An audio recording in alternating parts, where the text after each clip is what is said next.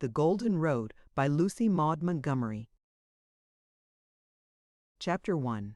A New Departure. "I've thought of something amusing for the winter," I said as we drew into a half-circle around the glorious wood fire in Uncle Alec's kitchen. It had been a day of wild November wind, closing down into a wet, eerie twilight. Outside, the wind was shrilling at the windows and around the eaves, and the rain was playing on the roof. The old willow at the gate was writhing in the storm, and the orchard was a place of weird music, born of all the tears and fears that haunt the halls of night. But little we cared for the gloom and the loneliness of the outside world. We kept them at bay with the light of the fire and the laughter of our young lips. We had been having a splendid game of blind man's buff. That is, it had been splendid at first, but later the fun went out of it because we found that Peter was of malice prepense, allowing himself to be caught too easily in order that he might have the pleasure of catching Felicity, which he never failed to do, no matter how tightly his eyes were bound. What remarkable goose said that love is blind? Love can see through 5 folds of closely woven muffler with ease. "I'm getting tired," said Cecily, whose breath was coming rather quickly, and whose pale cheeks had bloomed into scarlet. "Let's sit down and get the Story Girl to tell us a story." But as we dropped into our places, the Story Girl shot a significant glance at me, which intimated that this was the psychological moment for introducing the scheme she and I had been secretly developing for some days. It was really the Story Girl's idea and none of mine, but she had insisted that I should make the suggestion as coming wholly from myself. "If you don't, Felicity won't agree to it. You know yourself, Bev, how contrary she's been lately over anything I mention. And if she goes against it, Peter will too, the ninny. And it wouldn't be any fun if we weren't all in it." "What is it?" asked Felicity, drawing her chair slightly away from Peter's. "It is this. Let us get up a newspaper of our own, write it all ourselves, and have all we do in it. Don't you think we can get a lot of fun out of it?" Everyone looked rather blank and amazed, except the Story Girl. She knew what she had to do, and she did it. "What a silly idea," she exclaimed with a contemptuous toss of her long brown curls. "Just as if W.E. could get up a newspaper." Felicity fired up, exactly as we had hoped. "I think it's a splendid idea," she said enthusiastically. "I'd like to know why we couldn't get up as good a newspaper as they have in town. Uncle Roger says the Daily Enterprise has gone to the dogs.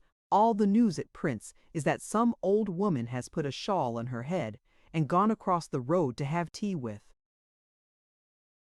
"Another old woman. I guess we could do better than that. You needn't think, Sarah Stanley, that nobody but you can do anything." "I think it would be great fun," said Peter decidedly. "My Aunt Jane helped edit a paper when she was at Queen's Academy, and she said it was very amusing and helped her a great deal." The Story Girl could hide her delight only by dropping her eyes and frowning. "Bev wants to be editor," she said, "and I don't see how we can with no experience. Anyhow, it would be a lot of trouble." "Some people are so afraid of a little bother," retorted Felicity. "I think it would be nice," said Cecily timidly, "and none of us have any experience of being editors, any more than Bev, so that wouldn't matter." "Will it be printed?" asked Dan. "Oh no," I said. "We can't have it printed. We'll just have to write it out. We can buy foolscap from the teacher." "I don't think it will be much of a newspaper if it isn't printed," said Dan scornfully. "It doesn't matter very much what you think," said Felicity. "Thank you," retorted Dan. "Of course," said the Story Girl hastily, not wishing to have Dan turned against our project, "if all the rest of you want it, I'll go in for it too. I dare say it would be real good fun, now that I come to think of it. And we'll keep the copies, and when we become famous they'll be quite valuable." "I wonder if any of us ever will be famous," said Felix. "The Story Girl will be," I said. "I don't see how she can be," said Felicity skeptically. "Why, she's just one of us." "Well, it's decided then that we're to have a newspaper," I resumed briskly. The next thing is to choose a name for it. That's a very important thing. How often are you going to publish it? Asked Felix. Once a month. I thought newspapers came out every day, or every week at least, said Dan. We couldn't have one every week, I explained. It would be too much work. Well, that's an argument, admitted Dan. The less work you can get along with, the better, in my opinion. No, Felicity, you needn't say it. I know exactly what you want to say, so save your breath to cool your porridge. I agree with you that I never work if I can find anything else to do. Remember, it is harder still to have no work to do, quoted Cecily reprovingly. I don't believe that, rejoined Dan. I'm like the Irishman who said he wished the man who begun work had stayed and finished it. Well, is it decided that Bev is to be editor? Asked Felix. Of course it is, Felicity answered for everybody. Then, said Felix, I move that the name be the King Monthly Magazine. That sounds fine, said Peter, hitching his chair a little nearer Felicity's. But, said Cecily timidly, that will leave out Peter and the Story Girl and Sarah Ray, just as if they didn't have a share in it. I don't think that would be fair. You name it then, Cecily, I suggested. Oh! Cecily threw a deprecating glance at the Story Girl and Felicity. Then, meeting the contempt in the latter's gaze, she raised her head with unusual spirit. I think it would be nice just to call it Our Magazine, she said. Then we'd all feel as if we had a share in it. Our Magazine it will be then, I said. And as for having a share in it, you bet we'll all have a share in it. If I'm to be editor, you'll all have to be sub-editors and have charge of a department. Oh, I couldn't, protested Cecily. You must, I said inexorably. England expects everyone to do his duty. That's our motto, only we'll put Prince Edward Island in place of England. There must be no shirking. Now, what departments will we have? We must make it as much like a real newspaper as we can. Well, we ought to have an etiquette department then, said Felicity. The Family Guide has one. Of course we'll have one, I said, and Dan will edit it. Dan! Exclaimed Felicity, who had fondly expected to be asked to edit it herself. I can run an etiquette column as well as that idiot in the Family Guide anyhow, said Dan defiantly. But you can't have an etiquette department unless questions are asked. What am I to do if nobody asks any? You must make some up, said the Story Girl. Uncle Roger says that is what the Family Guide man does. He says it is impossible that there can be as many hopeless fools in the world as that column would stand for otherwise. We want you to edit the household department, Felicity, I said, seeing a cloud lowering on that fair lady's brow. Nobody can do that as well as you. Felix will edit the jokes and the information bureau, and Cecily must be fashion editor. Yes, you must, sis. It's easy as wink. And the Story Girl will attend to the personals. They're very important. Anyone can contribute a personal, but the Story Girl is to see there are some in every issue, even if she has to make them up, like Dan with the etiquette. Bev will run the scrapbook department, besides the editorials, said the Story Girl, seeing that I was too modest to say it myself. Aren't you going to have a story page? Asked Peter. We will, if you'll be fiction and poetry editor, I said. Peter, in his secret soul, was dismayed, but he would not blanch before Felicity. All right, he said, recklessly. We can put anything we like in the scrapbook department, I explained. But all the other contributions must be original, and all must have the name of the writer signed to them, except the personals. We must all do our best. Our magazine is to be a feast of reason and flow of soul. I felt that I had worked in 2 quotations with striking effect. The others, with the exception of the Story Girl, looked suitably impressed. But, said Cecily reproachfully, haven't you anything for Sarah Ray to do? She'll feel awful bad if she is left out. I had forgotten Sarah Ray. Nobody except Cecily ever did remember Sarah Ray unless she was on the spot. but we decided to put her in as advertising manager. That sounded well and really meant very little. Well, we'll go ahead then, I said with a sigh of relief that the project had been so easily launched. We'll get the first issue out about the 1st of January, and whatever else we do, we mustn't let Uncle Roger get hold of it. He'd make such fearful fun of it. I hope we can make a success of it, said Peter moodily. He had been moody ever since he was entrapped into being fiction editor. It will be a success if we are determined to succeed, I said. Where there is a will, there is always a way. That's just what Ursula Townley said when her father locked her in her room. The night she was going to run away with Kenneth McNair, said the Story Girl. We pricked up our ears, scenting the story. Who were Ursula Townley and Kenneth McNair? I asked. Kenneth McNair was a first cousin of the Awkward Man's grandfather, and Ursula Townley was the belle of the island in her day. Who do you suppose told me the story? No, read it to me, out of his brown book. Never the Awkward Man himself, I exclaimed incredulously. Yes, he did, said the Story Girl triumphantly. I met him one day last week, back in the maple woods when I was looking for ferns. He was sitting by the spring, writing in his brown book. He hid it when he saw me and looked real silly. But after I had talked to him a while, I just asked him about it, and told him that the gossip said he wrote poetry in it, and if he did, would he tell me because I was dying to know. He said he wrote a little of everything in it, and then I begged him to read me something out of it, and he read me the story of Ursula and Kenneth. I don't see how you ever had the face, said Felicity, and even Cecily looked as if she thought the Story Girl had gone rather far. Never mind that, cried Felix, but tell us the story, that's the main thing. I'll tell it just as the Awkward Man read it, as far as I can, said the Story Girl, but I can't put all his nice poetical touches in, because I can't remember them all, though he read it over twice for me. Chapter 2. A Will, a Way, and a Woman. One day, over 100 years ago, Ursula Townley was waiting for Kenneth McNair in a great beechwood where brown nuts were falling and an October wind was making the leaves dance on the ground like pixie people.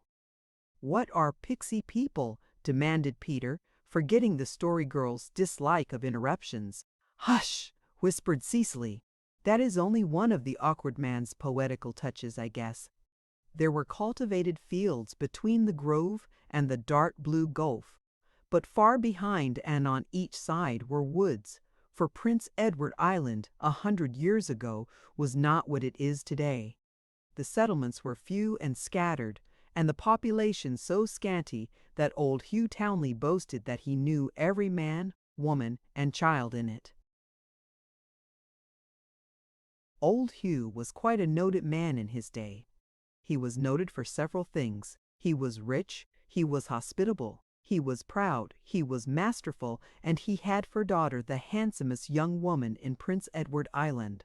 Of course, the young men were not blind to her good looks, and she had so many lovers that all the other girls hated her. You bet, said Dan, aside, but the only one who found favor in her eyes was the very last man she should have pitched her fancy on, at least if old Hugh were the judge.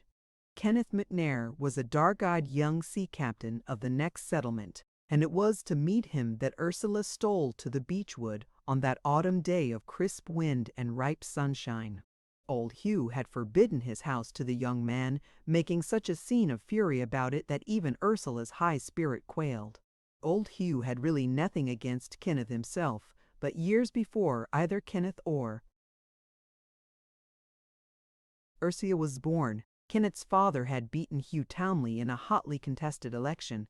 Political feeling ran high in those days, and old Hugh had never forgiven the McNair his victory. The feud between the families dated from that tempest in the provincial teapot, and the surplus of votes on the wrong side was the reason why, 30 years after, Ursula had to meet her lover by stealth if she met him at all. Was the McNair a conservative or a Grit? Asked Felicity. It doesn't make any difference what he was, said the Story Girl impatiently. Even a Tory would be romantic 100 years ago. Well, Ursula couldn't see Kenneth very often, for Kenneth lived 15 miles away and was often absent from home in his vessel. On this particular day, it was nearly 3 months since they had met. The Sunday before, young Sandy McNair had been in Carlisle church. He had risen at dawn that morning, walked barefooted for 8 miles along the shore, carrying his shoes, hired a harbor fisherman to row him over the channel, and then walked 8 miles more to the church at Carlisle, less, it is to be feared, from a zeal for holy things, than that he might do an errand for his adored brother Kenneth. He carried a letter which he contrived to pass into Ursula's hand in the crowd as the people came out. This letter asked Ursula to meet Kenneth in the beechwood the next afternoon, and so she stole away there when suspicious father and watchful stepmother thought she was spinning in the granary loft. "It was very wrong of her to deceive her parents," said Felicity primly. The Story Girl couldn't deny this, so she evaded the ethical side of the question skillfully. "I am not telling you what Ursula Townley ought to have done," she said loftily. "I am only telling you what she did do. If you don't want to hear it, you needn't listen, of course. There wouldn't be many stories to tell if nobody ever did anything she shouldn't do." Well, when Kenneth came, the meeting was just what might have been expected between two lovers who had taken their last kiss 3 months before. So it was a good half hour before Ursula said, "Oh, Kenneth, I cannot stay long. I shall be missed. You said in your letter that you had something important to talk of. What is it? My news is this, Ursula. Next Saturday morning my vessel, the Fair Lady, with her captain on board, sails at dawn from Charlottetown Harbor bound for Buenos Aires. At this season, this means a safe and sure return next May." "Kenneth!" cried Ursula. She turned pale and burst into tears. "How can you think of leaving me? Oh, you are cruel." "Why, no, sweetheart," laughed Kenneth. "The captain of the Fair Lady will take his bride with him. We'll spend our honeymoon on the high seas, Ursula, and the cold Canadian winter under southern palms." "You want me to run away with you, Kenneth?" exclaimed Ursula. "Indeed, dear girl, there's nothing else to do." "Oh, I cannot," she protested. "My father would. We'll not consult him until afterward. Come, Ursula, you know there's no other way. We've always known it must come to this.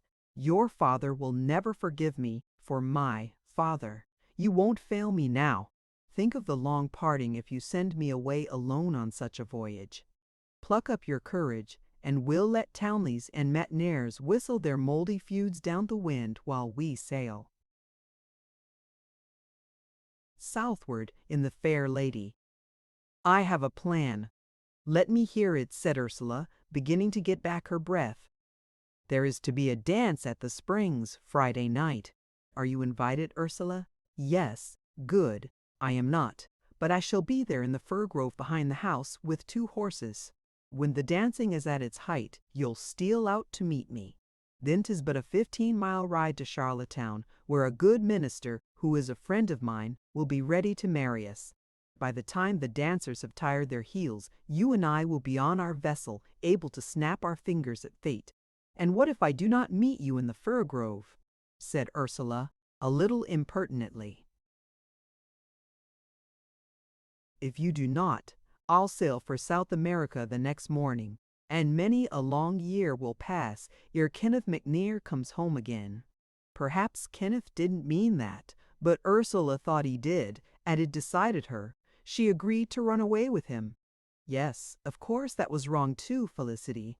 She ought to have said, "No, I shall be married respectably from home, and have a wedding, and a silk dress, and bridesmaids, and lots of presents." But she didn't. She wasn't as prudent as Felicity King would have been. "She was a shameless hussy," said Felicity, venting on the long-dead Ursula that anger she dare not visit on the Story Girl.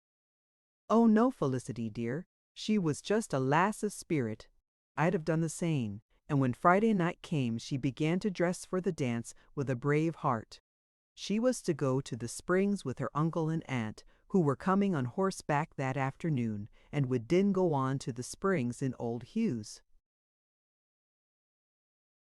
carriage, which was the only one in Carlisle then. They were to leave in time to reach the springs before nightfall, for the October nights were dark and the wooded roads rough for traveling. When Ursula was ready, she looked at herself in the glass with a good deal of satisfaction. Yes, Felicity, she was a vain baggage, that same Ursula, but that kind didn't all die out 100 years ago.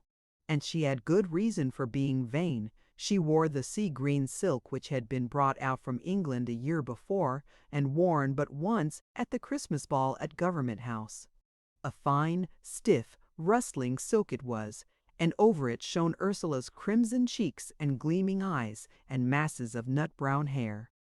As she turned from the glass, she heard her father's voice below, loud and angry. Growing very pale, she ran out into the hall. Her father was already halfway upstairs, his face red with fury. In the hall below, Ursula saw her step. Mother, looking troubled and vexed. At the door stood Malcolm Ramsay, a homely neighbor youth who had been courting Ursula in his clumsy way ever since she grew up. Ursula had always hated him. "Ursula!" shouted old Hugh. "Come here and tell this scoundrel he lies. He says that you met Kenneth McNair in the beech grove last Tuesday. Tell him he lies. Tell him he lies." Ursula was no coward. She looked scornfully at poor Ramsay. "The creature is a spy and a tale-bearer," she said, "but in this he does not lie. I did meet Kenneth McNair last Tuesday, and you dared to tell me this to my face," roared old Hugh. "Back to your room, girl. Back to your room and stay there. Take off that finery. You go to no more dances. You shall stay in that room until I choose to let you out. No, not a word. I'll put you there if you don't go. In with you, and take your knitting with you. Occupy yourself with that this evening instead of kicking your heels at the springs." He snatched a roll of gray stocking from the hall table and flung it into Ursula's room. Ursula knew she would have to follow it or be picked up and carried in like a naughty child. So she gave the miserable Ramsay a look that made him cringe, and swept into her room with her head in the air. The next moment she heard the door locked behind her. Her first proceeding was to have a cry of anger and shame and disappointment. That did no good, and then she took to marching up and down her room. It did not calm her to hear the rumble of the carriage out of the gate as her uncle and aunt departed. "Oh, what's to be done?" she sobbed. "Kenneth will be furious. He will think I have failed him, and he will go away hot with anger against me. If I could only send a word of explanation. I know he would not leave me. But there seems to be no way at all, though I have heard that there's always a way when there's a will. Oh, I shall go mad. If the window were not so high, I would jump out of it. But to break my legs or my neck would not mend the matter." The afternoon passed on. At sunset, Ursula heard hoof-beats and ran to the window. Andrew Kinnear of the Springs was tying his horse at the door. He was a dashing young fellow and a political crony of old Hugh. No doubt he would be at the dance that night. Oh, if she could get speech for but a moment with him! When he had gone into the house, Ursula, turning impatiently from the window, tripped and almost fell over the big ball of homespun yarn her father had flung on the floor. For a moment she gazed at it resentfully, then, with a gay little laugh, she pounced on it. The next moment she was at her table, writing a brief note to Kenneth McNair. When it was written, Ursula unwound the gray ball to a considerable depth, pinned the note on it, and rewound the yarn over it. A gray ball, the color of the twilight, might escape observation, where a white missive fluttering down from an upper window would surely be seen by someone. Then she softly opened her window and waited. It was dusk when Andrew went away. Fortunately, old Hugh did not come to the door with him. As Andrew untied his horse, Ursula threw the ball with such good aim that it struck him, as she had meant it to do, squarely on the head. Andrew looked up at her window. She leaned out, put her finger warningly on her lips, pointed to the ball, and nodded. Andrew, looking somewhat puzzled, picked up the ball, sprang to his saddle, and galloped off. So far well, thought Ursula. But would Andrew understand? Would he have wit enough to think of exploring the big, knobby ball for its delicate secret? And would he be at the dance after all? The evening dragged by. Time had never seemed so long to Ursula. She could not rest or sleep. It was midnight before she heard the patter of a handful of gravel on her window panes. In a trice she was leaning out. Below in the darkness stood Kenneth McNair. "Oh, Kenneth, did you get my letter? And is it safe for you to be here?" "Safe enough. Your father is in bed. I've waited 2 hours down the road for his light to go out, and an extra half-hour to put him to sleep. The horses are there. Slip down and out, Ursula. We'll make Charlottetown by dawn yet." "That's easier said than done, lad. I'm locked in. But do you go out behind the new barn and bring the ladder you will find there." 5 minutes later, Miss Ursula, hooded and cloaked, scrambled soundlessly down the ladder, and in 5 more minutes she and Kenneth were riding along. The road. "There's a stiff gallop before us, Ursula," said Kenneth. "I would ride to the world's end with you, Kenneth McNair," said Ursula. Oh, of course she shouldn't have said anything of the sort, Felicity. But you see, people had no etiquette departments in those days. And when the red sunlight of a fair October dawn was shining over the gray sea, the fair lady sailed out of Charlottetown Harbor.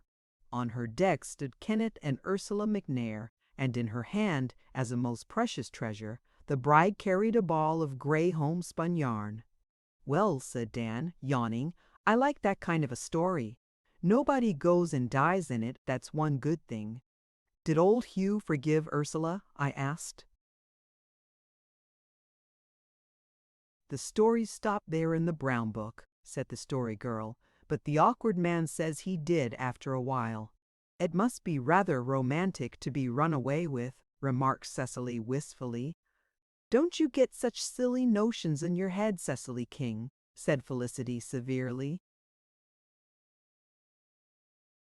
Chapter 3. The Christmas Harp.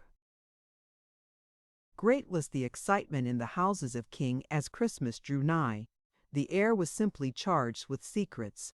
Everybody was very penurious for weeks beforehand, and hoards were counted scrutinizingly every day.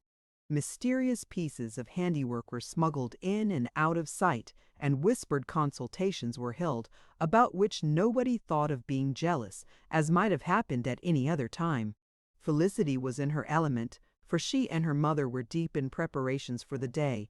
Cecily and the Story Girl were excluded from these doings with indifference on Aunt Janet's part and what seemed ostentatious complacency on Felicity's. Cecily took this to heart and complained to me about it. "I'm one of this family just as much as Felicity is," she said with as much indignation as Cecily could feel. "And I don't think she need shut me out of everything." When I wanted to stone the raisins for the mincemeat, she said, no, she would do it herself, because Christmas mincemeat was very particular, as if I couldn't stone raisins right. "The airs Felicity puts on about her cooking just make me sick," concluded Cecily wrathfully. "It's a pity she doesn't make a mistake in cooking once in a while herself," I said. "Then maybe she wouldn't think she knew so much more than other people." All parcels that came in the mail from distant friends were taken charge of by Aunts Janet and Olivia, not to be opened until the great day of the feast itself. How slowly the last week passed! But even washed pots will boil in the fullness of time. And finally Christmas Day came, gray and dour and frostbitten without, but full of revelry and rose-red mirth within. Uncle Roger and Aunt Olivia and the Story Girl came over early for the day, and Peter came too, with his shining morning face, to be hailed with joy, for we had been afraid that Peter would not be able to spend Christmas with us. His mother had wanted him home with her. "Of course I ought to go," Peter had told me mournfully, "but we won't have turkey for dinner, because Ma can't afford it. And Ma always cries on holidays, because she says they make her think of Father. Of course she can't help it, but it ain't cheerful." Aunt Jane wouldn't have cried. Aunt Jane used to say she never saw the man who was worth spoiling her eyes for. But I guess I'll have to spend Christmas at home. At the last moment, however, a cousin of Mrs. Craig's in Charlottetown invited her for Christmas, and Peter, being given his choice of going or staying, joyfully elected to stay. So we were all together, except Sarah Ray, who had been invited, but whose mother wouldn't let her come. Sarah Ray's mother is a nuisance, snapped the Story Girl. She just lives to make that poor child miserable, and she won't let her go to the party tonight either. It is just breaking Sarah's heart that she can't, said Cecily compassionately. I'm almost afraid I won't enjoy myself for thinking of her, home there alone, most likely reading the Bible while we're at the party. She might be worse occupied than reading the Bible, said Felicity rebukingly, but Mrs. Ray makes her read it as a punishment, protested Cecily. Whenever Sarah cries to go anywhere, and of course she'll cry tonight, Mrs. Ray makes her read 7 chapters in the Bible. I wouldn't think that would make her very fond of it. And I'll not be able to talk the party over with Sarah afterwards, and that's half the fun gone. You can tell her all about it, comforted Felix. Telling isn't a bit like talking it over, retorted Cecily. It's too one-sided. We had an exciting time opening our presents. Some of us had more than others, but we all received enough to make us feel comfortably that we were not unduly neglected in the matter. The contents of the box which the Story Girl's father had sent her from Paris made our eyes stick out. It was full of beautiful things, among them another red silk dress, not the bright flame-hued tint of her old one, but a rich dark crimson with the most distracting flounces and bows and ruffles, and with it were little red satin slippers with gold buckles and heels that made Aunt Janet hold up her hands in horror. Felicity remarked scornfully that she would have thought the Story Girl would get tired wearing red so much, and even Cecily commented apart to me that she thought when you got so many things all at once, you didn't appreciate them as much as when you only got a few. I'd never get tired of red, said the Story Girl. I just love it. It's so rich and glowing. When I'm dressed in red, I always feel ever so much cleverer than in any other color. Thoughts just crowd into my brain one after the other. Oh, you darling dress, you dear, sheeny, red, rosy, glistening, silky thing. She flung it over her shoulder and danced around the kitchen. Don't be silly, Sarah, said Aunt Janet a little stiffly. She was a good soul, that Aunt Janet, and had a kind, loving heart in her ample bosom. But I fancy there were times when she thought it rather hard that the daughter of a roving adventurer, as she considered him, like Blair Stanley, should disport herself in silk dresses, while her own daughters must go clad in gingham and muslin. For those were the days when a feminine creature got one silk dress in her lifetime, and seldom more than one. The Story Girl also got a present from the Awkward Man, a little, shabby worn volume with a great many marks on the leaves. Why, it isn't new. It's an old book, exclaimed Felicity. I didn't think the Awkward Man was mean, whatever else he was. Oh, you don't understand, Felicity, said the Story Girl patiently, and I don't suppose I can make you understand, but I'll try. I'd 10 times rather have this than a new book. It's one of his own, don't you see, one that he has read 100 times and loved and made a friend of. A new book, just out of a shop, wouldn't be the same thing at all. It wouldn't mean anything. I consider it a great compliment that he has given me this book. I'm prouder of it than of anything else I've got. Well, you're welcome to it, said Felicity. I don't understand, and I don't want to. I wouldn't give anybody a Christmas present that wasn't new, and I wouldn't thank anybody who gave me one. Peter was in the 7th heaven because Felicity had given him a present, and moreover, one that she had made herself. It was a bookmark of perforated cardboard with a gorgeous red and yellow worsted goblet worked on it, and below, in green letters, the solemn warning, "Touch not the cup." As Peter was not addicted to habits of intemperance, not even to looking on dandelion wine when it was pale yellow, we did not exactly see why Felicity should have selected such a device. But Peter was perfectly satisfied, so nobody cast any blight on his happiness by carping criticism. Later on, Felicity told me she had worked the bookmark for him because his father used to drink before he ran away. I thought Peter ought to be warned in time, she said. Even Pat had a ribbon of blue, which he clawed off and lost half an hour after it was tied on him. Pat did not care for vain adornments of the body. We had a glorious Christmas dinner, fit for the halls of Lucullus, and ate far more than was good for us, none daring to make us afraid on that one day of the year. And in the evening, oh, rapture and delight, we went to Kitty Marr's party. It was a fine December evening. The sharp air of morning had mellowed until it was as mild as autumn. There had been no snow, and the long fields, sloping down from the homestead, were brown and mellow. A weird, dreamy stillness had fallen on the purple earth, the dark fir woods, the valley rims, the sere meadows. Nature seemed to have folded satisfied hands to rest, knowing that her long wintry slumber was coming upon her. At first, when the invitations to the party had come, Aunt Janet had said we could not go. But Uncle Alec interceded in our favor, perhaps influenced thereto by Cecily's wistful eyes. If Uncle Alec had a favorite among his children, it was Cecily, and he had grown even more indulgent towards her of late. Now and then I saw him looking at her intently, and, following his eyes in thought, I had, somehow, seen that Cecily was paler and thinner than she had been in the summer, and that her soft eyes seemed larger, and that over her little face in moments of repose there was a certain languor and weariness that made it very sweet and pathetic.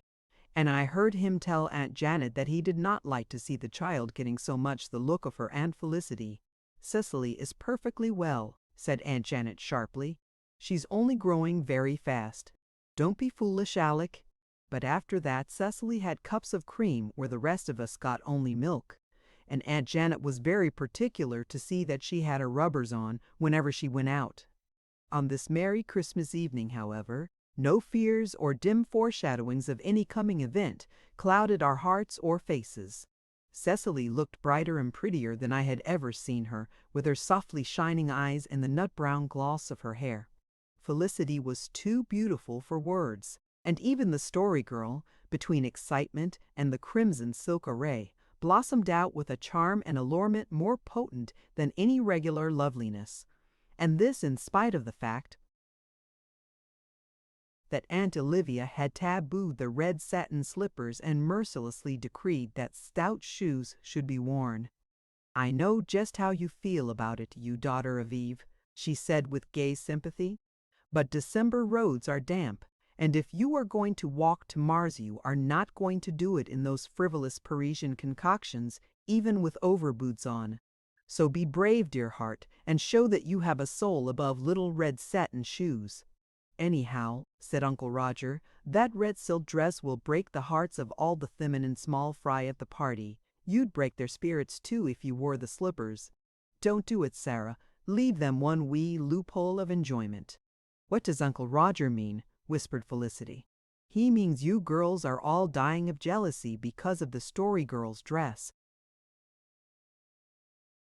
said Dan. "I am not of a jealous disposition," said Felicity loftily, "and she's entirely welcome to the dress with a complexion like that. But we enjoyed that party hugely, every one of us. And we enjoyed the walk home afterwards, through dim and shadowed fields where silvery star beams lay, while Orion trod his stately march above us, and a red moon climbed up the black horizon's rim. A brook went with us part of the way, singing to us through the dark a gay, irresponsible vagabond of valley and wilderness. Felicity and Peter walked not with us. Peter's cup must surely have brimmed over that Christmas night. When we left the Marr house, he had boldly said to Felicity, "May I see you home?" And Felicity, much to our amazement, had taken his arm and marched off with him. The primness of her was indescribable, and was not at all ruffled by Dan's hoot of derision. As for me, I was consumed by a secret and burning desire to ask the Story Girl if I might see her home, but I could not screw my courage to the sticking point. How I envy Peter his easy, insouciant manner. I could not emulate him, so Dan and Felix and Cecily and the Story Girl and I all walked hand in hand, huddling a little closer together as we went through James Fruin's woods, for there are strange harps in a fir grove, and who shall say what fingers sweet them? Mighty and sonorous was the music above our heads, as the winds of the night stirred the great boughs tossing athwart the starlit sky. Perhaps it was that aeolian harmony which recalled to the Story Girl a legend of elder days. "I read such a pretty story in one of Aunt Olivia's books last night," she said. "It was called The Christmas Harp. Would you like to hear it? It seems to me it would just suit this part of the road." "There isn't anything about ghosts in it, is there?" said Cecily timidly. "Oh no, I wouldn't tell a ghost story here for anything. I'd frighten myself too much. This story is about one of the shepherds who saw the angels on the first Christmas night. He was just a youth, and he loved music with all his heart, and he longed to be able to express the melody that was in his soul. But he could not. He had a harp, and he often tried to play on it, but his clumsy fingers only made such discord that his companions laughed at him and mocked him, and called him a madman because he would not give it up, but would rather sit apart by himself, with his arms about his harp, looking up into the sky, while they gathered around their fire and told tales to while away their long night vigils as they watched their sheep on the hills. But to him the thoughts that came out of the great silence were far sweeter than their mirth, and he never gave up the hope, which sometimes left his lips as a prayer, that some day he might be able to express those thoughts in music to the tired, weary, forgetful world. On the first Christmas night, he was out with his fellow shepherds on the hills. It was chill and dark, and all, except him, were glad to gather around the fire. He sat, as usual, by himself, with his harp on his knee and a great longing in his heart. And there came a marvelous light in the sky and over the hills, as if the darkness of the night had suddenly blossomed into a wonderful meadow of flowery flame. And all the shepherds saw the angels and heard them sing. And as they sang, the harp that the young shepherd held began to play softly by itself, and as he listened to it, he realized that it was playing the same music that the angels sang, and that all his secret longings and aspirations and strivings were expressed in it. From that night, whenever he took the harp in his hands, it played the same music, and he wandered all over the world carrying it. Wherever the sound of its music was heard, hate and discord fled away, and peace and good ward, with weldwaith agadi. No one who heard it could think an evil thought. No one could feel hopeless or despairing or bitter or angry. When a man had once heard that music, it entered into his soul and heart and life, and became a part of him forever. Years went by. The shepherd grew old and bent and feeble, but still he roamed over land and sea, that his harp might carry the message of the Christmas night and the angel song to all mankind. At last his strength failed him, and he fell by the wayside in the darkness. But his harp played as his spirit passed, and it seemed to him that a shining one stood by him, with wonderful starry eyes, and said to him, "Lo, the music thy harp has played for so many years has been but the echo of the love and sympathy and purity and beauty in thine own soul. And if at any time in the wanderings thou hadst opened the door of that soul to evil or envy or selfishness, harp would have ceased to play. Now thy life is ended, but what thou hast given to mankind has no end, and as long as the world lasts, so long will the heavenly music of the Christmas harp ring in the ears of men." When the sun rose, the old shepherd lay dead by the roadside, with a smile on his face, and in his hands was a harp with all its strings broken. We left the fir woods as the tale was ended, and on the opposite hill was home. A dim light in the kitchen window betokened that Aunt Janet had no idea of going to bed until all her young fry were safely housed for the night. "Ma's waiting up for us," said Dan. I'd laugh if she happened to go to the door just as Felicity and Peter were strutting up. I guess she'll be cross. It's nearly 12. Christmas will soon be over, said Cecily with a sigh. Hasn't it been a nice one? It's the first we've all spent together. Do you suppose we'll ever spend another together? Lots of 'em, said Dan cheerily. Why not? Oh, I don't know, answered Cecily, her footsteps lagging somewhat. Only things seem just a little too pleasant to last. If Willie Fraser had had as much spunk as Peter, Miss Cecily King might'd be so low-spirited, quoth Dan significantly. Cecily tossed her head and disdained reply. There are really some remarks a self-respecting young lady must ignore. Chapter 4. New Year Resolutions. If we did not have a white Christmas, we had a white New Year. Midway between the two came a heavy snowfall. It was winter in our orchard of old delights then, so truly winter that it was hard to believe summer had ever dwelt in it, or that spring would ever return to it. There were no birds to sing the music of the moon, and the path where the apple blossoms had fallen were heaped with less fragrant drifts. But it was a place of wonder on a moonlight night, when the snowy arcades shone like avenues of ivory and crystal, and the bare trees cast fairy-like traceries upon them. Over Uncle Stephen's Walk, where the snow had fallen smoothly, a spell of white magic had been woven. Taintless and wonderful it seemed, like a street of pearl in the New Jerusalem. On New Year's Eve we were all together in Uncle Alec's kitchen, which was tacitly given over to our revels during the winter evenings. The Story Girl and Peter were there, of course, and Sarah Ray's mother had allowed her to come up on condition that she should be home by 8 sharp. Cecily was glad to see her, but the boys never hailed her arrival with overmuch delight, because, since the dark began to come down early, Aunt Janet always made one of us walk down home with her. We hated this, because Sarah Ray was always so maddeningly self-conscious of having an escort. We knew perfectly well that next day in school she would tell her chums as a dead secret that so-and-so, King saw her home from the hill farm the night before. Now, seeing a young lady home from choice and being sent home with her by your aunt or mother are two entirely different things, and we thought Sarah Ray ought to have sense enough to know it. Outside there was a vivid rose of sunset behind the cold hills of fir, and the long reaches of snowy fields glowed fairly pink in the western light.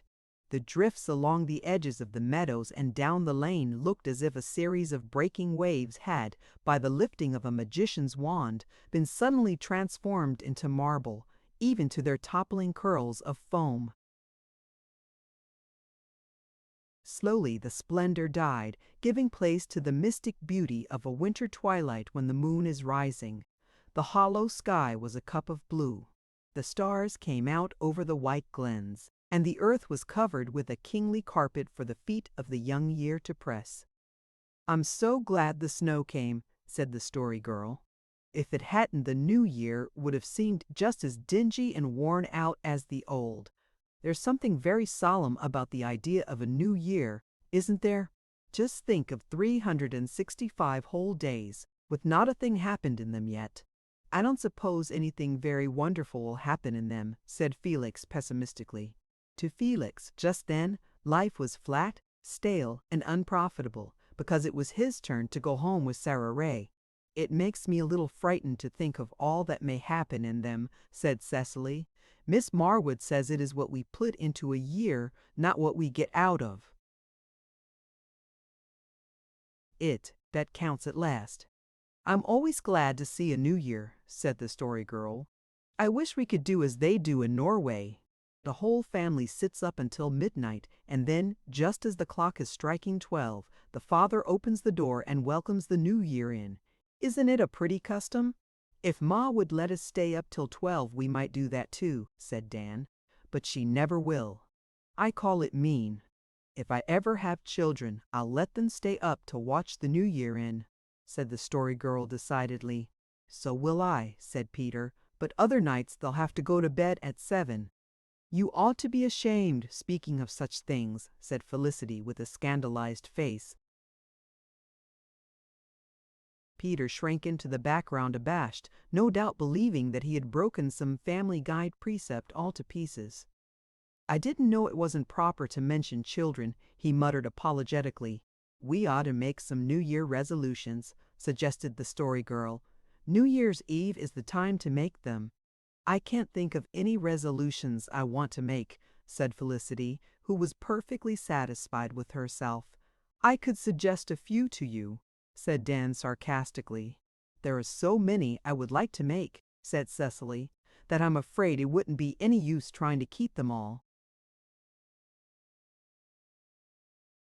Well, let's all make a few, just for the fun of it, and see if we can keep them, I said. And let's get paper and ink and write them out. That will make them seem more solemn and binding.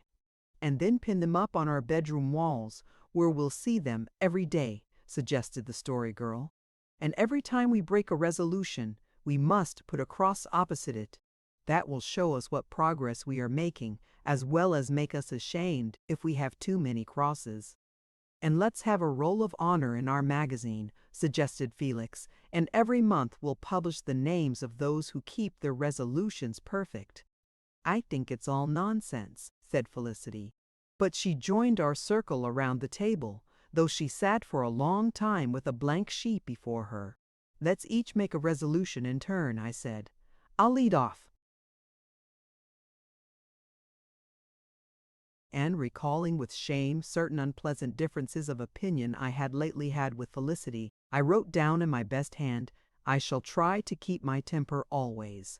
You better, said Felicity tactfully. It was Dan's turn next. I can't think of anything to start with, he said, gnawing his penholder fiercely. You might make a resolution not to eat poison berries, suggested Felicity. You'd better make one not to nag people everlastingly, retorted Dan. Oh, don't quarrel the last night of the old year, implored Cecily. You might resolve not to quarrel any time, suggested Sarah Ray. No, sir, said Dan emphatically. There's no use making a resolution you can't keep. There are people in this family you've just got to quarrel with if you want to live. But I've thought of one. I won't do things to spite people. Felicity, who really was in an unbearable mood that night, laughed disagreeably. But Cecily gave her a fierce nudge, which probably restrained her from speaking. I will not eat any apples, wrote Felix. What on earth do you want to give up eating apples for? Asked Peter in astonishment. Never mind, returned Felix. Apples make people fat, you know, said Felicity sweetly. It seems a funny kind of resolution, I said doubtfully. I think our resolutions ought to be giving up wrong things or doing right ones. You make your resolutions to suit yourself, and I'll make mine to suit myself, said Felix defiantly. I shall never get drunk, wrote Peter painstakingly. But you never do, said the Story Girl in astonishment. Well, it will be all the easier to keep the resolution, argued Peter. That isn't fair, complained Dan. If we all resolved not to do the things we never do, we'd all be on the roll of honor. You let Peter alone, said Felicity severely. It's a very good resolution, and one everybody ought to make. I shall not be jealous, wrote the Story Girl. But are you? I asked, surprised. The Story Girl colored and nodded. Of one thing, she confessed, but I'm not going to tell what it is. I'm jealous sometimes too, confessed Sarah Ray, and so my first resolution will be, I shall try not to feel jealous when I hear the other girls in school describing all the sick spells they've had. Goodness, do you want to be sick? Demanded Felix in astonishment. It makes a person important, explained Sarah Ray. I am going to try to improve my mind by reading good books and listening to older people, wrote Cecily. You got that out of the Sunday school paper, cried Felicity. It doesn't matter where I got it, said Cecily with dignity. The main thing is to keep it. It's your turn, Felicity, I said. Felicity tossed her beautiful golden head. I told you I wasn't going to make any resolutions. Go on yourself. I shall always study my grammar lesson, wrote I, who loathed grammar with a deadly loathing. I hate grammar too, sighed Sarah Ray. It seems so unimportant. Sarah was rather fond of a big word, but did not always get hold of the right one. I rather suspected that in the above instance she really meant uninteresting. I won't get mad at Felicity if I can help it, wrote Dan. I'm sure I never do anything to make you mad, exclaimed Felicity. I don't think it's polite to make resolutions about your sisters, said Peter. He can't keep it anyway, scoffed Felicity. He's got such an awful temper. It's a family failing, flashed Dan, breaking his resolution ere the ink on it was dry. There you go, taunted Felicity. I'll work all my arithmetic problems without any help, scribbled Felix. I wish I could resolve that too, sighed Sarah Ray. But it wouldn't be any use.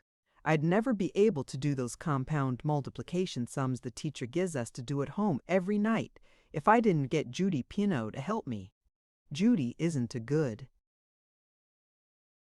reader, and she can't spell a T-O-L, but you can't stick her in arithmetic as far as she went herself. I feel sure, concluded poor Sarah in a hopeless tone, that I'll never be able to understand compound multiplication.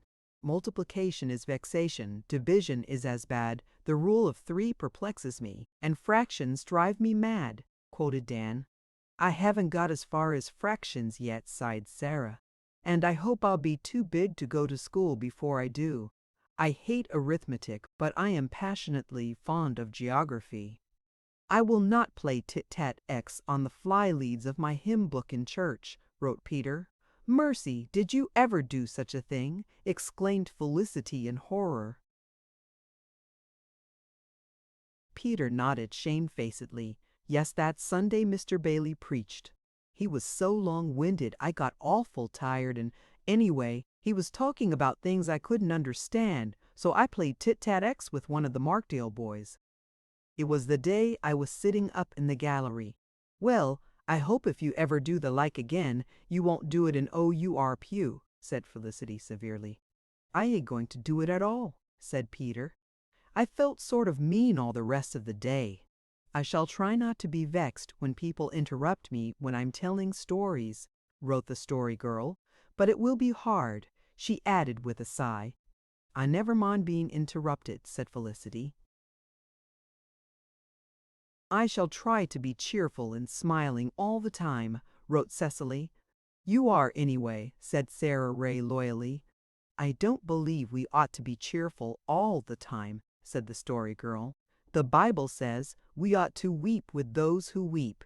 But maybe it means that we're to weep cheerfully, suggested Cecily. Sorter as if you were thinking, I'm very sorry for you, but I'm mighty glad I'm not in the scrape too. Thea Dan. Dan, don't be irreverent, rebuked Felicity. I know a story about old Mr. and Mrs. Davidson of Markdale, said the Story Girl. She was always smiling, and it used to aggravate her husband. So one day he said very crossly, Old lady, what are you grinning at? Oh, well, Abiram. Everything's so bright and pleasant, I've just got to smile. Not long after, there came a time when everything went wrong. The crop failed, and their best cow died, and Mrs. Davidson had rheumatism, and finally Mr. Davidson fell and broke his leg. But still, Mrs. Davidson smiled. What in the dickens are you grinning about now, old lady? He demanded. Oh, well, Abiram, she said. Everything is so dark and unpleasant. I've just got to smile. Well, said the old man crossly, I think you might give your face a rest sometimes. I shall not talk gossip, wrote Sarah Ray with a satisfied air. Oh, don't you think that's a little too strict? Asked Cecily anxiously. Of course it's not right to talk mean gossip, but the harmless kind doesn't hurt. If I say to you that Emmy McPhail is going to get a new fur collar this winter, that is harmless gossip. But if I say I don't see how Emmy McPhail can afford a new fur collar when her father can't pay my father for the oats he got from him, that would be mean gossip. If I were you, Sarah, I'd put mean gossip. Sarah consented to this amendment. I will be polite to everybody, was my third resolution, which passed without comment. I'll try not to use slang since Cecily doesn't like it, wrote Dan. I think some slang is real cute, said Felicity. The Family Guide says it's very vulgar, grinned Dan. Doesn't it, Sarah Stanley? Don't disturb me, said the Story Girl dreamily. I'm just thinking a beautiful thought. I've thought of a resolution to make, cried Felicity. Mr. Marwood said last. Sunday we should always try to think beautiful thoughts, and then our lives would be very beautiful. So I shall resolve to think a beautiful thought every morning before breakfast. Can you only manage one a day? Queried Dan. And why before breakfast? I asked. Because it's easier to think on an empty stomach, said Peter in all good faith. But Felicity shot a furious glance at him. I selected that time, she explained with dignity, because when I'm brushing my hair before my glass in the morning, I'll see my resolution and remember it. Mr. Heim, Marwood meant that all our thoughts ought to be beautiful, said the Story Girl. If they were, people wouldn't be afraid to say what they think. They oughtn't to be afraid to, anyhow, said Felix stoutly. I'm going to make a resolution to say just what I think always. And do you expect to get through the year alive if you do? Asked Dan. It might be easy enough to say what you think if you could always be sure just what you do think, said the Story Girl. So often, I can't be sure. How would you like it if people always said just what they think to you? Asked Felicity. I'm not very particular what some people think of me, rejoined Felix. I notice you don't like to be told by anybody that you're fat, retorted Felicity. Oh dear me, I do wish you wouldn't all say such sarcastic things to each other, said poor Cecily plaintively. It sounds so horrid the last night of the old year. Dear knows where we'll all be this night next year. Peter, it's your turn. I will try, wrote Peter, to say my prayers every night regular, and not twice one night because I don't expect to have time the next like I did the night before the party, he added. I suppose you never said your prayers until we got you to go to church, said Felicity, who had had no hand in inducing Peter to go to church, but had stoutly opposed it, as recorded in the first volume of our family history. I did too, said Peter. Aunt Jane taught me to say my prayers. Ma hadn't time, being his father had run away. Ma had to wash at night same as in daytime. I shall learn to cook, wrote the Story Girl, frowning. You'd better resolve not to make puddings of, began Felicity, then stopped as suddenly as if she had bitten off the rest of her sentence and swallowed it. Cecily had nudged her, so she had probably remembered the Story Girl's threat that she would never tell another story if she was ever twitted with the pudding she had made from sawdust. But we all knew what Felicity had started to say, and the Story Girl dealt her a most uncousinly glance. I will not cry because Mother won't starch my aprons, wrote Sarah Ray. Better resolve not to cry about anything, said Dan kindly. Sarah Ray shook her head forlornly. That would be too hard to keep. There are times when I have to cry. It's a relief. Not to the folks who have to hear you, muttered Dan aside to Cecily. Oh, hush, whispered Cecily back. Don't go and hurt her feelings the last night of the old year. Is it my turn again? Well, I'll resolve not to worry because my hair is not curly. But, oh, I'll never be able to help wishing it was. Why don't you curl it as you used to do then? Asked Dan. You know very well that I've never put my hair up in curl papers since the time Peter was dying of the measles, said Cecily reproachfully. I resolved then I wouldn't because I wasn't sure it was quite right. I will keep my fingernails neat and clean, I wrote. There, that's 4 resolutions. I'm not going to make any more. 4's enough. I shall always think twice before I speak, wrote Felix. That's an awful waste of time, commented Dan. But I guess you'll need to, if you're always going to say what you think. I'm going to stop with 3, said Peter. I will have all the good times I can, wrote the Story Girl. That's what I call sensible, said Dan. It's a very easy resolution to keep, anyhow, commented Felix. I shall try to like reading the Bible, wrote Sarah Ray. You ought to like reading the Bible without trying to, exclaimed Felicity. If you had to read 7 chapters of it every time you were naughty, I don't believe you would like it either, retorted Sarah Ray with a flash of spirit. I shall try to believe only half of what I hear, was Cecily's concluding resolution. But which half? Scoffed Dan. The best half, said sweet Cecily simply. I'll try to obey Mother always, wrote Sarah Ray with a tremendous sigh, as if she fully realized the difficulty of keeping such a resolution. And that's all I'm going to make. Felicity has only made one, said the Story Girl. I think it better to make just one and keep it than make a lot and break them, said Felicity loftily.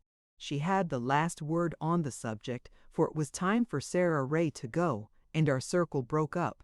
Sarah and Felix departed, and we watched them down the lane in the moonlight, Sarah walking demurely in one runner track and Felix stalking grimly along in the other. I feared the romantic beauty of that silver shining night was entirely thrown away on my mischievous brother, and it was, as I remember it, a most exquisite night, a white poem, a frosty starry lyric of light. It was one of those nights on which one might fall asleep and dream happy dreams of gardens of mirth and song, feeling all the while through one's sleep the soft splendor and radiance of the white moon world outside, as one hears soft, faraway music sounding through the thoughts and words that are born of it. As a matter of fact, however, Cecily dreamed that night that she saw 3 full moons in the sky, and wakened up crying with the horror of it. Chapter 5. The first number of Our Magazine. The first number of Our Magazine was ready on New Year's Day, and we read it that evening in the kitchen.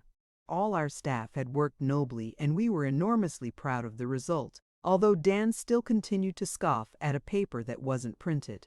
The Story Girl and I read it turnabout while the others, except Felix, ate apples. It opened with a short EDR with this number: Our Magazine makes its first bow to the public. All the editors have done their best, and the various departments are full of valuable information and amusement. The tastefully designed cover is by a famous artist, Mr. Blair Stanley, who sent it to us all the way from Europe at the request of his daughter.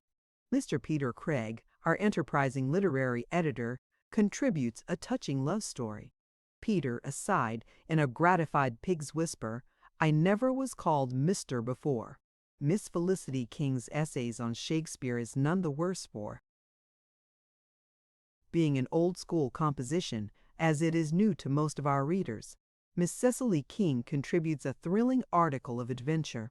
The various departments are ably edited, and we feel that we have reason to be proud of Our Magazine, but we shall not rest on our oars. Excelsior shall ever be our motto. We trust that each succeeding issue will be better than the one that went before. We are well aware of many defects, but it is easier to see them than to remedy them. Any suggestion that would tend to the improvement of Our Magazine will be thankfully received, but we trust that no criticism will be made that will hurt anyone's feelings. Let us all work together in harmony and strive to make Our Magazine an influence for good and a source of innocent pleasure. And let us always remember the words of the poet: the heights by great men reached and kept were not attained by sudden flight, but they, while their companions slept, were toiling upwards in the night. Peter, impressively, I've read many a worse editorial in the Enterprise. Say on Shakespeare's full name was William Shakespeare. He did not always spell it the same way. He lived in the reign of Queen Elizabeth and wrote a great many plays. His plays are written in dialogue form. Some people think they were not written by Shakespeare, but by another man of the same name. I have read some of them because our school teacher says everybody ought to read them, but I did not care much for them. There are some things in them I cannot understand. I like the stories of Valeria H. Montague in the Family Guide ever so much better. They are more exciting and truer to life. Romeo and Juliet was one of the plays I read. It was very sad. Juliet dies, and I don't like stories where people die. I like it better when they all get married, especially to dukes and earls. Shakespeare himself was married to Anne Hathaway. They are both dead now. They have been dead a good while. He was a very famous man. Felicity King. Peter, modestly. I don't know much about Shakespeare myself, but I've got a book of his plays that belong to my Aunt Jane, and I guess I'll have to tackle him as soon as I finish with the Bible. The story of an elopement from Kirch. This is a true story. It happened in Markdale to an uncle of my mother's. He wanted to marry Miss Jemima Parr. Felicity says Jemima is not a romantic name for a heroine of a story. But I can't help it in this case because it is a true story and her name really was Jemima. My mother's uncle was named Thomas Taylor. He was poor at that time, and so the father of Miss Jemima Parr did not want him for a son-in-law and told him he was not to come near the house or he would set the dog on him. Miss Jemima Parr was very pretty, and my mother's Uncle Thomas was just crazy about her, and she wanted him too. She cried almost every night after her father forbid him to come to the house, except the night she had to sleep, or she would have died. And she was so frightened he might try to come for all and get tore up by the dog, and it was a bulldog too that would never let go. But mother's Uncle Thomas was too cute for that. He waited till one day. There was preaching in the Markdale church in the middle of the week because it was sacrament time, and Miss Jemima Parr and her family all went because her father was an elder. My mother's Uncle Thomas went too and sat in the pew just behind Miss Jemima Parr's family. When they all bowed their heads at prayer time, Miss Jemima Parr did but sat bolt upright, and my mother's Uncle Thomas bent over and whispered in her ear. I don't know what he said, so I can't write it, but Miss Jemima Parr blushed that is turned red and nodded her head. Perhaps some people may think that my mother's Uncle Thomas shouldn't have whispered at prayer time in church, but you must remember that Miss Jemima Parr's father had threatened to set the dog on him, and that was hard lines when he was a respectable young man, though not rich. Well, when they were singing the last psalm, my mother's Uncle Thomas got up and went out very quietly, and as soon as church was out, Miss Jemima Parr walked out too real quick. Her family never suspected anything, and they hung round talking to folks and shaking hands while Miss Jemima Parr and my mother's Uncle Thomas were eloping outside.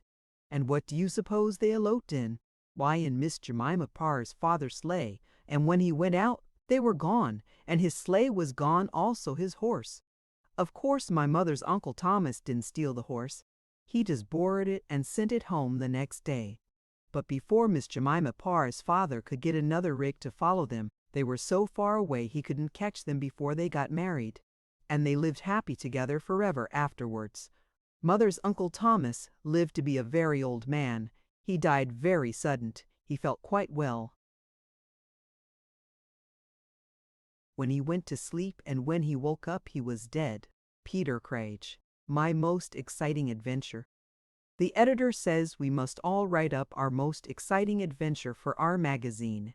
My most exciting adventure happened a year ago last November. I was nearly frightened to death. Dan says he wouldn't have been scared, and Felicity says she would have known what it was. But it's easy to talk. It happened the night I went down to see Kitty Marr. I thought when I went that Aunt Olivia was visiting there and I could come home with her. But she wasn't there and I had to come home alone. Kitty came a piece of the way, but she wouldn't come any further than Uncle James Fruin's gate. She said it was because it was so windy she was afraid she would get the toothache and not because she was frightened of the ghost of the dog that haunted the bridge in Uncle James's hollow. I did wish she hadn't said anything about the dog, because I mightn't have thought about it if she hadn't. I had to go on alone thinking of it. I'd heard the story often, but I'd never believed in it. They said the dog used to appear at one end of the bridge and walk across it with people and vanish when he got to the other end. He never tried to bite anyone, but one wouldn't want to meet the ghost of a dog even if one didn't believe in him. I knew there was no such thing as ghosts, and I kept saying a paraphrase over to myself and the golden text of the next Sunday school lesson. But oh, how my heart beat when I got near the hollow. It was so dark. You could just see things dim, but you couldn't see what they were. When I got to the bridge, I walked along sideways with my back to the railing, so I couldn't think the dog was behind me. And then just in the middle of the bridge, I met something. It was right before me, and it was big and black, just about the size of a Newfoundland dog, and I thought I could see a white nose, and it kept jumping about from one side of the bridge to the other. Oh, I hope none of my readers will ever be so frightened as I was then. I was too frightened to run back, because I was afraid it would chase me and I couldn't get past it. It moved so quick, and then it just made one spring right on me, and I felt its claws, and I screamed and fell down. It rolled off to one side and laid there quite quiet, but I didn't dare move, and I don't know what would have become of me if Amos Cowan hadn't come along that very minute with a lantern. And there was me sitting in the middle of the bridge, and that awful thing beside me. And what do you think it was but a big umbrella with a white handle? Amos said it was his umbrella, and it had blown away from him, and he had to go back and get the lantern to look for it. I felt like asking him what on earth he was going about with an umbrella open when it wasn't raining. But the Cowans do such queer things. You remember the time Jerry Cowan sold us God's picture? Amos took me right home, and I was thankful, for I don't know what would have become of me if he hadn't come along. I couldn't sleep all night, and I never wanted to have any more adventures like that one. Cecily King. Personals. Mr. Dan King felt somewhat indisposed the day after Christmas, probably as the result of too much mince pie. Dan, indignantly, I wasn't. I only ate one piece. Mr. Peter Craig thinks he saw the family ghost on Christmas Eve, but the rest of us think all he saw was the white calf with the red tail. Petter, muttering sulkily, it's a queer calf that would walk up on end and wring its hands. Miss Cecily King spent the night of deck, 20th, with Miss Kitty Marr. They talked most of the night about new knitted lace patterns and their bows, and were very sleepy in school next day. See, silly, Sharple, we never mention such things. Patrick Grayfer-esque was indisposed yesterday, but seems to be enjoying his usual health today. The King family expect their Aunt Eliza to visit them in January. She is really our great-aunt. We have never seen her, but we are told she is very deaf and does not like children. So Aunt Janet says we must make ourselves scarce when she comes. Miss Cecily King has undertaken to fill with names a square of the missionary quilt which the mission band is making. You pay 5 cents to have your name embroidered in a corner, 10 cents to have it in the center, and a quarter if you want it left off altogether. Silly, indignantly. That isn't the way at all. Address. Wanted a remedy to make a fat boy thin. Address, patient sufferer, care of R Magazine. Felix, Sore. Sarah Ray never got that up. I'll bet it was Dan. He'd better stick to his own department. Household department. Mrs. Alexander King killed all her geese the 20th of December. We all helped pick them. We had one Christmas Day, and we'll have one every fortnight the rest of the winter. The bread was sour last week because Mother wouldn't take my advice. I told her it was too warm for it in the corner behind the stove. Miss Felicity King invented a new receipt for date cookies recently, which everybody said were excellent. I'm not going to publish it though, because I don't want other people to find it out. And Chaos Inquirer, if you want to remove ink stains, place the stain over steam and apply salt and lemon juice. If it was Dan who sent this question in, I'd advise him to stop wiping his pen on his shirt sleeves, and then he wouldn't have so many stains. Felicity King. Etiquette Department FLX. Yes, you should offer your arm to a lady when seeing her home, but don't keep her standing too long at the gate while you say goodnight. Felix Ianrajed. I never asked such a question. CCL. No, it is not polite to use holy Moses or dodgasted in ordinary conversation. Cicely had gone down cellar to replenish the apple plate, so this passed without protest. SRA. No, it isn't polite to cry all the time.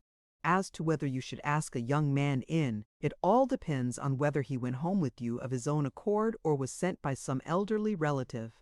FL2Y. It does not break any rule of etiquette if you keep a button off your best young man's coat for a keepsake, but don't take more than one or his mother might miss them. Dan King. Fashion notes. Knitted mufflers are much more stylish than crocheted ones this winter. It is nice to have one the same color as your cap. Red mittens with a black diamond pattern on the back are much run after. Froen's grandma knits hers for her. She can knit the double diamond pattern, and Em puts on such airs about it, but I think the single diamond is in better taste. The new winter hats at Markdale are very pretty. It is so exciting to pick a hat. Boys can't have that fun. Their hats are so much alike. Cecily King. Funny paragraphs. This is a true joke and really happened. There was an old local preacher in New Brunswick one time whose name was Samuel Clask. He used to preach and pray and visit the sick just like a regular minister. One day he was visiting a neighbor who was dying, and he prayed the Lord to have mercy on him because he was very poor and had worked so hard all his life that he hadn't much time to attend to religion. And if you don't believe me, O Lord, Mr. Clask finished up with, just take a look at his hands. Felix King. General information, Breji Dan. Do porpoises grow on trees or vines? Ans. Neither. They inhabit the deep sea. Felix King. Dan. Adjegrive. Well, I'd never heard of porpoises, and it sounded like something that grew. But you needn't have gone and put it in the paper. Felix, it isn't any worse than the things you put in about me that I never asked at all. Sally. So thingly. Oh well, boys, it's all in fun, and I think our magazine is perfectly elegant. Felicity. Failing to see the story. Girl in Beverly exchanging winks behind her back. It certainly is, though some people were so opposed to starting it. What harmless, happy fooling it all was.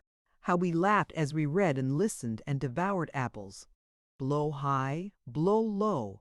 No wind can ever quench the ruddy glow of that faraway winter night in our memories. And though our magazine never made much of a stir in the world, or was the means of hatching any genius, it continued to be capital fun for us throughout the year. Chapter 6. Great Aunt Eliza's Visit. It was a diamond winter day in February. Clear, cold, hard, brilliant. The sharp blue sky shone, the white fields and hills glittered. The fringe of icicles around the eaves of Uncle Alec's house sparkled. Keen was the frost and crisp the snow over our world, and we young fry of the King households were all agog to enjoy life, for was it not Saturday, and were we not left all alone to keep house? Aunt Janet and Aunt Olivia had had their last big kill of market poultry the day before, and early in the morning all our grown-ups set forth to Charlottetown to be gone the whole day. They left us many charges as usual, some of which we remembered and some of which we forgot, but with Felicity in command, none of us dared stray far out of line. The Story Girl and Peter came over, of course, and we all agreed that we would haste and get the work done in the forenoon, that we might have an afternoon of uninterrupted enjoyment. A taffy pull after dinner, and then a jolly hour of coasting on the hill field before supper were on our program. But disappointment was our portion. We did manage to get the taffy made, but before we could sample the results satisfactorily, and just as the girls were finishing with the washing of the dishes, Felicity glanced out of the window and exclaimed in tones of dismay, "Oh dear me, here's Great Aunt Eliza coming up the lane."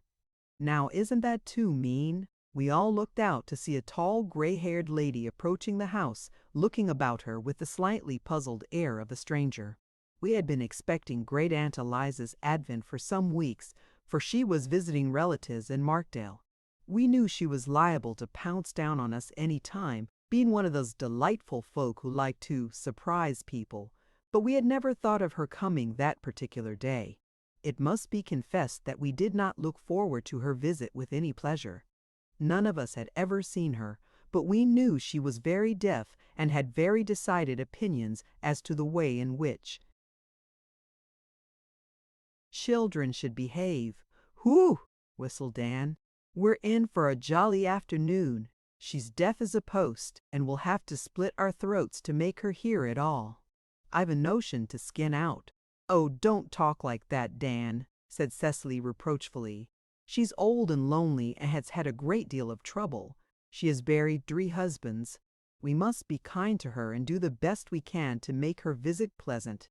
"She's coming to the back door," said Felicity, with an agitated glance around the kitchen. "I told you, Dan, that you should have shoveled the snow away from the front door this morning." "Cecily, set those pots in the pantry. Quick, hide those boots." Felix shut the cupboard door. "Peter, Sarah, straighten up the lounge. She's awfully particular, and Ma says her house is always as neat as wax." To do Felicity justice, while she issued orders to the rest of us, she was flying busily about herself, and it was amazing how much was accomplished in the way of putting the kitchen in perfect order during the 2 minutes in which Great Aunt Eliza was crossing the yard. "Fortunately, the sitting room is tidy, and there's plenty in the pantry," said Felicity, who could face anything undauntedly with a well-stocked larder behind her. Further conversation was cut short by a decided rap at the door. Felicity opened it. "Why, how do you do, Aunt Eliza?" she said loudly. A slightly bewildered look appeared on Aunt Eliza's face. Felicity perceived she had not spoken loudly enough. "How do you do, Aunt Eliza?" she repeated at the top of her voice. "Come in. We are glad to see you. We've been looking for you for ever so long." "Are your father and mother at home?" asked Aunt Eliza slowly. "No, they went to town today, but they'll be home this evening." "I'm sorry they're away," said Aunt Eliza, coming in, "because I can stay only a few hours." "Oh, that's too bad," shouted poor Felicity, darting an angry glance at the rest of us, as if to demand why we didn't help her out. "Why, we've been thinking you'd stay a week with us anyway. You must stay over Sunday. I really can't." "I have to go to Charlottetown tonight," returned Aunt Eliza. "Well, you'll take off your things and stay to tea, at least," urged Felicity as hospitably as her strained vocal cords would admit. "Yes, I think I'll do that.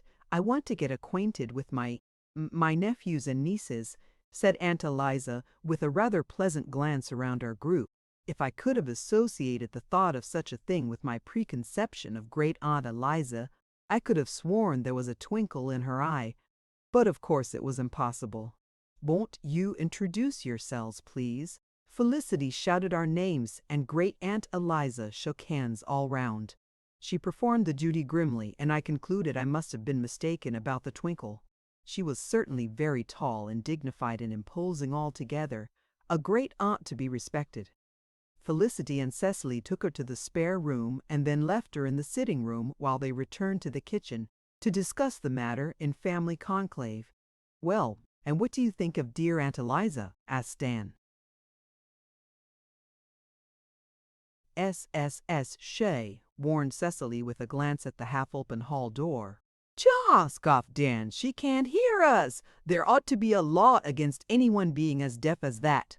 "She's not so old-looking as I expected," said Felix. "If her hair wasn't so white she wouldn't look much older than your mother." "You don't have to be very old to be a great aunt," said Cecily. "Kitty Marr has a great aunt who is just the same age as her mother. I expect it was burying so many husbands turned her hair white. But Aunt Eliza doesn't look just as I expected she would either." "She's dressed more stylishly than I expected," said Felicity. "I thought she'd be real old-fashioned, but her clothes aren't too bad at all." "She wouldn't be bad-looking if 'tweren't for her nose," said Peter. "It's too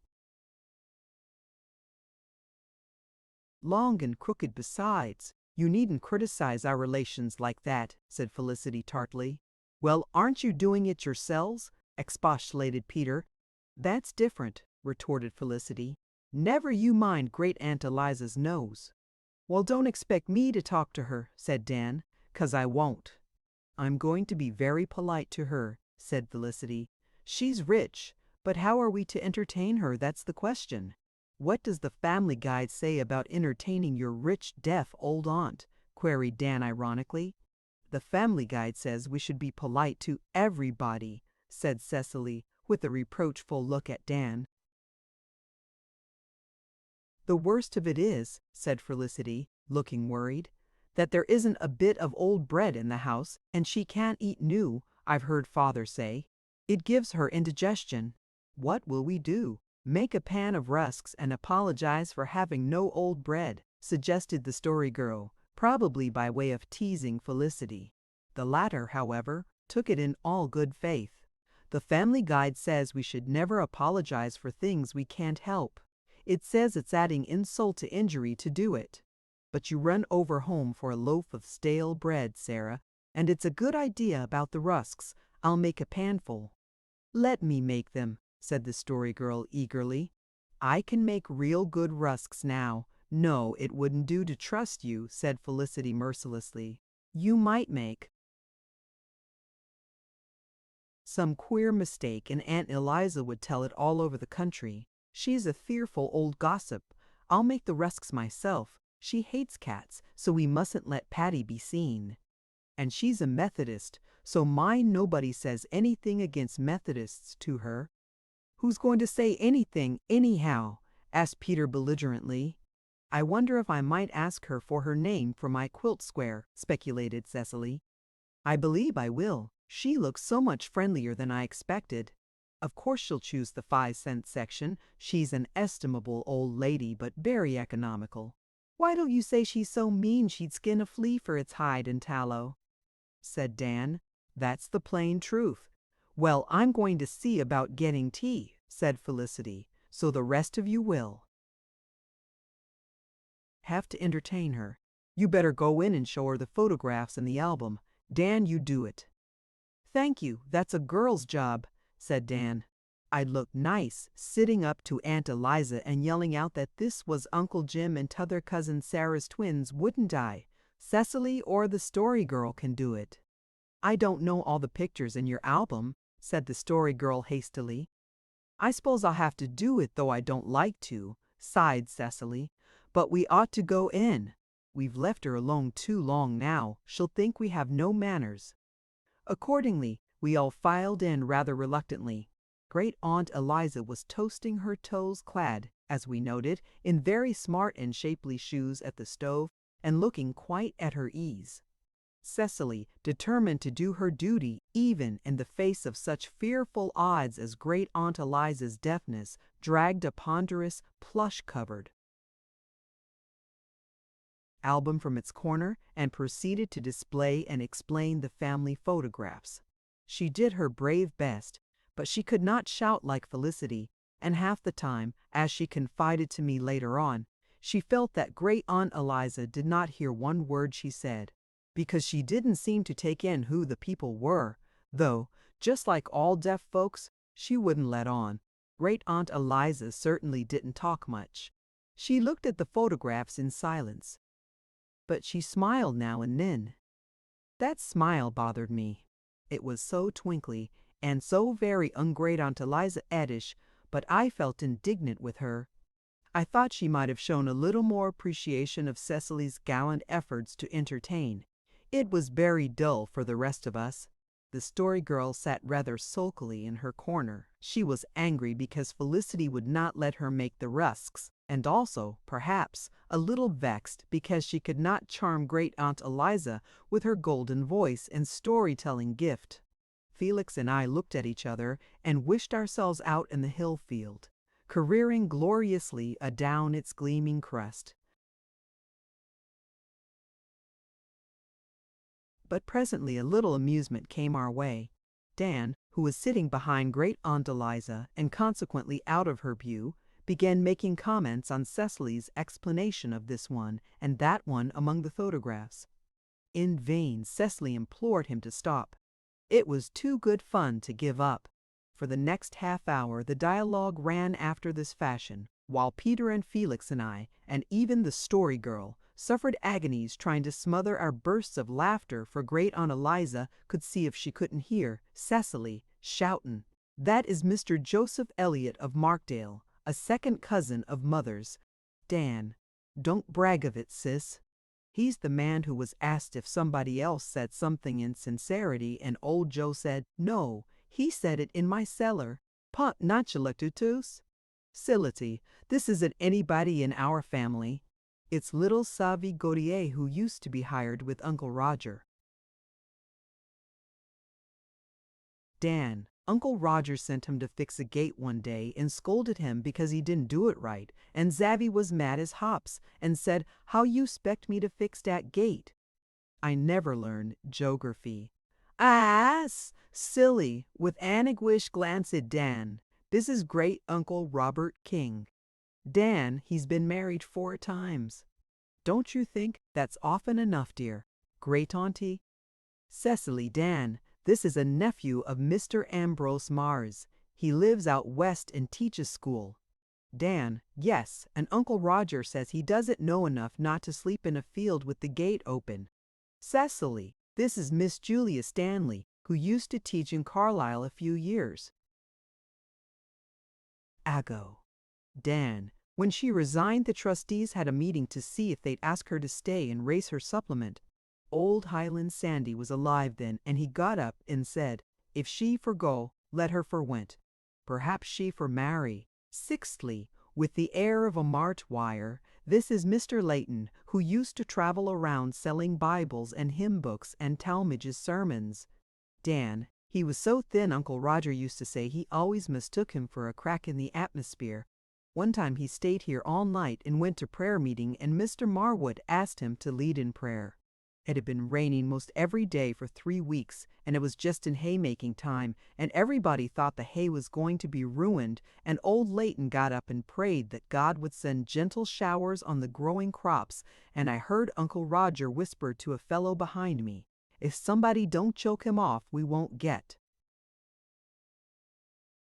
The hay made this summer, Putch Reet, quote, "She has been very sick for a long time. Dan, Uncle Roger says all that keeps her alive is that she's scared her husband will marry again. Celanese, E.C. This is old Mr. James McPherson, who used to live behind the graveyard. Dan, he's the man who told Mother once that he always made his own iodine out of strong tea and baking soda. Celly, this is cousin Ebenezer McPherson on the Markdale Road." Dan, great temperance man, he never tasted rum in his life. He took the measles when he was 45 and was crazy as a loon with them, and the doctor ordered them to give him a dose of brandy. When he swallowed it, he looked up and says, solemn as an owl, "Give it to me oftener and more at a time." Says Ellie, I imploringly, "Dan, do stop. You make me so nervous I don't know what I'm doing. This is Mr. Lemuel Goodridge. He is a minister. Dan, you ought to see his mouth. Uncle Roger says the drawing string has fell out of it. It just hangs loose so fashion." Dan, whose own mouth was far from being beautiful, here gave an imitation of the Reverend Lemuel's, to the utter undoing of Peter Felix and myself.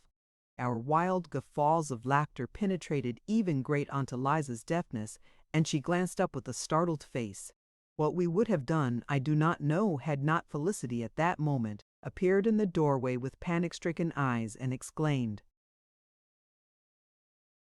"Cecily, come here for a moment." Cecily, glad of even a temporary respite, fled to the kitchen, and we heard her demanding what was the matter.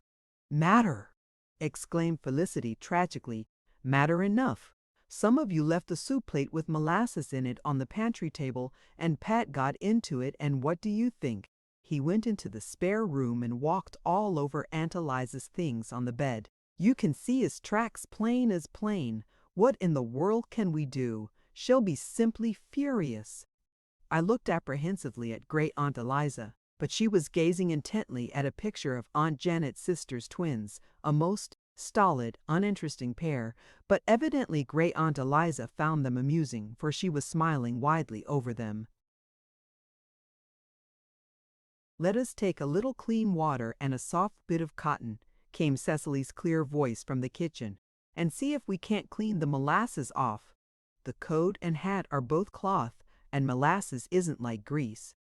"Well, we can try, but I wish the Story Girl would keep her cat home," grumbled Felicity. The Story Girl here flew out to defend her pet, and we four boys sat on, miserably conscious of Great Aunt Eliza, who never said a word to us, despite her previously expressed desire to become acquainted with us. She kept on looking at the photographs and seemed quite oblivious of our presence.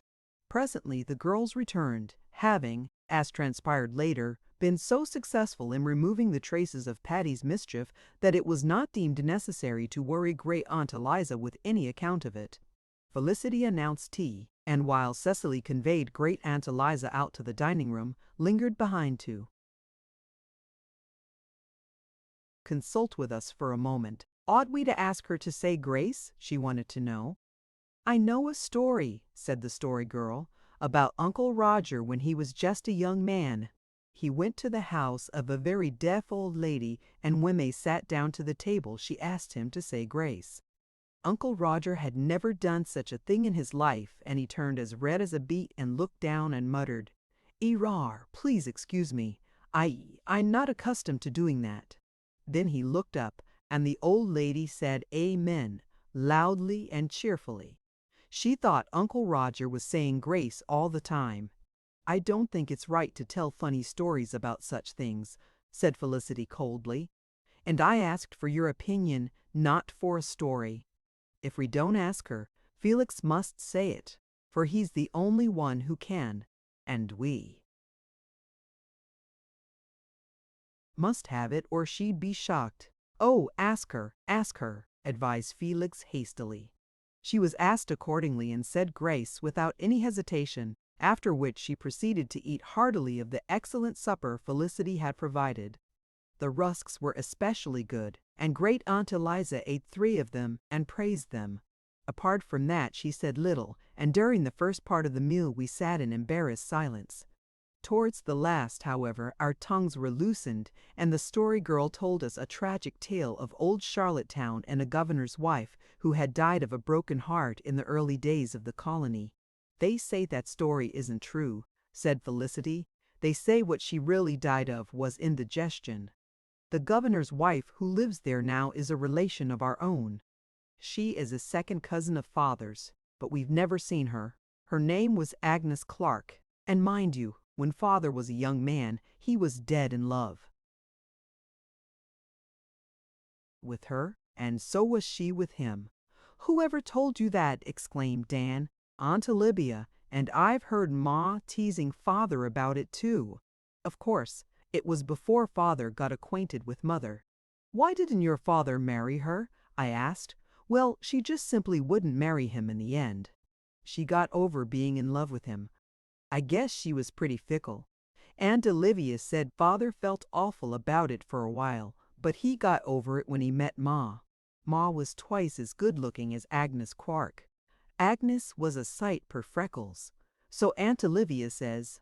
But she and Father remained real good friends. Just think, if she had married him, we would have been the children of the governor's wife." "But she wouldn't have been the governor's wife then," said Dan.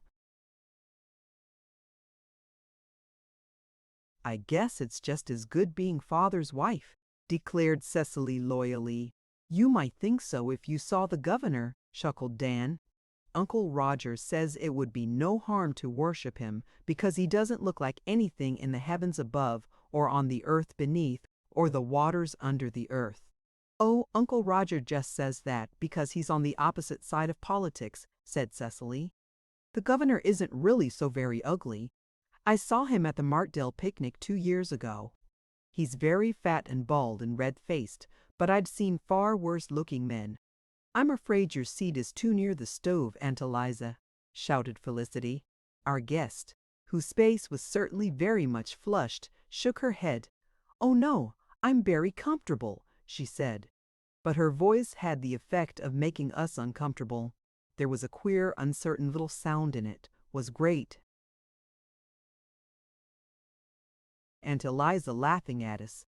We looked at her sharply, but her face was very solemn. Only her eyes had a suspicious appearance. Somehow we did not talk much more the rest of the meal. When it was over, Great Aunt Eliza said she was very sorry, but she must really go. Felicity politely urged her to stay, but was much relieved when Great Aunt Eliza adhered to her intention of going. When Felicity took her to the spare room, Cecily slipped upstairs and presently came back with a little parcel in her hand. "What have you got there?"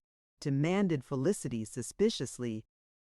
A little bag of rose leaves," faltered Cecily. "I thought I'd give them to Aunt Eliza." "The idea!" "Don't you do such a thing," said Felicity contemptuously. "She'd think you were crazy." "She was awfully nice when I asked her for her name for the quilt," protested Cecily, "and she took a 10-cent section after all. So I'd like to give her the rose leaves, and I'm going to too, Miss Felicity." Great Aunt Eliza accepted the little gift quite graciously, bade us all goodbye, said she had enjoyed herself very much, left messages for father and mother, and finally betook herself away. We watched her cross the yard, tall, stately, erect, and disappear down the lane. Then, as often aforetime, we gathered together in the cheer of the red hearth flame, while outside the wind of a winter twilight sang through fair white valleys brimmed with a reddening sunset, and a faint, serene, silver-cold star glimmered over the willow at the gate. "Well," said Felicity, drawing a relieved breath, "I'm glad she's gone. She certainly is queer, just as Mother said." "It's a different kind of queerness from what I expected, though," said the Story Girl meditatively. "There's something I can't quite make out about Aunt Eliza. I don't think I altogether like her." "I'm precious sure I don't," said Dan. "Oh, well, never mind. She's gone now, and that's the last of it," said Cecily comfortingly. But it wasn't the last of it. Not by any manner of means was it. When our grown-ups returned, almost the first words Aunt Janet said were, "And so you had the governor's wife to tea?" We all stared at her. "I don't know what you mean," said Felicity. "We had nobody to tea except Great Aunt Eliza. She came this afternoon and—" "Great Aunt Eliza? Nonsense," said Aunt Janet. "Aunt Eliza was in town today. She had tea with us at Aunt Louisa's. But wasn't Mrs. Governor Leslie here? We met her on her way back to Charlottetown, and she told us she was. She said she was visiting a friend in Carlisle, and thought she'd call to see Father for old acquaintance sake." "What in the world are all you children staring like that for? Your eyes are like saucers." "There was a lady here to tea," said Felicity miserably, "but we thought it was Great Aunt Eliza. She never said. She wasn't. I thought she acted queer, and we all yelled at her as if she was deaf and said things to each other about her nose and Pat running over her clothes. She must have heard all you said while I was showing her the photographs, Dan," cried Cecily. "And about the governor at tea time," chuckled unrepentant Dan. "I want to know what all this means," said Aunt Janet sternly. She knew in due time, after she had pieced the story together from our disjointed accounts. She was horrified, and Uncle Alec was mildly disturbed, but Uncle Roger roared with laughter and Aunt Olivia echoed it. "To think you should have so little sense," said Aunt Janet in a disgusted tone. "I think it was real mean of her to pretend she was deaf," said Felicity, almost on the verge of tears. "That was Agnes Clark all over," chuckled Uncle Roger. "How she must have enjoyed this afternoon. She had enjoyed it, as we learned the next day when a letter came from her. 'Dear Cecily and all the rest of you,' wrote the governor's wife, 'I want to ask you to forgive me for pretending to be Aunt Eliza. I suspect it was a little horrid of me, but really I couldn't resist the temptation, and if you will forgive me for it, I will forgive you for the things you said about the governor, and we will all be good friends. You know the governor is a very nice man.' though he has the misfortune not to be handsome. I had just a splendid time at your place, and I envy your Aunt Eliza her nephews and nieces. You were all so nice to me, and I didn't dare to be a bit nice to you lest I should give myself away. But I'll make up for that when you come to see me at Government House, as you all must the very next time you come to town. I'm so sorry I didn't see Patty, for I love pussycats, even if they do track molasses over my clothes. And Cecily, thank you ever so much for that little bag of potpourri. It smells like 100 rose gardens, and I have put it between the sheets for my very sparest room bed, where you shall sleep when you come to see me, you dear thing. And the governor wants you to put his name on the quilt. Square 2 in the 10-cent section. Tell Dan I enjoyed his comments on the photographs very much. They were quite a refreshing contrast to the usual explanations of who's who. And Felicity, your rusks were perfection. Do send me your recipe for them, there's a darling. Yours most cordially, A.G. Niece, Sklark Leslie. Well, it was decent of her to apologize anyhow, commented Dan. If we only hadn't said that about the governor, moaned Felicity. How did you make your rusks? Asked Aunt Janet.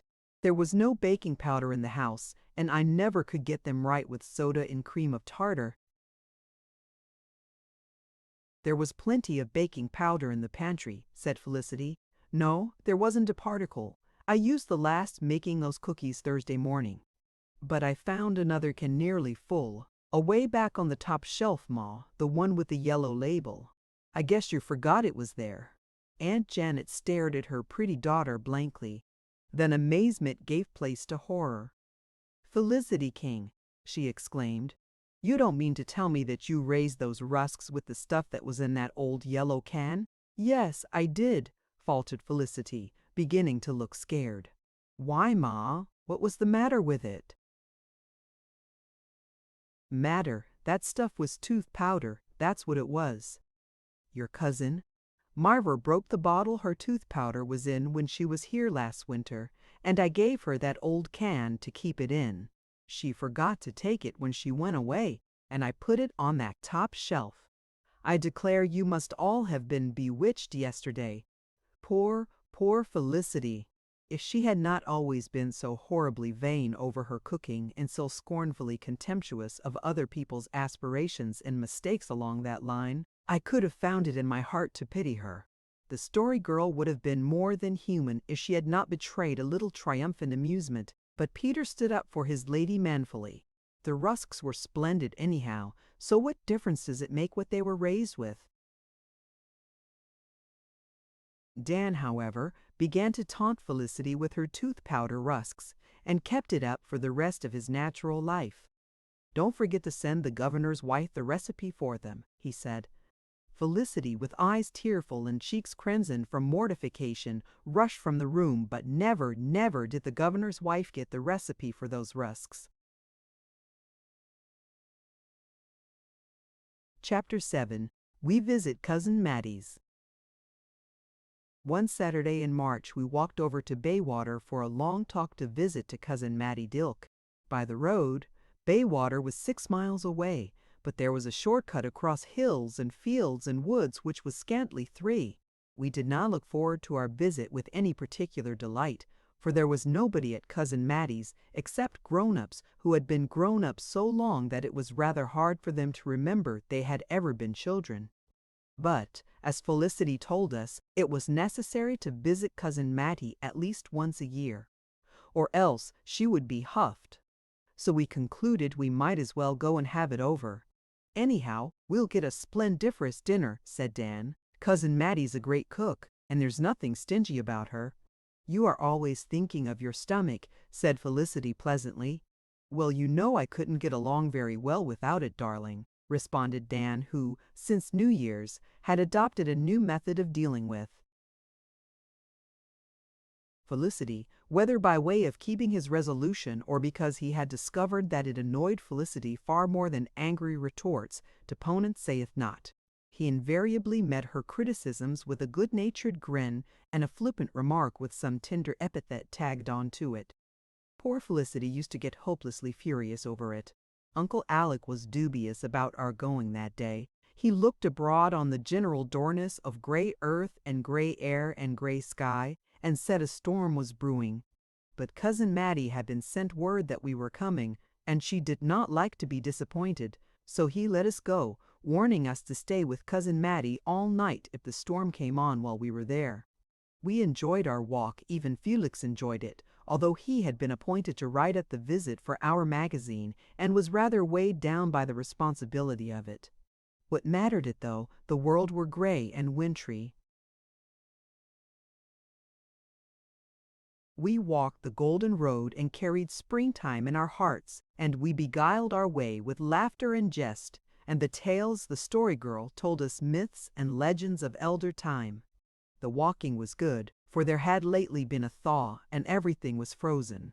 We went over fields, crossed by spidery trails of gray fences, where the withered grasses stuck forlornly up through the snow.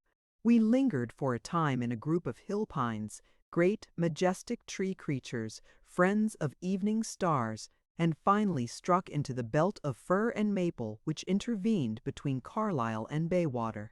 It was in this locality that Peg Bowen lived, and our way lay near her house, though not directly in sight of it. We hoped we would not meet her, for since the affair of the bewitchment of Paddy, we did not know quite what to think of Peg. The boldest of us held his breath as we passed her haunts, and drew it again with a sigh of relief when they were safely left behind. The woods were full of the brooding stillness that often precedes a storm, and the wind crept along their white, cone-sprinkled floors with a low, wailing cry. Around us were solitudes of snow, arcades picked out in pearl and silver, long avenues of untrodden marble whence sprang the cathedral columns of the firs. We were all sorry when we were through the woods and found ourselves looking down into the snug, commonplace, farmstead-dotted settlement, Baywater. "There's Cousin Mattie's house, that big white one, at the turn of the road," said the story girl. "I hope she has that dinner ready, Dan. I'm hungry as a wolf after our walk." "I wish Cousin Mattie's husband was still alive," said Dan. "He was an awful nice old man. He always had his pockets full of nuts and apples. I used to like going there better when he was alive. Too many old women don't suit me." "Oh, Dan, Cousin Mattie and her sisters-in-law are just as nice and kind as they can be," reproached Cecily. "Oh, they're kind enough, but they never seem to see that a fellow gets over being 5 years old if he only lives long enough," retorted Dan. "I know a story about Cousin Mattie's husband," said the story girl. "His name was Ebenezer, you know. Is it any wonder he was thin and stunted looking?" said Dan. "Ebenezer is just as nice a name as Daniel," said Felicity. "Do you really think so, my angel?" inquired Dan in honey-sweet tones. "Go on. Remember your second resolution," I whispered to the story girl, who was stalking along with an outraged expression. The story girl swallowed something and went on. "Cousin Ebenezer had a horror of borrowing. He thought it was simply a dreadful disgrace to borrow anything. Well, you know he and Cousin Mattie used to live in Carlisle, where the Rays now live. This was when Grandfather King was alive. One day Cousin Ebenezer came up the hill and into the kitchen, where all the family were. Uncle Roger said he looked as if he had been stealing sheep. He sat for a whole hour in the kitchen and hardly spoke a word, but just looked miserable. At last he got up and said in a desperate sort of way, 'Uncle Abraham, can I speak with you in private for a minute?' 'Oh, certainly,' said Grandfather, and took him into the parlor. Cousin Ebenezer shut the door, looked all around him, and then said imploringly, 'More privet still.' So Grandfather took him into the spare room and shut that door. He was getting frightened. He thought something terrible must have happened. Cousin Ebenezer came right up to Grandfather, took hold of the lapel of his coat, and said in a whisper, 'Uncle Abraham, seein' you lend me an axe?' He needn't have made such a mystery about it," said Cecily, who had missed the point entirely and couldn't see why the rest of us were laughing. But Cecily was such a darling that we did not mind her lack of a sense of humor. It's kind of mean to tell stories like that about people who are dead, said Felicity. Sometimes it's safer than when they're alive, though, sweetheart, commented Dan. We had our expected good dinner at Cousin Mattie's. May it be counted unto her for righteousness. She and her sisters-in-law, Miss Louisa Jane and Miss Caroline, were very kind to us. We had quite a nice time, although I understood why Dan objected to them when they patted us all on the head and told us whom we resembled and gave us peppermint lozenges. Chapter 8. We visit Ped Bowen. We left Cousin Mattie's early, for it still looked like a storm, though no more so than it had in the morning. We intended to go home by a different path, one leading through cleared land overgrown with scrub maple, which had the advantage of being farther away from Peg Bowen's house. We hoped to be home before it began to storm, but we had hardly reached the hill above the village when a fine, driving snow began to fall. It would have been wiser to have turned back even then, but we had already come a mile and we thought we would have ample time to reach home before it became really bad. We were sadly mistaken. By the time we had gone another half-mile, we were in the thick of a bewildering, blinding snowstorm. But it was by now just as far back to Cousin Mattie's as it was to Uncle Alec's, so we struggled on, growing more frightened at every step. We could hardly face the stinging snow, and we could not see 10 feet ahead of us. It had turned bitterly cold, and the tempest howled all around us in white desolation under the fast darkening night. The narrow path we were trying to follow soon became entirely obliterated, and we stumbled blindly on, holding to each other and trying to peer through the furious whirl that filled the air. Our plight had come upon us so suddenly that we could not realize it. Presently Peter, who was leading the van because he was supposed to know the path best, stopped. "I can't see the road any longer," he shouted. "I don't know where we are." We all stopped and huddled together in a miserable group. Fear filled our hearts. It seemed ages ago that we had been snug and safe and warm at Cousin Mattie's. Cecily began to cry with cold. Dan, in spite of her protests, dragged off his overcoat and made her put it on. "We can't stay here," he said. "We'll all freeze to death if we do." "Come on, we've got to keep moving. The snow ain't so deep yet. Take hold of my hand, Cecily. We must all hold together. Come now." "It won't be nice to be frozen to death, but if we get through alive, think what a story we'll have to tell," said the Story Girl between her chattering teeth. In my heart I did not believe we would ever get through alive. It was almost pitch dark now, and the snow grew deeper every moment. We were chilled to the heart. I thought how nice it would be to lie down and rest, but I remembered hearing that that was fatal, and I endeavored to stumble on with the others. It was wonderful how the girls kept up, even Cecily. It occurred to me to be thankful that Sarah Ray was not with us, but we were wholly lost now. All around us was a horror of great darkness. Suddenly Felicity fell. We dragged her up, but she declared she could not go on. She was done out. "Have you any idea where we are?" shouted Dan to Peter. "No," Peter shouted back. "The wind is blowing every which way. I haven't any idea where home is." Home! Would we ever see it again? We tried to urge Felicity on, but she only repeated drowsily that she must lie down and rest. Cecily, too, was reeling against me. The Story Girl still stood up staunchly and counseled struggling on, but she was numb with cold, and her words were hardly distinguishable. Some wild idea was in my mind that we must dig a hole in the snow and all creep into it. I had read somewhere that people had thus saved their lives in snowstorms. Suddenly, Felix gave a shout. "I see a light," he cried. "Where? Where?" We all looked but could see nothing. "I don't see it now, but I saw it a moment ago," shouted Felix. "I'm sure I did." "Come on over in this direction." Inspired with fresh hope, we hurried after him.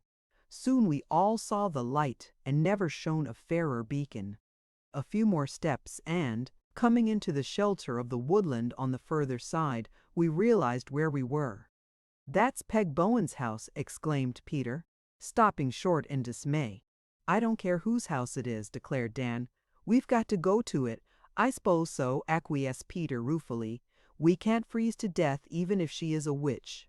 "For goodness sake, don't say anything about witches so close to her house," gasped Felicity. "I'll be thankful to get in anywhere." We reached the house, climbed the flight of steps that led to that mysterious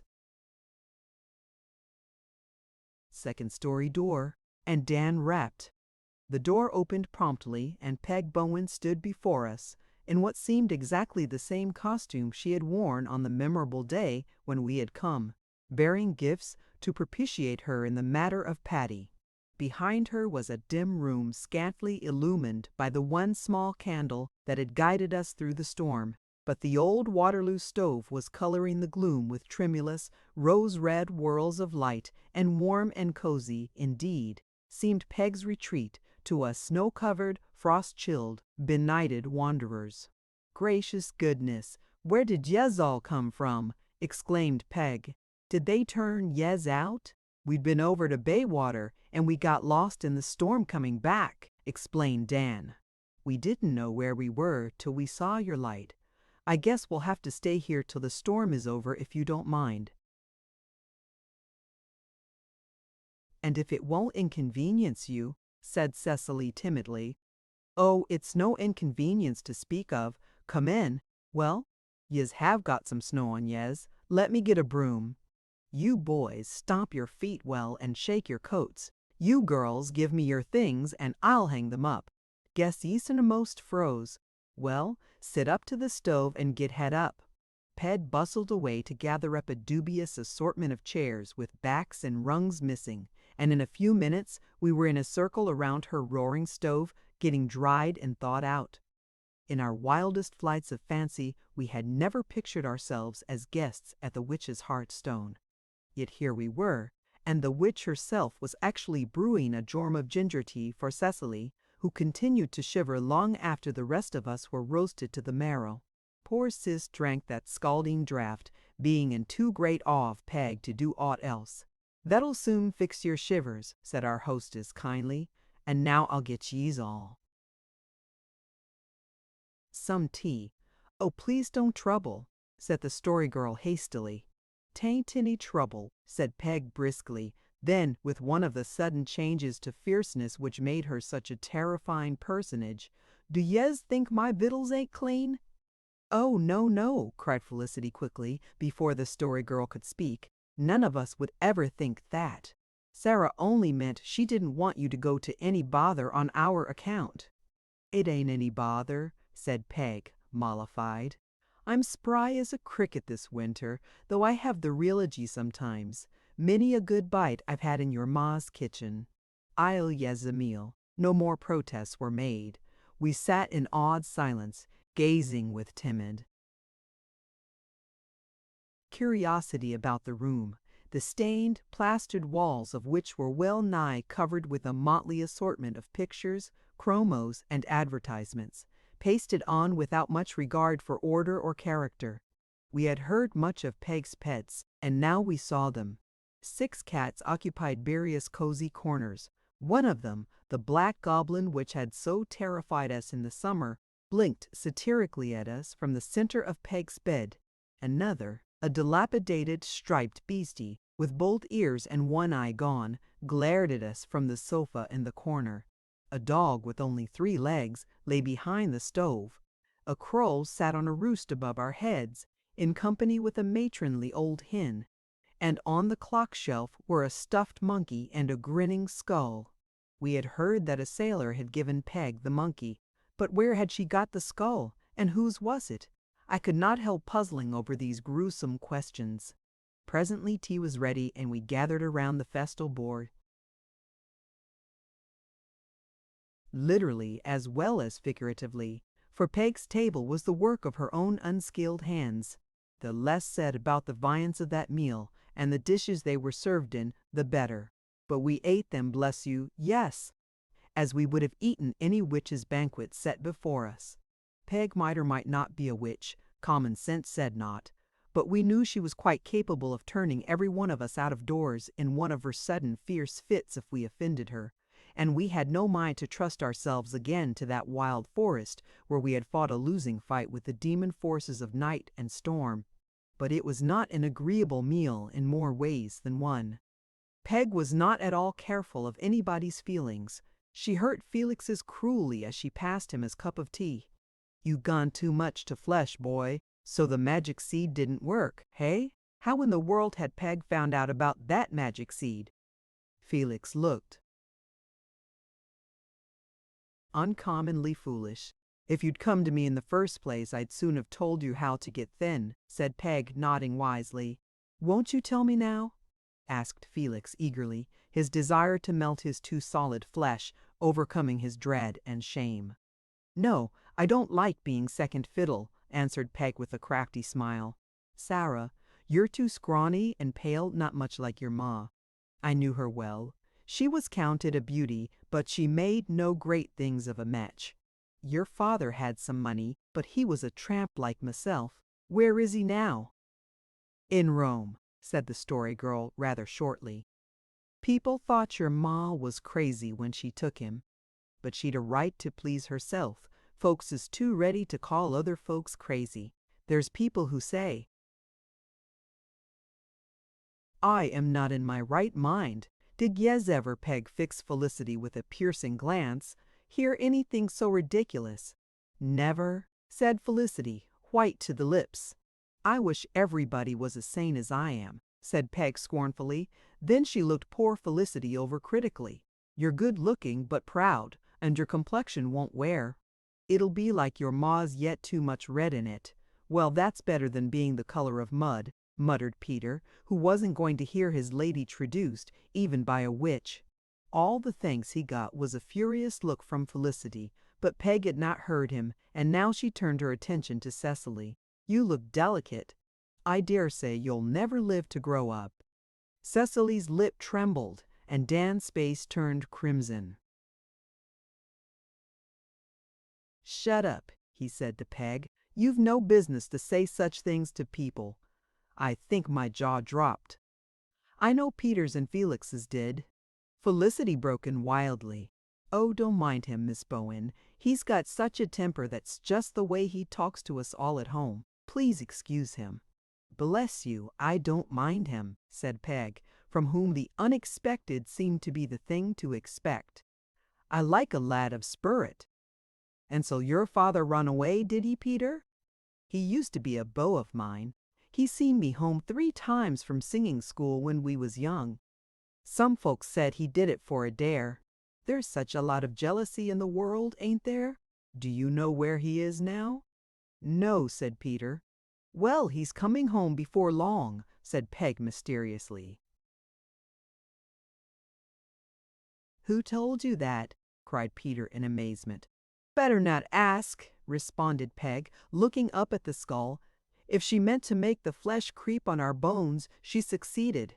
But now, much to our relief, the meal was over, and Peg invited us to draw our chairs up to the stove again. "Make yourselves at home," she said, producing her pipe from her pocket. "I ain't one of the kind who thinks their house is too good to live in. Guess I won't bother washing the dishes. They'll do yez for breakfast if yez don't forget your places. I s'pose none of yez smokes." "No," said Felicity rather primly. "Then yez don't know what's good for yez," retorted Peg rather grumpily. But a few whiffs of her pipe placated her, and observing Cecily sigh, she asked her kindly what was the matter. "I'm thinking how worried they'll be at home about us," explained Cecily. "Bless you, dearie, don't be worrying over that. I'll send them word that yez are all snug and safe here." "But how can you?" cried amazed Cecily. "Better not ask," said Peg again, with another glance at the skull. An uncomfortable silence followed, finally broken by Peg, who introduced her pets to us and told how she had come by them. The black cat was her favorite. "That cat knows more than I do, if yez'll believe it," she said proudly. "I've got a rat too, but he's a bit shy when strangers is round. Your cat got all right again that time, didn't he?"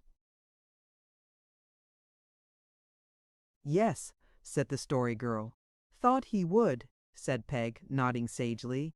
I seen to that. Now, don't yez all be staring at the hole in my dress. We weren't, was our chorus of protest. Looked as if yez were.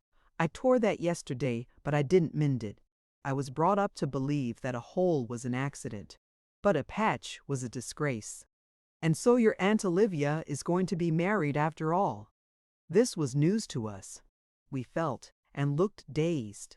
I never heard anything of it, said the Story Girl. Oh, it's true enough. She's a great fool. I'd no faith in husbands. But one good thing is, she ain't going to marry that Henry Jacobs of Markdale. He wants her. Bad enough, just like his presumption, thinking himself good enough for a king. His father is the worst man alive. He chased me off his place with his dog once. But I'll get even with him yet. Peg looked very savage, and visions of burned barns floated through our minds. He'll be punished in hell, you know, said Peter timidly. But I won't be there to see that, rejoined Peg. Some folks say I'll go there because I don't go to church oftener, but I don't believe it. Why don't you go? Asked Peter, with a temerity that bordered on rashness. Well, I've got so sunburned I'm afraid folks might take me for an Injun, explained Peg, quite seriously. Besides, your minister makes such awful long prayers. Why does he do it? I suppose he finds it easier to talk to God than to people, suggested Peter reflectively. Well, anyway, I belong to the round church, said Peg comfortably, and so the devil can't catch Emmy at the corners. I haven't been to Carlisle Church for over 3 years. I thought I'd a died laughing the last time I was there. Old Elder Marr took up the collection that day. He'd on a pair of new boots, and they squeaked all the way up and down the aisles. And every time the boots squeaked, the elder made a face like he had toothache. It was awful funny. How's your missionary quilt coming on, Cecily? Was there anything Peg didn't know? Very well, said Cecily. You can put my name on it if you want to. Oh, thank you. Which section, the 5-cent one or the 10-cent one? Asked Cecily timidly. The 10-cent one, of course. The best is none too good for me. I'll give you the 10 cents another time. I'm short of change just now, not being as rich as Queen Victory. There's her picture up there, the one with the blue sash and diamond crown and a lace curtain on her head. Can any of yez tell me this is Queen Victory, a married woman? Oh yes, but her husband is dead, answered the Story Girl. Well, I suppose they couldn't have called her an old maid, seeing she was a queen, even if she'd never got married. Sometimes I says to myself, Peg, would you like to be Queen Victory? But I never know what to answer. In summer, when I can roam anywhere in the woods in the sunshine, I wouldn't be Queen Victory for anything. But when it's winter and cold and I can't get nowheres, I feel as if I wouldn't mind changing places with her. Peg put her pipe back in her mouth and began to smoke fiercely. The candle wick burned long and was topped by a little cap of fiery red that seemed to wink at us like an impish gnome. The most grotesque shadow of Peg flickered over the wall behind her. The one-eyed cat remitted his grim watch and went to sleep. Outside, the wind screamed like a ravening beast at the window. Suddenly, Peg removed her pipe from her mouth, bent forward, gripped my wrist with her sinewy fingers until I almost cried out with pain, and gazed straight into my face. I felt horribly frightened of her. She seemed an entirely different creature. A wild light was in her eyes. A furtive, animal-like expression was on her face. When she spoke, it was in a different voice and in different language. Do you hear the wind? She asked in a thrilling whisper. What is the wind? What is the wind? I don't know, I stammered. No more do I, said Peg. And nobody knows what the wind is. I wish I could find out. I mightn't be so afraid of the wind if I knew what it was. I'm afraid of it. When the blasts come like that, I want to crouch down and hide me. But I can tell you one thing about the wind. It's the only free thing in the world. The only free thing. Everything else is subject to some law, but the wind is free. It bloweth where it listeth, and no man can tame it. It's free, that's why I love it, though I'm afraid of it. It's a grand thing to be free. Free! Peg's voice rose almost to a shriek. We were dreadfully frightened, for we knew there were times when she was quite crazy, and we feared one of her spells was coming on her. But with a swift movement, she turned the man's coat she wore up over her shoulders and head like a hood, completely hiding her face. Then she crouched forward, elbows on knees, and relapsed into silence. None of us dared speak or move. We sat thus for half an hour. Then Peg jumped up and said briskly in her usual tone, "Well, I guess yez are all sleepy and ready for bed. You girls can sleep in my bed over there, and I'll take the Sophie. Yez can put the cat off if yez like, though he won't hurt yez. You boys can go downstairs. There's a big pile of straw there that'll do yez for a bed if yez put your coats on. I'll light yez down, but I ain't going to leave yez a light for fear yez set fire to the place." Saying good night to the girls, who looked as if they thought their last hour was come, we went to the lower room. It was quite empty, save for a pile of firewood and another of clean straw. Casting a stealthy glance around ere Peg withdrew the light, I was relieved to see that there were no skulls in sight. We 4 boys snuggled down in the straw. We did not expect to sleep, but we were very tired. And before we knew it, our eyes were shut, to open no more till morning. The poor girls were not so fortunate. They always averred, they never closed an eye. 4 things prevented them from sleeping. In the first place, Peg snored loudly. In the second place, the fitful gleams of firelight kept flickering over the skull for half the night and making gruesome effects on it. In the third place, Peg's pillows and bedclothes smelled rankly of tobacco smoke. And in the fourth place, they were afraid the rat Peg had spoken of might come out to make their acquaintance. Indeed, they were sure they heard him skirmishing about several times. When we wakened in the morning, the storm was over, and a young morning was looking through rosy eyelids across a white world.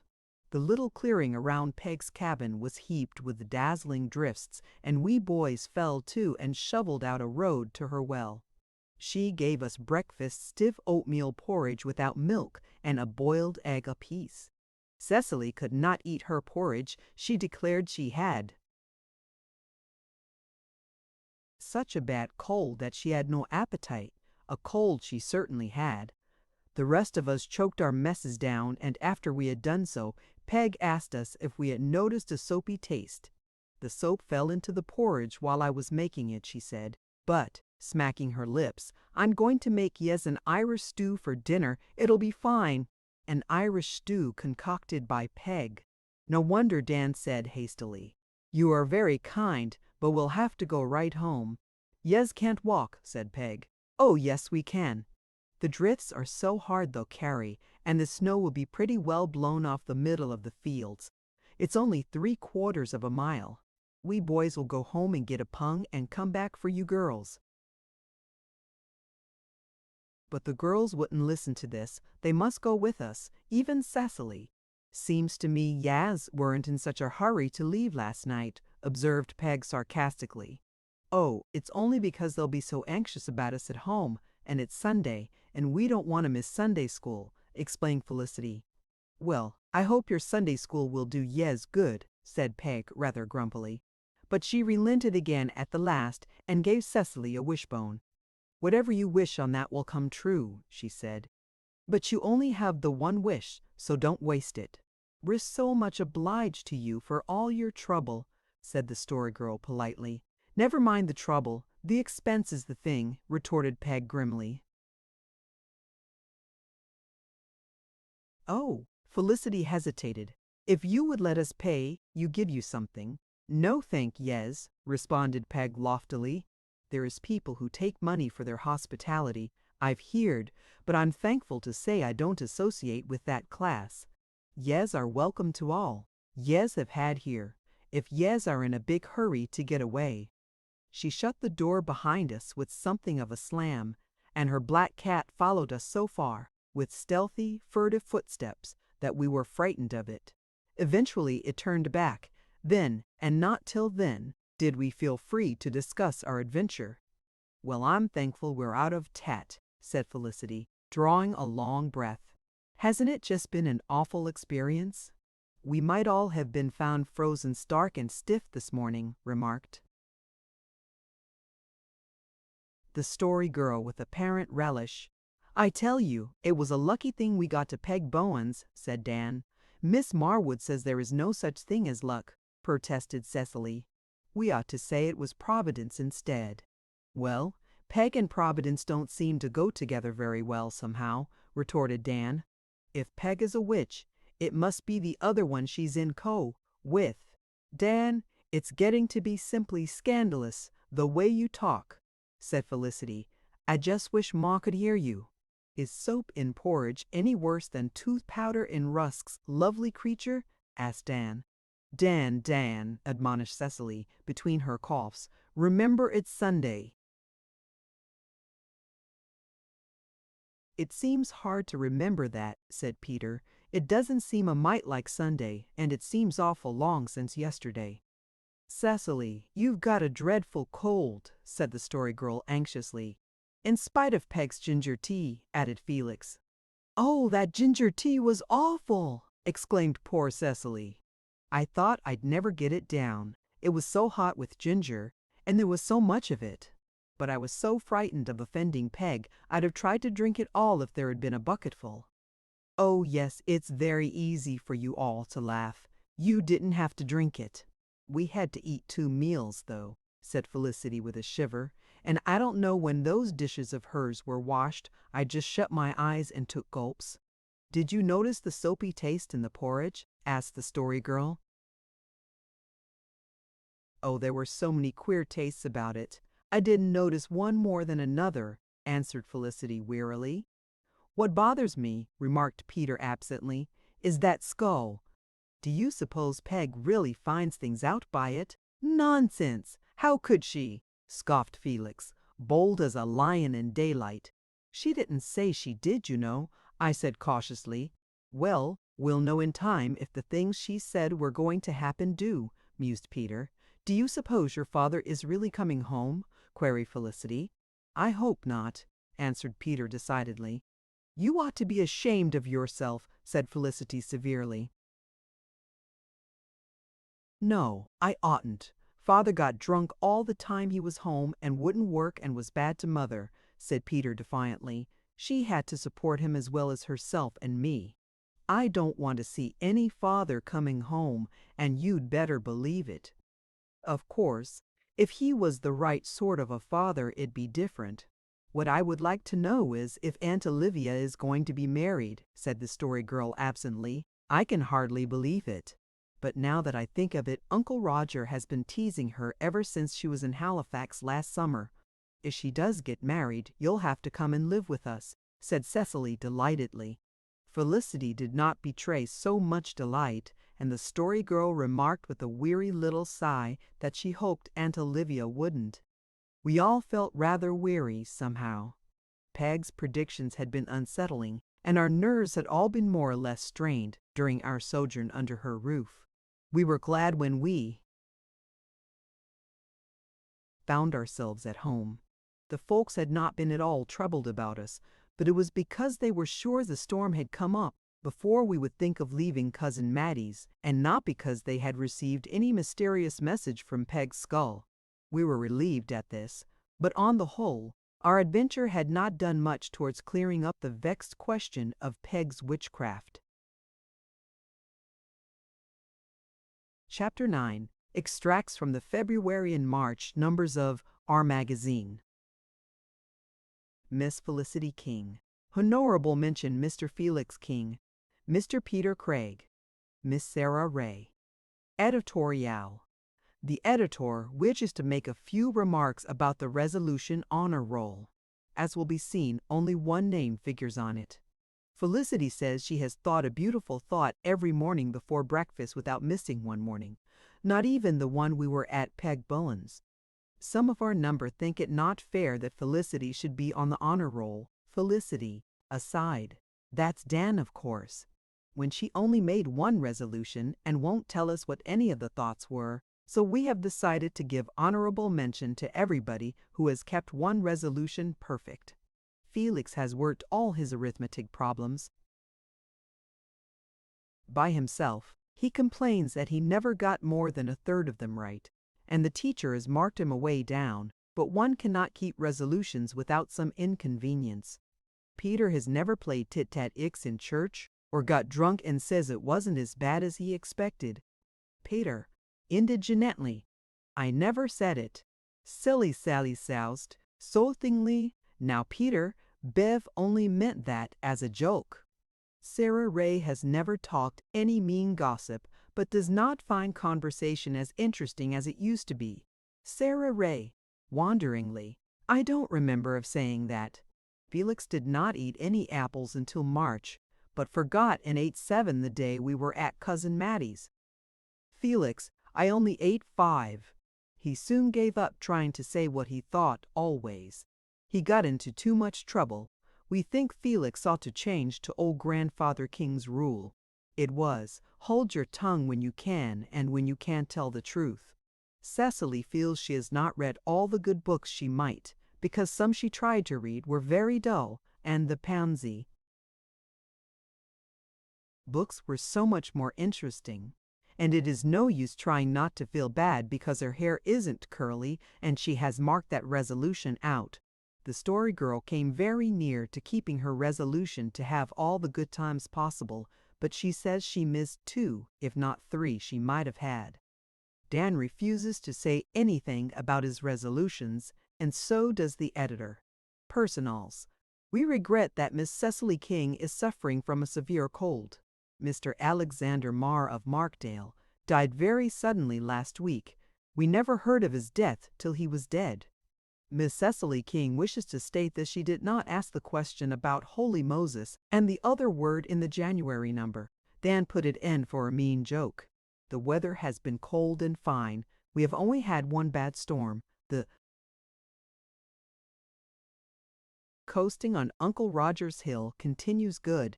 Aunt Eliza did not favor us with a visit after all. She took cold and had to go home. We were sorry that she had a cold, but glad that she had to go home. Cecily said she thought it wicked of us to be glad. But when we asked her, cross her heart, if she wasn't glad herself, she had to say she was. Miss Cecily King has got 3 very distinguished names on her quilt square. They are the governor and his wife and a witches. The King family had the honor of entertaining the governor's wife to tea on February the 17th. We are all invited to visit Government House, but some of us think we won't go. A tragic event occurred last Tuesday. Mrs. James Fruin came to tea, and there was no pie in the house. Felicity has not yet fully recovered. A new boy is coming to school. His name is Cyrus Brisk, and his folks moved up from Markdale. He says he is going to punch Willie Fraser's head if Willie keeps on thinking he is Miss Cecily King's beau. Cecily, I haven't any beau. I don't mean to think of such a thing for at least 8 years yet. Miss Alice Reed of Charlottetown royalty has come to Carlisle to teach music. She boards at Mr. Peter Armstrong's. The girls are all going to take music lessons from her. 2 descriptions of her will be found in another column. Felix wrote one, but the girls thought he did not do her justice, so Cecily wrote another one. She admits she copied most of the description out of Valeria H. Montague's story, Lord Marmaduke's First, Last, and Only Love, or The Bride of the Castle by the Sea, but says they fit Miss Reed better than anything she could make up. Household, department. Always keep the kitchen tidy, and then you needn't mind if company comes unexpectedly. Ayacil Sinquiver. We don't know anything that'll take the stain out of a silk dress when a soft-boiled egg is dropped on it. Better not wear your silk dress so often, especially when boiling eggs. Ginger tea is good for colds. Old house capper, yes. When the baking powder gives out, you can use tooth powder instead. Felicity, I never wrote that. I don't care. I don't think it's fair for other people to be putting things in my department. Our apples are not keeping well this year. They are rotting, and besides, Father says we eat an awful lot of them. Perseverance, I will give you the recipe for dumplings you ask for. But remember, it is not everyone who can make dumplings, even from the recipe. There's a knack in it. If the soap falls into the porridge, do not tell your guests about it until they have finished eating it, because it might take away their appetite. Felicity King. E-Tyquet Department PRCG. Do not criticize people's noses unless you are sure they can't hear you. And don't criticize your best girl's great aunt's nose in any case. Felicity tossing her head. Oh my. I suppose Dan thought that was extra smart. CYKG. When my most intimate friend walks with another girl and exchanges lace patterns with her, what ought I to do? Ans. Adopt a dignified attitude. If YKG, it is better not to wear your second best hat to church, but if your mother says you must, it is not for me to question her decision. Felicity. Dan just copied that word for word out of the Family Guide, except about the hat part. PRCG. Yes, it would be quite proper to say good evening to the family ghost if you met it. FXKG. No, it is not polite to sleep with your mouth open. What's more, it isn't safe. Something might fall into it. Dan King. Fashion. Nose crocheted watch pockets are all the rage now. If you haven't a watch, they do to carry your pencil in or a piece of gum. It is stylish to have hair ribbons to match your dress, but it is hard to match gray drugget. I like scarlet for that. It is stylish to pin a piece of ribbon on your coat, the same color as your chum wears in her hair. Mary Martha Cowan saw them doing it in town and started us doing it here. I always wear Kitty's ribbon and Kitty wears mine, but the story girl thinks it is silly. Sally King, an ace account of overthisitus tus cousin Mates. We all walked over to Cousin Maddie's last week. They were all well there, and we had a fine dinner. On our way back, a snowstorm came up, and we got lost in the woods. We didn't know where we were, or nothing. If we hadn't seen a light, I guess we'd all have been frozen and snowed over, and they would never have found us till spring, and that would be very sad. But we saw a light and made for it, and it was Peg Bowen's. Some people think she is a witch, and it's hard to tell, but she was real hospitable and took us all in. Her house was very untidy, but it was warm. She has a skull. I mean a loose skull, not her own. She lets on it, tells her things, but Uncle Alex says it couldn't because it was only an Indian skull that old Dr. Beecham had, and Peg stole it when he died, but Uncle Roger says he wouldn't trust himself with Peg's skull for anything. She gave us supper. It was a horrid meal. The story girl says I must not tell what I found in the bread and butter because it would be too disgusting to read in our magazine, but it don't matter because we were all there, except Sarah Ray, and know what it was. We, men, stayed all night and us boys slept in straw. None of us had ever slept on straw before. We got home in the morning. That is all I can write about our visit to Cousin Maddie's. Felix King. My worst adventure. It's my turn to write it, so I suppose I must. I guess my worst adventure was 2 years ago when a whole lot of us were coasting on Uncle Roger's hill. Charlie Cowan and Fred Marr had started, but halfway down their sled got stuck and I run down to shove them off again. Then I stood there just a moment to watch them with my back to the top of the hill. While I was standing there, Rob Morris started Kitty and Emfruin off on his sled. His sled had a wooden tongue in it, and it slanted back over the girls' heads. I was right in the way, and they yelled to me to get out, but just as I heard them, it struck me. The sled took me between the legs, and I was histed back over the tongue and dropped in a heap behind before I knew what had happened to me. I thought a tornado had struck me. The girls couldn't stop, though they thought I was killed, but Rob came tearing down and helped me up. He was awful scared, but I wasn't killed, nor my back wasn't broken. but my nose bled something awful and kept on bleeding for 3 days. Not all the time, but by spells. Dan King. The story of how Carlos gets name. This is a true story too. Long ago there was a girl lived in Charlottetown. I don't know her name, so I can't write it, and maybe it is just as well, for Felicity might think it wasn't romantic like Miss Jemima Pears. She was awful pretty, and a young Englishman who had come out to make his fortune fell in love with her, and they were engaged to be married the next spring. His name was Mr. Carlyle.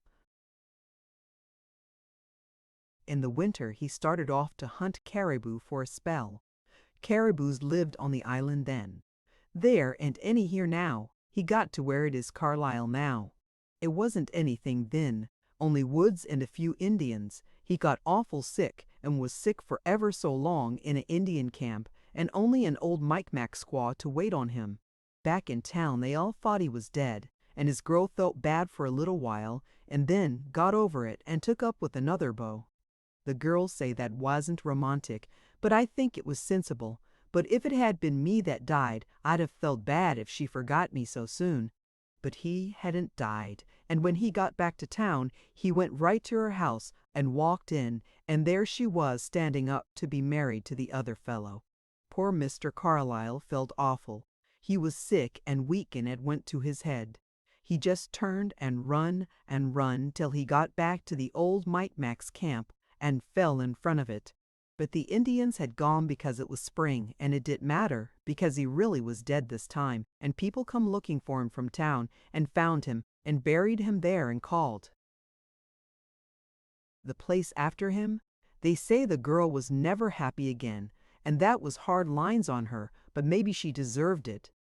Peter Schrag. Miss Alice Reed. Miss Alice Reed is a very pretty girl. She has kind of curly blackish hair and big gray eyes and a pale face. She is tall and thin, but her figure is pretty fair, and she has a nice mouth and a sweet way of speaking. The girls are crazy about her and talk about her all the time. Felix King. Beautiful Phyllis. That is what we girls call Miss Raid among ourselves. She is divinely beautiful. Her magnificent wealth of raven hair flows back in glistening waves from her sun-kissed brow. Dan, if Felix had said she was sunburned, you'd have all jumped on him. Cecily, coldly, sun-kissed doesn't mean sunburned. Dan, what does it mean then? Cecily, embarrassed. I don't know. But Miss Montague says the Lady Geraldine's brow was sun-kissed, and of course an earl's daughter wouldn't be sunburned. The story girl. Oh, don't interrupt the reading like this. It spoils it. Her eyes are gloriously dark and deep, like midnight lakes mirroring the stars of heaven. Her features are like sculptured marble, and her mouth is a trembling, curving Cupid's bow. Peter, aside, what kind of a thing is that? Her creamy skin is as bare and flawless as the petals of a white lily. Her voice is like the ripple of a woodland brook, and her slender form is matchless in its symmetry. Dan, that's Valeria's way of putting it, but Uncle Roger says she don't show her feet much. Felicity, Dan, if Uncle Roger is vulgar, you needn't be. Her hands are like a poet's. Dreams. She dresses so nicely and looks so stylish in her clothes. Her favorite color is blue. Some people think she is stiff, and some say she is stuck up. But she isn't a bit.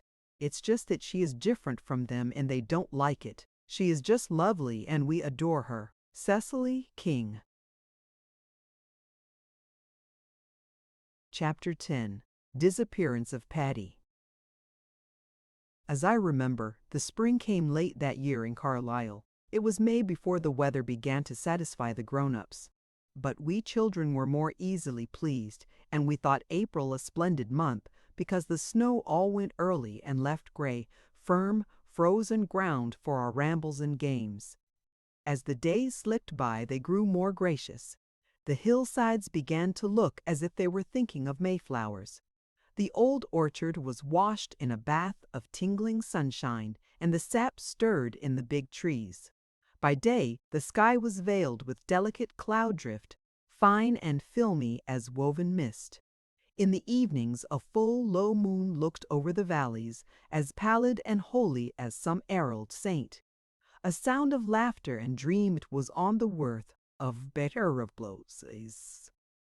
It's so nice to be alive in the spring, said the Story Girl one twilight as we swung on the boughs of Uncle Stephen's Walk. It's nice to be alive any time, said Felicity complacently. But it's nicer in the spring, insisted the Story Girl. When I'm dead, I think I'll feel dead all the rest of the year. But when spring comes, I'm sure I'll feel like getting up and being alive again. You do say such queer things, complained Felicity. You won't be really dead any time.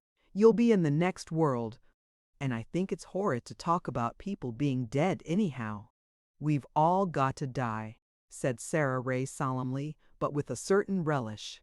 It was as if she enjoyed looking forward to something in which nothing, neither an unsympathetic mother nor the cruel fate which had made her a colorless little non-entity, could prevent her from being the chief performer. I sometimes think, said Cecily rather wearily, that it isn't so dreadful to die young as I used to suppose. She prefaced her remark with a slight cough, as she had been all too apt to do of late, for the remnants of the cold she had caught the night we were lost in the storm still clung to her. "Don't talk such nonsense, Cecily," cried the Story Girl with unwonted sharpness, a sharpness we all understood. All of us, in our hearts, though we never spoke of it to each other, thought Cecily was not as well as she ought to be that spring, and we hated to hear anything said which seemed in any way to touch or acknowledge the tiny faint shadow which now and again showed itself dimly athwart our sunshine. "Well, it was you began talking of being dead," said Felicity angrily. "I don't think it's right to talk of such things. Cecily, are you sure your feet ain't damp? We ought to go in anyhow, it's too chilly out here for you." "You girls had better go," said Dan, "but I ain't going in till old Isaac Fruin goes. I've no use for him."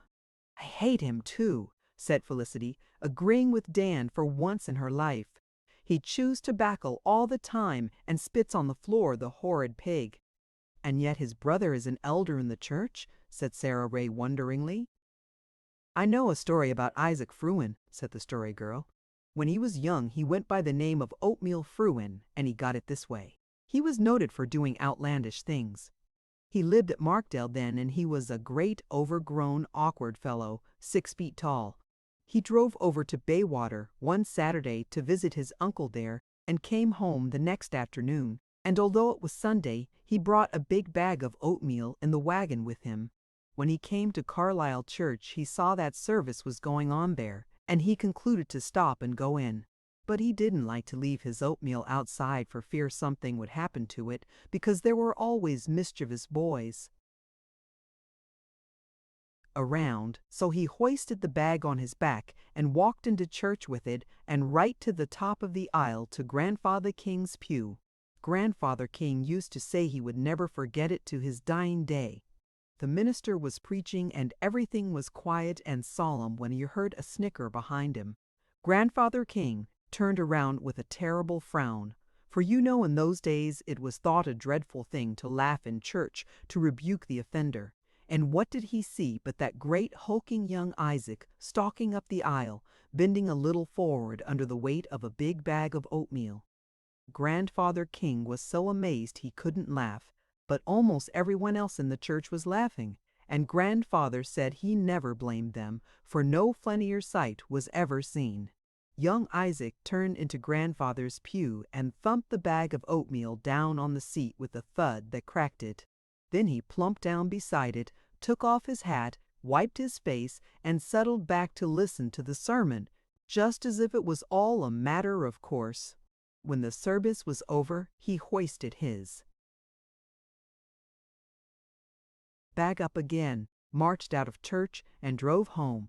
He could never understand why it made so much talk, but he was known by the name of Oatmeal Fruin for years. Our laughter as we separated rang sweetly through the old orchard and across the far, dim meadows. Felicity and Cecily went into the house, and Sarah Ray and the story girl went home, but Peter decoyed me into the granary to ask advice. You know Felicity has a birthday next week, he said, and I want to write her an ode. A what? I gasped. An ode, repeated Peter gravely. It's poetry, you know. I'll put it in our magazine. But you can't write poetry, Peter, I protested. I'm going to try, said Peter stoutly. That is, if you think she won't be offended at me. She ought to feel flattered, I replied.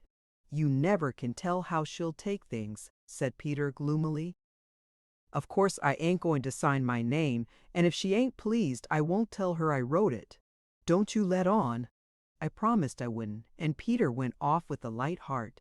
He said he meant to write 2 lines every day till he got it done. Cupid was playing his world-old tricks with others than poor Peter that spring.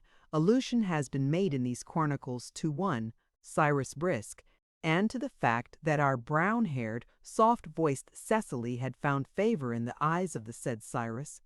Cecily did not regard her conquest with any pride. On the contrary,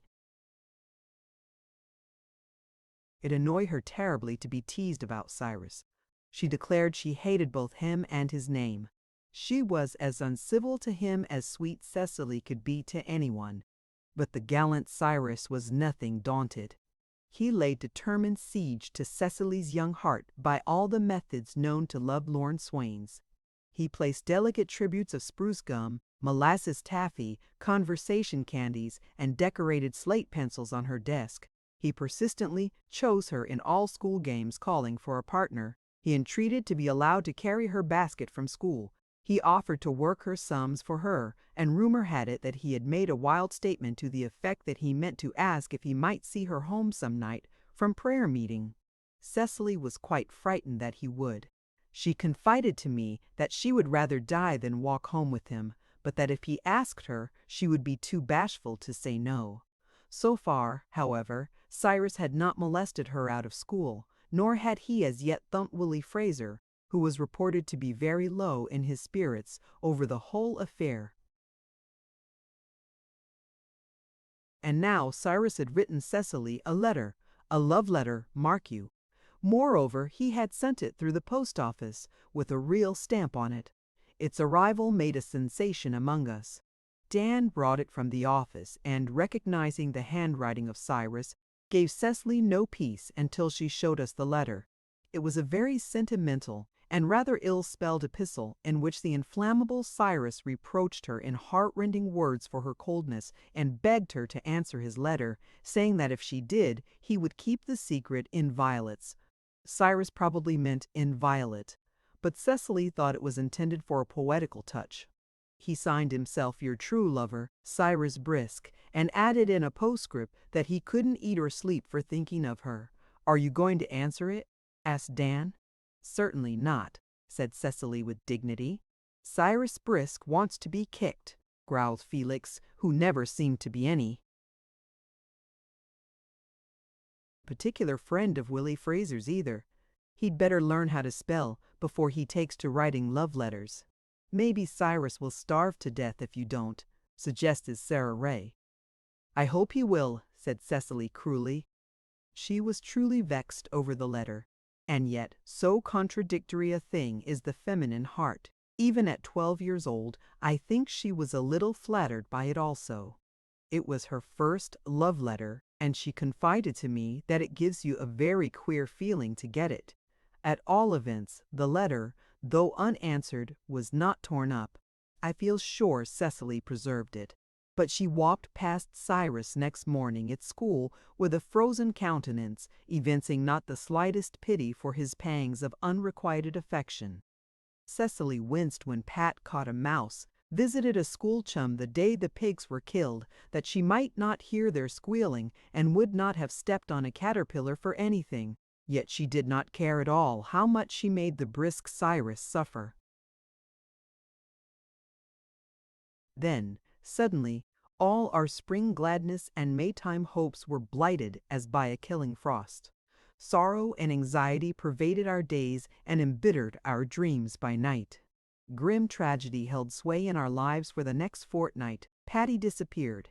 One night he lapped his new milk as usual at Uncle Roger's dairy door, and then sat blandly on the flat stone before it, giving the world assurance of a cat, sleek sides glistening, plumy tail gracefully folded around his paws, brilliant eyes watching the stir and flicker of bare willow boughs in the twilight air above him.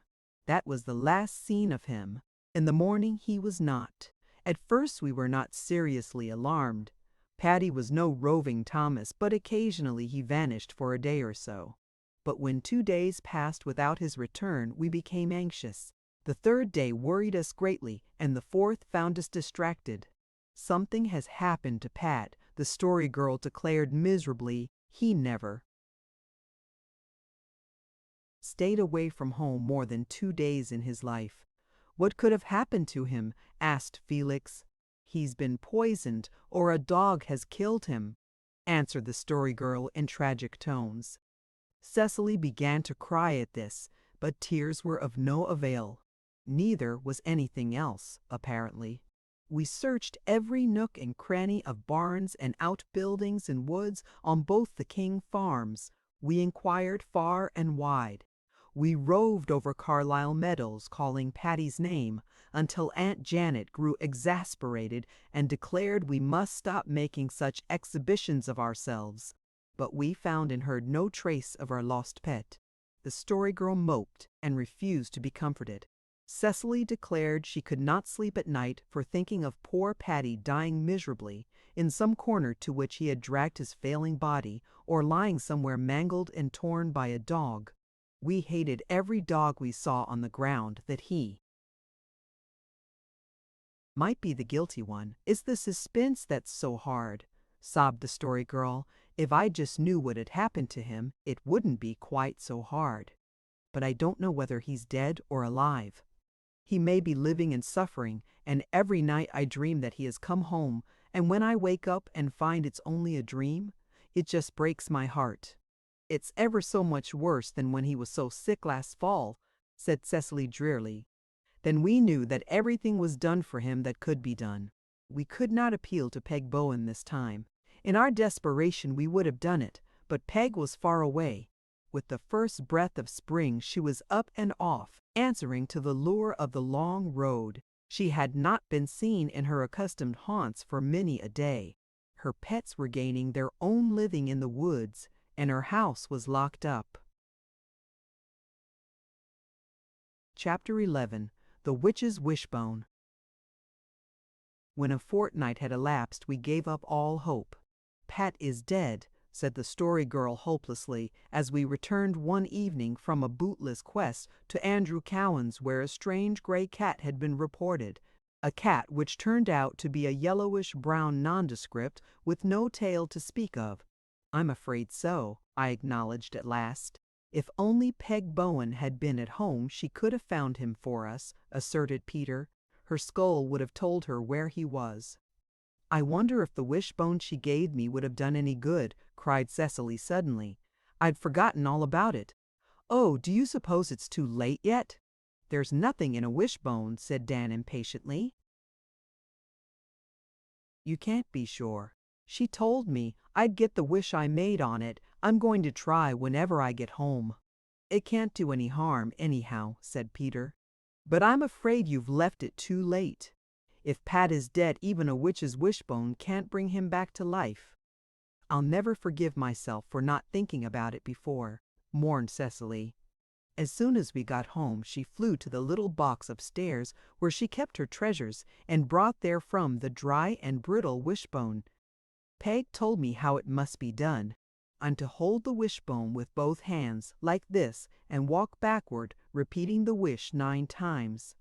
And when I've finished the 9th time, I'm to turn around 9 times from right to left, and then the wish will come true right away." "Do you expect to see Pat when you finish turning?" said Dan skeptically. None of us had any faith in the incantation except Peter and, by infection, Cecily. You never could tell what might happen. Cecily took the wishbone in her trembling little hands and began her backward pacing, repeating solemnly, "I wish that we may find Paddy alive, or else his body, so that we can bury him decently." By the time Cecily had repeated this 9 times, we were all slightly infected with the desperate hope that something might come of it. And when she had made her 9 gyrations, we looked eagerly down the sunset lane, half expecting to see our lost pet. But we saw only the awkward man turning in at the gate. This was almost as surprising as the sight of Pat himself would have been, but there was no sign of Pat, and hope flickered out in every breast but Peter's. "You've got to give the spell time to work," he expostulated. "If Pat was miles away when it was wished, it wouldn't be reasonable to expect to see him right off." But we of little faith had already lost that little, and it was a very disconsolate group, which the awkward man presently joined. He was smiling his rare, beautiful smile which only children ever saw, and he lifted his hat to the girls with no trace of the shyness and awkwardness for which he was notorious.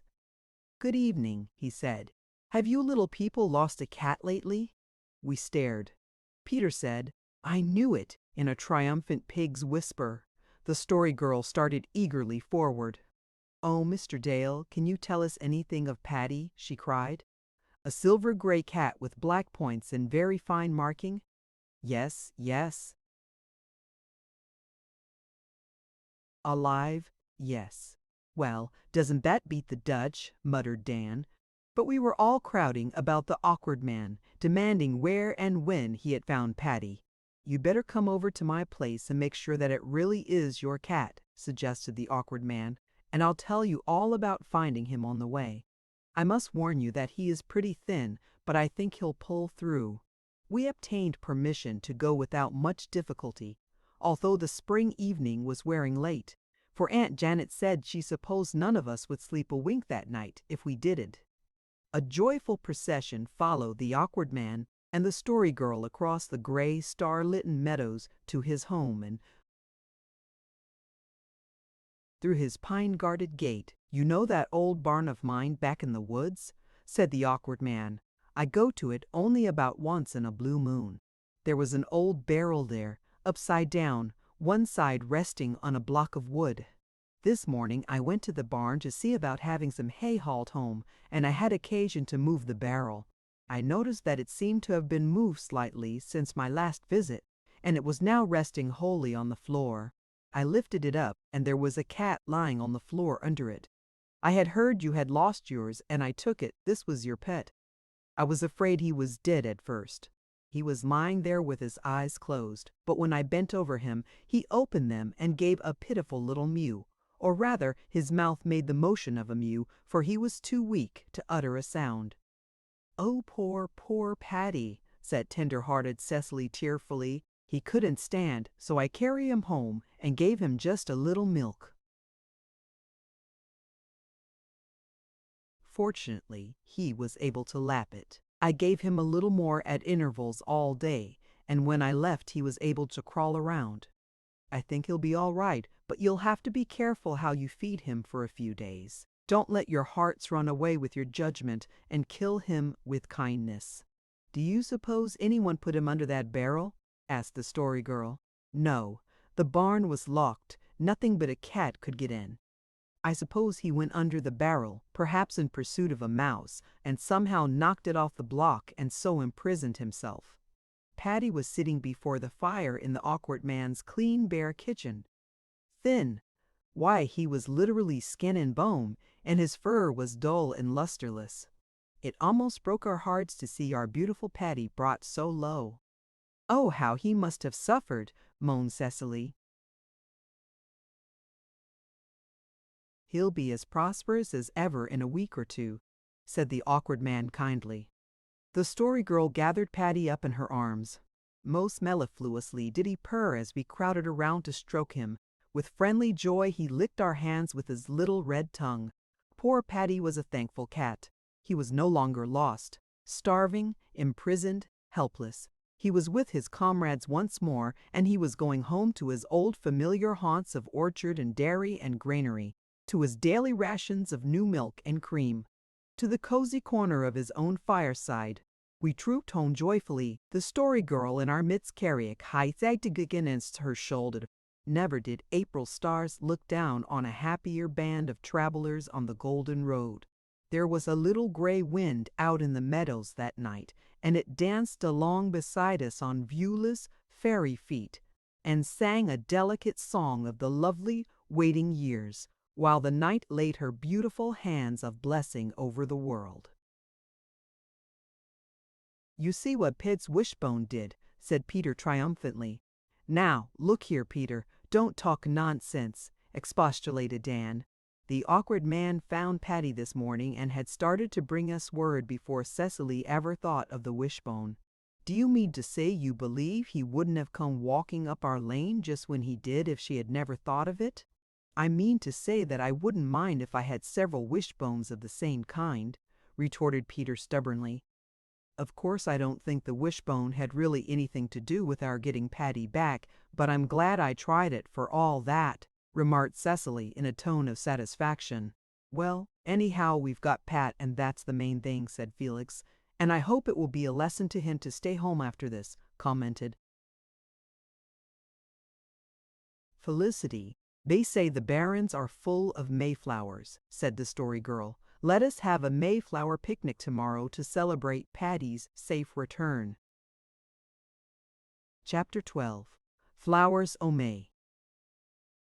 Accordingly, we went a-maying, following the lure of dancing winds, to a certain westward sloping hill lying under the spirit-like blue of spring skies, feathered over with lisping young pines and firs, which cupped little hollows and corners where the sunshine got in and never got out again, but stayed there and grew mellow, coaxing dear things to bloom long before they would dream of waking up elsewhere. 'Twas there we found our Mayflowers, after faithful seeking. Mayflowers, you must know, never flaunt themselves. They must be sought as becomes them, and then they will yield up their treasures to the seeker clusters of star white and dawn pink that have in them the very soul of all the springs that ever were, reincarnated in something it seems gross to call perfume, so exquisite and spiritual is it. We wandered gaily over the hill, calling to each other with laughter and jest,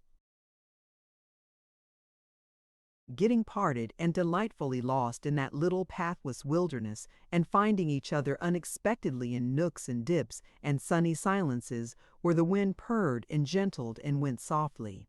When the sun began to hang low, sending great fan-like streamers of radiance up to the zenith, we foregathered in a tiny, sequestered valley, full of young green fern, lying in the shadow of a wooded hill. In it was a shallow pool, a glimmering green sheet of water on whose banks nymphs might dance as blithely as ever they did on Argive Hill or in Cretan Dale. There we sat and stripped the faded leaves and stems from our spoil, making up the paths to the pot. The story girl twisted a spray of divinest pink in her brown curls and told us an old legend of a beautiful Indian maiden who died of a broken heart when the first snows of winter were falling, because she believed her long-absent lover was false. But he came back in the springtime from his long captivity, and when he heard that she was dead, he sought her grave to mourn her. And lo, under the dead leaves of the old year he found sweet sprays of a blossom never seen before, and knew that it was a message of love and remembrance from his dark-eyed sweetheart. "Except in stories, Indian girls are called squaws," remarked practical Dan, tying his Mayflowers together in one huge, solid, cabbage-like bunch. Not for Dan the bother of filling his basket with the loose sprays, mingled with feathery elephant's ears and trails of creeping spruce, as the rest of us, following the story girl's example, did, nor would he admit that ours looked any better than his. "I like things of one kind together. I don't like them mixed," he said. "You have no taste," said Felicity. "Except in my mouth, best beloved," responded Dan. "You do think you are so smart," retorted Felicity, flushing with anger. "Don't quarrel this lovely day," implored Cecily. "Nobody's quarreling, sis. I ain't a bit mad. It's Felicity. What on earth is that at the bottom of your basket, Cecily? It's a history of the Reformation in France, confessed poor Cecily, by a man named Dubigny. I can't pronounce it. I heard Mr. Marwood saying it was a book everyone ought to read, so I began it last Sunday. I brought it along today to read when I got tired picking flowers. I'd ever so much rather have brought Esther Reed. There is so much in the history I can't understand, and it is so dreadful to read of people being burned to death. But I felt I owe you to read it. Do you really think your mind has improved any? Asked Sarah Ray seriously, wreathing the handle of her basket with creeping spruce. No, I'm afraid it hasn't one bit, answered Cecily sadly. I feel that I haven't succeeded very well in keeping my resolutions. I've kept mine, said Felicity complacently. It's easy to keep just one, retorted Cecily, rather resentfully. It's not so easy to think beautiful thoughts, answered Felicity. It's the easiest thing in the world, said the Story Girl, tiptoeing to the edge of the pool to peep at her own arch reflection, as some nymph left over from the Golden Age might do. Beautiful thoughts just crowd into your mind at times. Oh yes, times, but that's different from thinking one regularly at a given hour. And Mother is always calling up the stairs for me to hurry up and get dressed, and it's very hard sometimes. That's so, conceded the Story Girl. There are times when I can't think anything but gray thoughts. Then other days I think pink and blue and gold and purple and rainbow thoughts all the time. The idea! As if thoughts were colored, giggled Felicity. Oh, they are, cried the Story Girl. Why, I can always see the color of any thought I think. Can't you? I never heard of such a thing, declared Felicity, and I don't believe it. I believe you are just making that up. Indeed, I'm not. Why, I always supposed everyone thought in colors. It must be very tiresome if you don't. When you think of me, what color is it? Asked Peter curiously. Yellow, answered the Story Girl promptly, and Cecily is a sweet pink, like those Mayflowers, and Sarah Ray is very pale blue, and Dan is red, and Felix is yellow, like Peter, and Bev is striped. What color am I? Asked Felicity, amid the laughter at my expense. You like a rainbow, answered the Story Girl rather reluctantly. She had to be honest, but she would rather not have complimented Felicity. And you needn't laugh at Bev. His stripes are beautiful. It isn't H.A. that is striped. It's just the turquoise of him. Peg Bowen is a queer sort of yellowish green, and the awkward man is lilac. Aunt Olivia is pansy purple mixed with gold, and Uncle Roger is navy blue. I never heard such nonsense, declared Felicity. The rest of us were rather inclined to agree with her for once. We thought the Story Girl was making fun of us. But I believe she really had a strange gift of thinking in colors. In later years, when we were grown up, she told me of it again. She said that everything had color in her thought. The months of the year ran through all the tints of the spectrum. The days of the week were arrayed as Solomon in his glory. Morning was golden, noon orange, evening crystal blue, and night violet. Every idea came to her mind robed in its own especial hue. Perhaps that was why her voice and words had such a charm, conveying to the listener's perception such fine shadings of meaning and tint and music. Well, let's go and have something to eat, suggested Dan.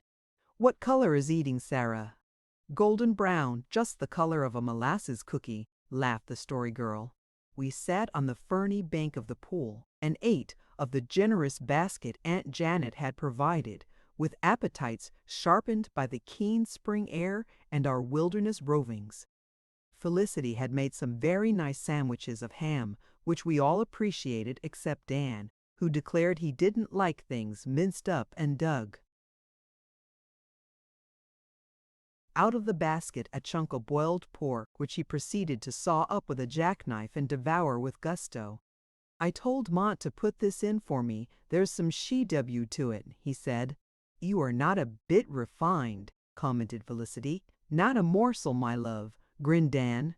You make me think of a story I heard Uncle Roger telling about Cousin Annetta King, said the Story Girl. Great Uncle Jeremiah King used to live where Uncle Roger lives now, when Grandfather King was alive and Uncle Roger was a boy. In those days it was thought rather coarse for a young lady to have too hearty an appetite, and she was more admired if she was delicate about what she ate. Cousin Annetta set out to be very refined indeed. She pretended to have no appetite at all. One afternoon she was invited to tea at Grandfather King's when they had some special company people from Charlottetown. Cousin Annetta said she could hardly eat anything. "You know, Uncle Abraham," she said in a very affected fine young lady voice, "I really hardly eat enough to keep a bird alive. Mother says she wonders how I continue to exist." And she picked and pecked until Grandfather King declared he would like to throw something at her. After tea, Cousin Annetta went home, and just about dark Grandfather King went over to Uncle Jeremiah's on an errand. As he passed the open, lighted pantry window he happened to glance in, and what do you think he saw?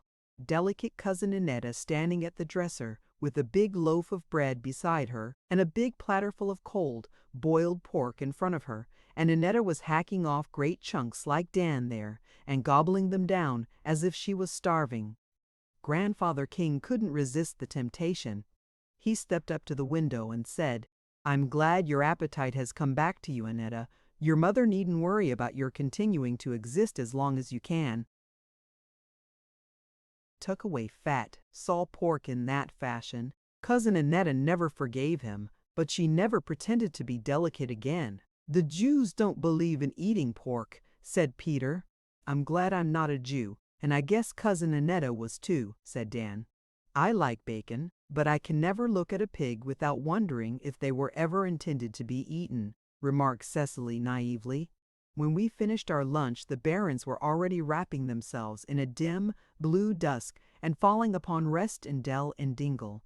But out in the open there was still much light, of a fine emerald golden sort, and the robins whistled us home in it. Horns of Elfland never sounded more sweetly around hoary castle and ruined fane than those vesper calls of the robins from the twilight spruce. Woods and across green pastures lying under the pale radiance of a young moon. When we reached home, we found that Miss Reed had been up to the hill farm on an errand and was just leaving. The Story Girl went for a walk with her and came back with an important expression on her face.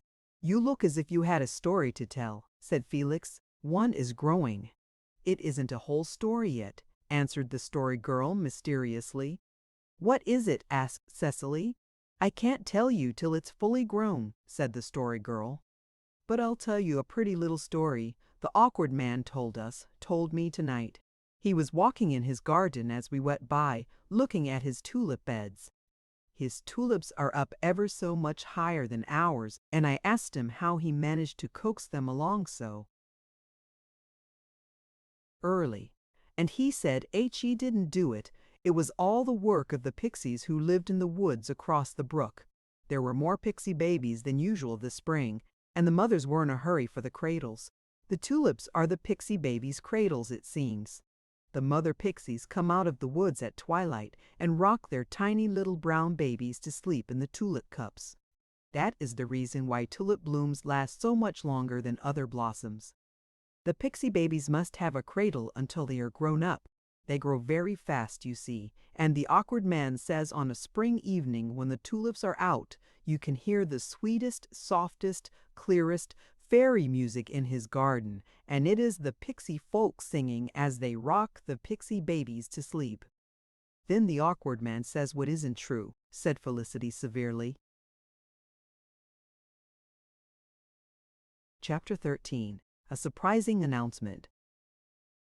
"Nothing exciting has happened for ever so long," said the Story Girl discontentedly, one late May evening as we lingered under the wonderful white bloom of the cherry trees. There was a long row of them in the orchard, with a Lombardy poplar at either end, and a hedge of lilacs behind. When the wind blew over them all, the spicy breezes of Salon's Isle were never sweeter. It was a time of wonder and marvel, of the soft touch of silver rain on greening fields, of the incredible delicacy of young leaves, of blossom in field and garden and wood. The whole world bloomed in a flush and tremor of maiden loveliness, instinct with all the evasive, fleeting charm of spring and girlhood and young morning. We felt and enjoyed it all without understanding or analyzing it. It was enough to be glad and young with spring on the golden road. "I don't like excitement very much," said Cecily. "It makes one so tired. I'm sure it was exciting enough when Patty was missing, but we didn't find that very pleasant." "No, but it was interesting," returned the Story Girl thoughtfully. "After all, I believe I'd rather be miserable than dull." "I wouldn't then," said Felicity decidedly. "And you need never be dull when you have work to do. Satan finds some mischief still for idle hands to do." "Well, mischief is interesting," laughed the Story Girl. "And I thought you didn't think it lady like to speak of that person, Felicity." "It's all right if you call him by his polite name," said Felicity stiffly.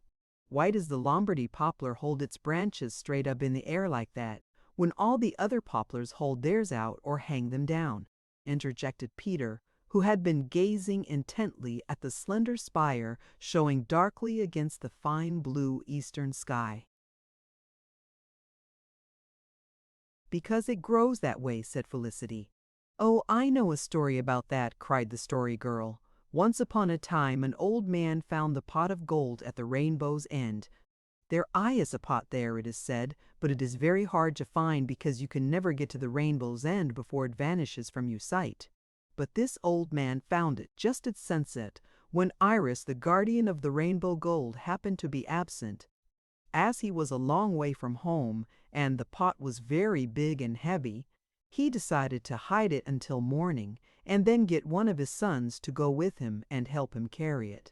So he hid it under the boughs of the sleeping poplar tree. When Iris came back, she missed the pot of gold, and of course she was in a sad way about it. She sent Mercury, the messenger of the gods, to look for it, for she didn't dare leave the rainbow again, lest somebody should run off with that too. Mercury asked all the trees if they had seen the pot of gold, and the elm, oak, and pine pointed to the poplar and said, "The poplar can tell you where it is. How can I tell you where it is?" Cried the poplar, and she held up all her branches in surprise, just as we hold up our hands, and down tumbled the pot of gold. The poplar was amazed and indignant, for she was a very honest tree. She stretched her boughs high above her head and declared that she would always hold them like that, so that nobody could hide stolen gold under them again. And she taught all the little poplars she knew to stand the same way, and that is why Lombardy poplars always do. But the aspen poplar leaves are always shaking, even on the very calmest day. And do you know why? And then she told us the old legend that the cross on which the Savior of the world suffered was made of aspen poplar wood, and so never again could its poor, shaken, shivering leaves know rest or peace. There was an aspen in the orchard, the very embodiment of youth and spring in its leanness and symmetry. Its little leaves were hanging tremulously, not yet so fully blown as to hide its development of bough and twig, making poetry against the spiritual tints of a spring sunset. "It does look sad," said Peter, "but it is a pretty tree, and it wasn't its fault. There's a heavy dew, and it's time we stopped talking nonsense and went in," decreed Felicity. "If we don't, we'll all have a cold, and then we'll be miserable enough, but it won't be very exciting." "All the same, I wish something exciting would happen," finished the Story Girl, as we walked up through the orchard, peopled with its nun-like shadows. "There's a new moon tonight, so maybe you'll get your wish," said Peter. "My Aunt Jane didn't believe there was anything in the moon business, but you never can tell." The Story Girl did get her wish. Something happened the very next day. She joined us in the afternoon with a quite indescribable expression on her face, compounded of triumph, anticipation, and regret. Her eyes betrayed that she had been crying, but in them shone a chastened exultation. Whatever the story girl mourned over, it was evident she was not without hope. "I have some news to tell you," she said importantly. "Can you guess what it is?" "We couldn't and wouldn't try. Tell us right off," implored Felix. "You look as if it was something tremendous." "So it is. Listen, Aunt Olivia is going to be married." We stared in blank amazement. Peg Bowen's hint had faded from our minds, and we had never put much faith in it. "Aunt Olivia, I don't believe it," cried Felicity flatly. "Who told you?" "Aunt Olivia herself, so it is perfectly true. I'm awfully sorry in one way, but oh, won't it be splendid to have a real wedding in the family? She's going to have a big wedding, and I am to be bridesmaid." "I shouldn't think you were old enough to be a bridesmaid," said Felicity sharply. "I'm nearly 15. Anyway, Aunt Olivia says I have to be." "Who's she going to marry?" asked Cecily, gathering herself together after the shock and finding that the world was going on just the same. "His name is Dr. Seton, and he is a Halifax man. She met him when she was at Uncle Edward's last summer. They've been engaged ever since. The wedding is to be the 3rd week in June, and our school concert comes off the next week," complained Felicity. "Why do things always come together like that? And what are you going to do if Aunt Olivia is going away?" "I'm coming to live at your house," answered the Story Girl rather timidly. She did not know how Felicity might like that, but Felicity took it rather well. "You've been here most of the time anyhow, so it'll just be that you'll sleep and eat here too." "But what's to become of Uncle Roger?" "Aunt Olivia says he'll have to get married too. But Uncle Roger says he'd rather hire a housekeeper than marry one, because in the first case he could turn her off if he didn't like her, but in the second case he couldn't. There'll be a lot of cooking to do for the wedding," reflected Felicity in a tone of satisfaction. "I suppose Aunt Olivia will want some rusks made. I hope she has plenty of tooth powder laid in," said Dan. "It's a pity you don't use some of that tooth powder you're so fond of talking about yourself," retorted Felicity. "When anyone has a mouth the size of yours, the teeth show so plain." "I brush my teeth every Sunday," asseverated Dan. "Every Sunday? You ought to brush them every day." "Did anyone ever hear such nonsense?" demanded Dan sincerely. "Well, you know, it really does say so in the Family Guide," said Cecily quietly. "Then the Family Guide people must have lots more spare time than I have," retorted Dan contemptuously. "Just think, the Story Girl will have her name in the papers if she's bridesmaid," marveled Sarah Ray. "In the Halifax papers, too," added Felix. "Since Dr. Seton is a Halifax man, what is his first name?" "Robert. And will we have to call him Uncle Robert?" "Not until he's married to her. Then we will, of course." "I hope your Aunt Olivia won't disappear before the ceremony," remarked Sarala Ray, who was surreptitiously reading The Vanquished Bride by Valeria H. Montague in the Family Guide. "I hope Dr. Seton won't fail to show up, like your cousin Rachel Ward's beau," said Peter. "That makes me think of another story I read the other day about Great Uncle Andrew King and Aunt Georgina," laughed the Story Girl. "It happened 80 years ago. It was a very stormy winter and the roads were bad. Uncle Andrew lived in Carlisle, and Aunt Georgina, she was Miss Georgina Matheson, then lived away up west, so he couldn't get to see her very often. They agreed to be married that winter, but Georgina couldn't set the day exactly because her brother, who lived in Ontario, was coming home for a visit and she wanted to be married while he was home. So it was arranged that she was to write Uncle Andrew and tell him what day to come. She did, and she told him to come on a Tuesday. But her writing wasn't very good, and poor Uncle Andrew thought she wrote Thursday. So on Thursday he drove all the way to Georgina's home to be married. It was 40 miles and a bitter cold day, but it wasn't any colder than the reception he got from Georgina. She was out in the porch with her head tied up in a towel, picking geese. She had been all ready Tuesday, and her friends and the minister were there, and the wedding supper prepared. But there was no bridegroom, and Georgina was furious. Nothing Uncle Andrew could say would appease her. She wouldn't listen to a word of explanation, but told him to go and never show his nose there again. So poor Uncle Andrew had to go ruefully home, hoping that she would relent later on, because he was really very much in love with her. "And did she?" queried Felicity. "She did. 13 years exactly from that day they were married. It took her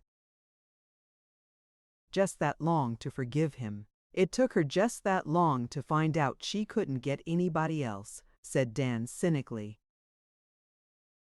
Chapter 14. A Prodigal Returns.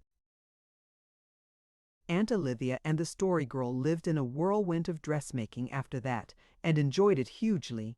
Cecily and Felicity also had to have new dresses for the great event, and they talked of little else for a fortnight. Cecily declared that she hated to go to sleep because she was sure to dream that she was at Aunt Olivia's wedding in her old faded gingham dress and a ragged apron, and no shoes or stockings. She added, "And I can't move, and everyone walks past and looks at my feet." "That's only in a dream," mourned Sarah Ray. "But I may have to wear my last summer's white dress to the wedding. It's too short, but Ma says it's plenty good for this summer. I'll be so mortified if I have to wear it." "I'd rather not go at all than wear a dress that wasn't nice," said Felicity pleasantly. "I'd go to the wedding if I had to go in my school dress," cried Sarah Ray. "I've never been to anything. I wouldn't miss it for the world." "My Aunt Jane always said that if you were neat and tidy, it didn't matter whether you were dressed fine or not," said Peter. "I'm sick and tired of hearing about your Aunt Jane," said Felicity crossly. Peter looked grieved, but held his peace. Felicity was very hard on him that spring, but his loyalty never wavered. Everything she said or did was right in Peter's eyes. "It's all very well to be neat and tidy," said Sarah Ray, "but I like a little style, too." "I think you'll find your mother will get you a new dress after all," comforted Cecily. "Anyway, nobody will notice you because everyone will be looking at the bride. Aunt Olivia will make a lovely bride. Just think how sweet she'll look in a white silk dress and a floating veil. She says she is going to have the ceremony performed out here in the orchard under her own tree," said the Story Girl. "Won't that be romantic? It almost makes me feel like getting married myself." "What a way to talk," rebuked Felicity. "And you only 15. "Lots of people have been married at 15, laughed the Story Girl. "Lady Jane Grey was. But you are always saying that Valeria H. Montague's stories are silly and not true to life, so that is no argument," retorted Felicity, who knew more about cooking than about history, and evidently imagined that the Lady Jane Grey was one of Valeria's titled heroines. The wedding was a perennial source of conversation among us in those days, but presently its interest palled for a time in the light of another quite tremendous happening. One Saturday night, Peter's mother called to take him home with her for Sunday. She had been working at Mr. James Fruin's, and Mr. Fruin was driving her home. We had never seen Peter's mother before, and we looked at her with discreet curiosity. She was a plump, black-eyed little woman, neat as a pin, but with a rather tired and careworn face that looked as if it should have been rosy and jolly. Life had been a hard battle for her, and I rather think that her curly-headed little lad was all that had kept heart and spirit in her. Peter went home with her and returned Sunday evening. We were in the orchard sitting around the pulpit stone, where we had, according to the custom of the households of King, been learning our golden texts and memory verses for the next Sunday school lesson. Paddy, grown sleek and handsome again, was sitting on the stone itself, washing his jowls. Peter joined us with a very queer expression on his face. He seemed bursting with some news which he wanted to tell and yet hardly liked to. "Why are you looking so mysterious, Peter?" demanded the Story Girl. "What do you think has happened?" asked Peter solemnly. "What has? My father has come home," answered Peter. The announcement produced all the sensation he could have wished. We crowded around him in excitement. Peter, when did he come back? Saturday night. He was there when Ma and I got home. It give her an awful turn. I didn't know him at first, of course. Peter Craig, I believe you are glad your father has come back, cried the Story Girl. Course I'm glad, retorted Peter.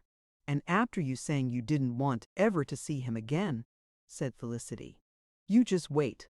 You haven't heard my story yet. I wouldn't have been glad to see father if he'd come back the same as he went away. But he is a changed man. He happened to go into a revival meeting one night this spring, and he got converted, and he's come home to stay, and he says he's never going to drink another drop, but he's going to look after his family. Ma isn't to do any more washing for nobody but him and me, and I'm not to be a hired boy any longer. He says I can stay with your Uncle Roger till the fall, 'cause I promised I would, but after that I'm to stay home and go to school right along and learn to be whatever I'd like to be. I tell you it made me feel queer. Everything seemed to be upset, but he gave Ma $40 every cent he had, so I guess he really is converted. I hope it will last, I'm sure, said Felicity. She did not say it nastily, however. We were all glad for Peter's sake, though a little dizzy over the unexpectedness of it all. This is what I'd like to know, said Peter. How did Peg Bowen know my father was coming home? Don't you tell me she isn't a witch after that. And she knew about your Aunt Olivia's wedding too, added Sarah Ray. Oh, well, she likely heard that from someone. Grown-up folks talk things over long before they tell them to children, said Cecily. Well, she couldn't have heard father was coming home from anyone, answered Peter. He was converted up in Maine, where nobody knew him, and he never told a soul he was coming till he got here. No, you can believe what you like, but I'm satisfied at last that Peg is a witch and that skull of hers does tell her things. She told me father was coming home and he come. How happy you must be, sighed Sarah Ray romantically. It's just like that story in the Family Guide, where the missing Earl comes home to his family, just as the Countess and Lady Violetta are going to be turned out by the cruel heir. Felicity sniffed. There's some difference, I guess. The Earl had been imprisoned for years in the loathsome dungeon. Perhaps Peter's father had too, if we but realized it, imprisoned in the dungeon of his own evil appetites and habits, than which none could be more loathsome. But a power, mightier than the forces of evil, had struck off his fetters and led him back to his long forfeited liberty and light. And no countess or lady of high degree could have welcomed a long-lost Earl home more joyfully than the tired little washerwoman had welcomed the erring husband of her youth. But in Peter's ointment of joy there was a fly or two, so very, very few things are flawless in this world, even on the golden road. Of course I'm awful glad that father has come back and that Ma won't have to wash any more, he said with a sigh. But there are two things that kind of worry me. My Aunt Jane always said that it didn't do any good to worry, and I suppose it don't, but it's kind of a relief. What's worrying you? Asked Felix. Well, for one thing, I'll feel awful bad to go away from you all. I'll miss you just dreadful, and I won't even be able to go to the same school. I'll have to go to Markdale School. But you must come and see us often, said Felicity graciously. Markdale isn't so far away, and you could spend every other Saturday afternoon with us anyway. Peter's black eyes filled with adoring gratitude. That's so kind of you, Felicity. I'll come as often as I can, of course, but it won't be the same as being around with you all the time. The other thing is even worse. You see, it was a Methodist revival father got converted in, and so of course he joined the Methodist Church. He wasn't anything before. He used to say he was a nothingarian and lived up to it, kind of bragging like. But he's a strong Methodist now and is going to go to Markdale Methodist Church and pay to the salary.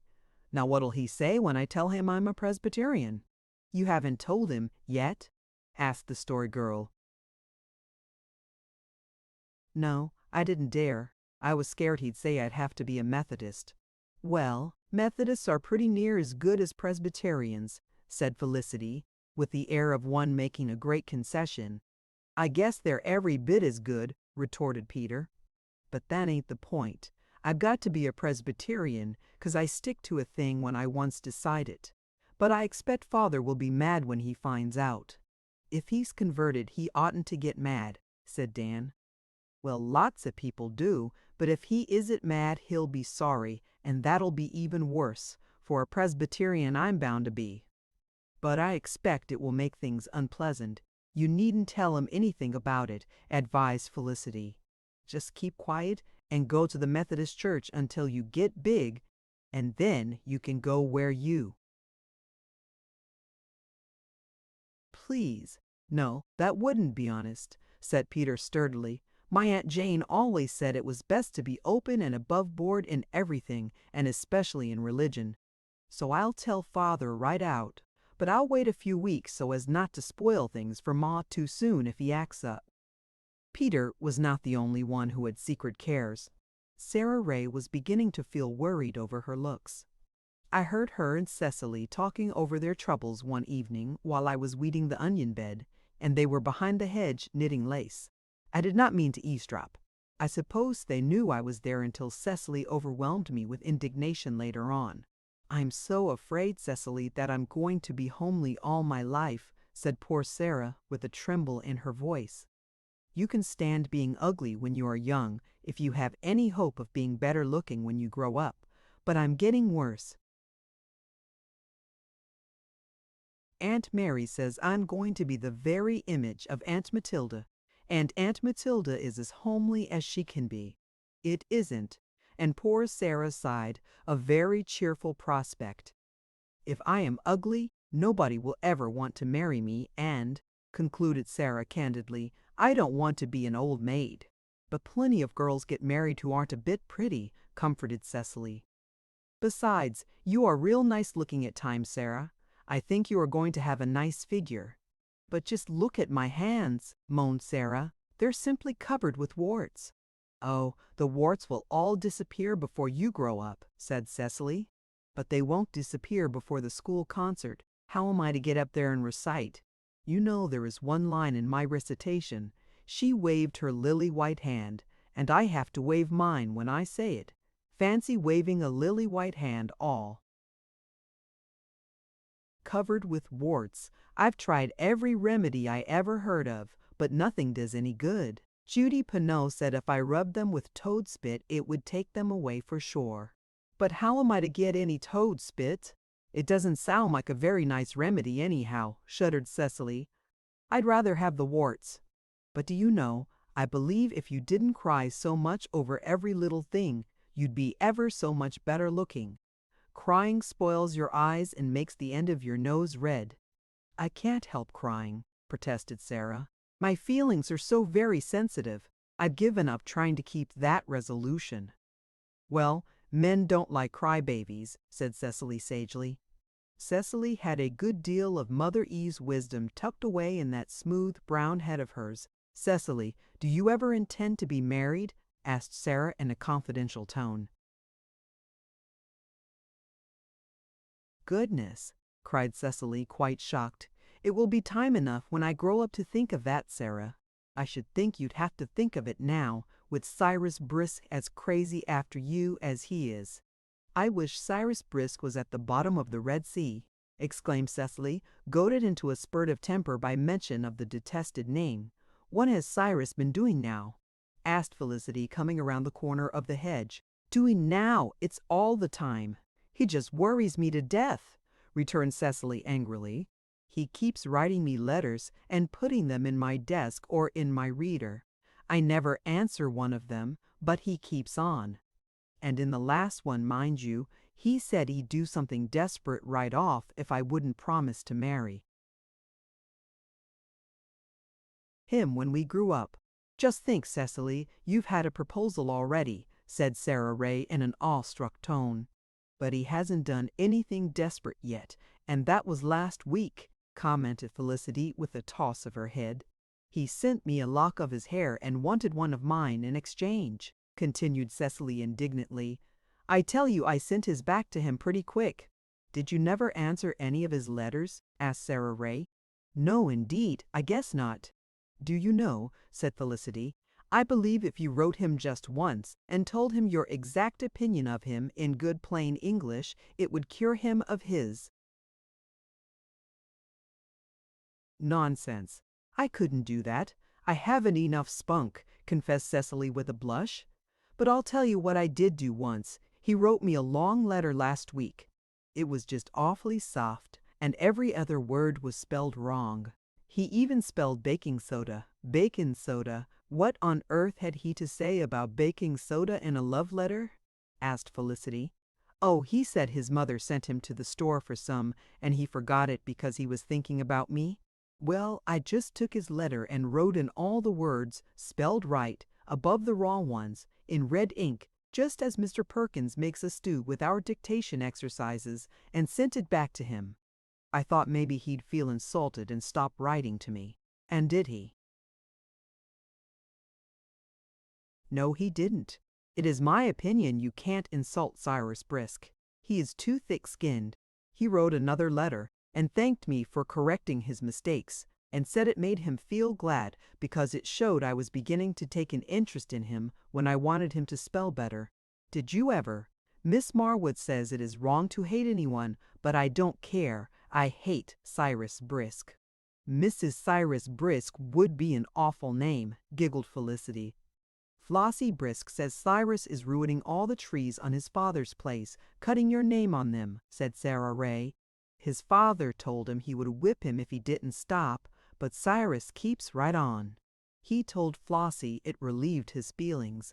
Flossie says he cut yours and his together on the birch tree in front of the parlor window and a row of hearts around them." "Just where every visitor can see them, I suppose," lamented Cecily. "He just worries my life out, and what I mind most of all is, he sits and looks at me in school with such melancholy, reproachful eyes when he ought to be working sums. I won't look at him, but I feel him staring at me, and it makes me so nervous." "They say his mother was out of her mind at one time," said Felicity. I do not think Felicity was quite well pleased that Cyrus should have passed over her rose-red prettiness to set his affections on that demure elf of a Cecily. She did not want the allegiance of Cyrus in the least, but it was something of a slight that he had not wanted her to want it. "And he sends me pieces of poetry he cuts out of the papers," Cecily went on, "with lots of the lines marked with a lead pencil. Yesterday he put one in his letter, and this is what he marked: 'If you will not relent to me, then must I learn to know darkness alone till life.' Be flown. Here I have the piece in my sewing bag. I'll read it all to you." Those three graceless girls read the sentimental rhyme and giggled over it. Poor Cyrus! His young affections were sadly misplaced. But after all, though Cecily never relented towards him, he did not condemn himself to darkness alone till life was flown. Quite early in life he wedded a stout, rosy, buxom lass, the very antithesis of his first love. He prospered in his undertakings, raised a large and respectable family, and was eventually appointed a justice of the peace, which was all very sensible of Cyrus. Chapter 15. The Rape of the Lock. June was crowded full of interest that year. We gathered in with its sheaf of fragrant days, the choicest harvest of childhood. Things happened right along. Cecily declared she hated to go to sleep for fear she might miss something. There were so many dear delights along the golden road to give us pleasure: the earth dappled with new blossom, the dance of shadows in the fields, the rustling, rain-wet ways of the woods, the faint fragrance in meadow lanes, liltings of birds and croon of bees in the old orchard, windy pipings on the hills, sunset behind the pines, limpid dews filling primrose cups, crescent moons through darkling's boughs, soft nights alight with blinking stars. We enjoyed all these boons, unthinkingly and light-heartedly, as children do. And besides these, there was the absorbing little drama of human life which was being enacted all around us and in which each of us played a satisfying part. The gay preparations for Aunt Olivia's mid-June wedding, the excitement of practicing for the concert with which our school teacher, Mr. Perkins, had elected to close the school year, and Cecily's troubles with Cyrus Brisk, which furnished unholy mirth for the rest of us, though Cecily could not see the funny side of it at all. Matters went from bad to worse in the case of the irrepressible Cyrus. He continued to shower Cecily with notes, the spelling of which showed no improvement. He worried the life out of her by constantly threatening to fight Willie Fraser, although, as Felicity sarcastically pointed out, he never did it. "But I'm always afraid he will," said Cecily, "and it would be such a disgrace to have two boys fighting over me in school." "You must have encouraged Cyrus a little in the beginning, or he'd never have been so persevering," said Felicity unjustly. "I never did," cried outraged Cecily. "You know very well, Felicity King, that I hated Cyrus Brisk ever since the very first time I saw his big, fat, red face. So there. Felicity is just jealous because Cyrus didn't take a notion to her instead of you, sis," said Dan. "Talk sense," snapped Felicity. "If I did, you wouldn't understand me, sweet little sister," rejoined aggravating Dan. Finally, Cyrus crowned his iniquities by stealing the denied lock of Cecily's hair. One sunny afternoon in school, Cecily and Kitty Marr asked and received permission to sit out on the side bench before the open window, where the cool breeze swept in from the green fields beyond. To sit on this bench was always considered a treat, and was only allowed as a reward of merit. But Cecily and Kitty had another reason for wishing to sit there. Kitty had read in a magazine that sunbaths were good for the hair, so both she and Cecily tossed their long braids over the windowsill and let them hang there in the broiling sunshine.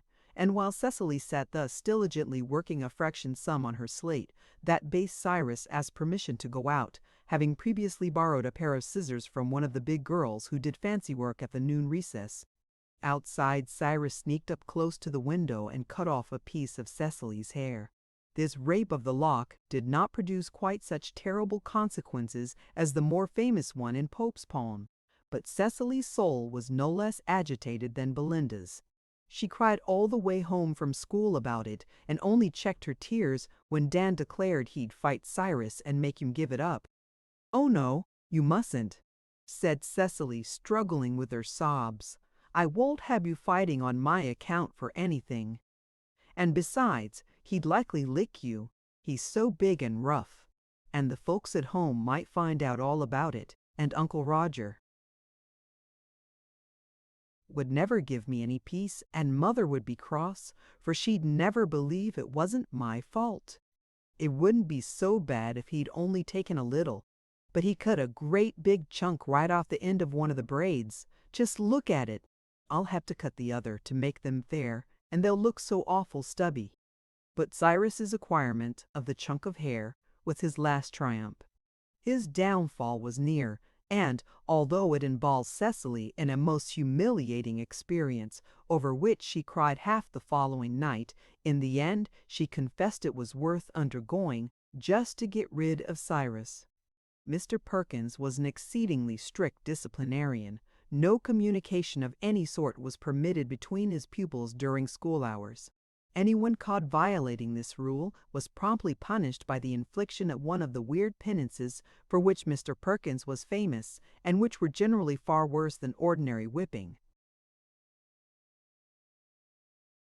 One day in school, Cyrus sent a letter across to Cecily.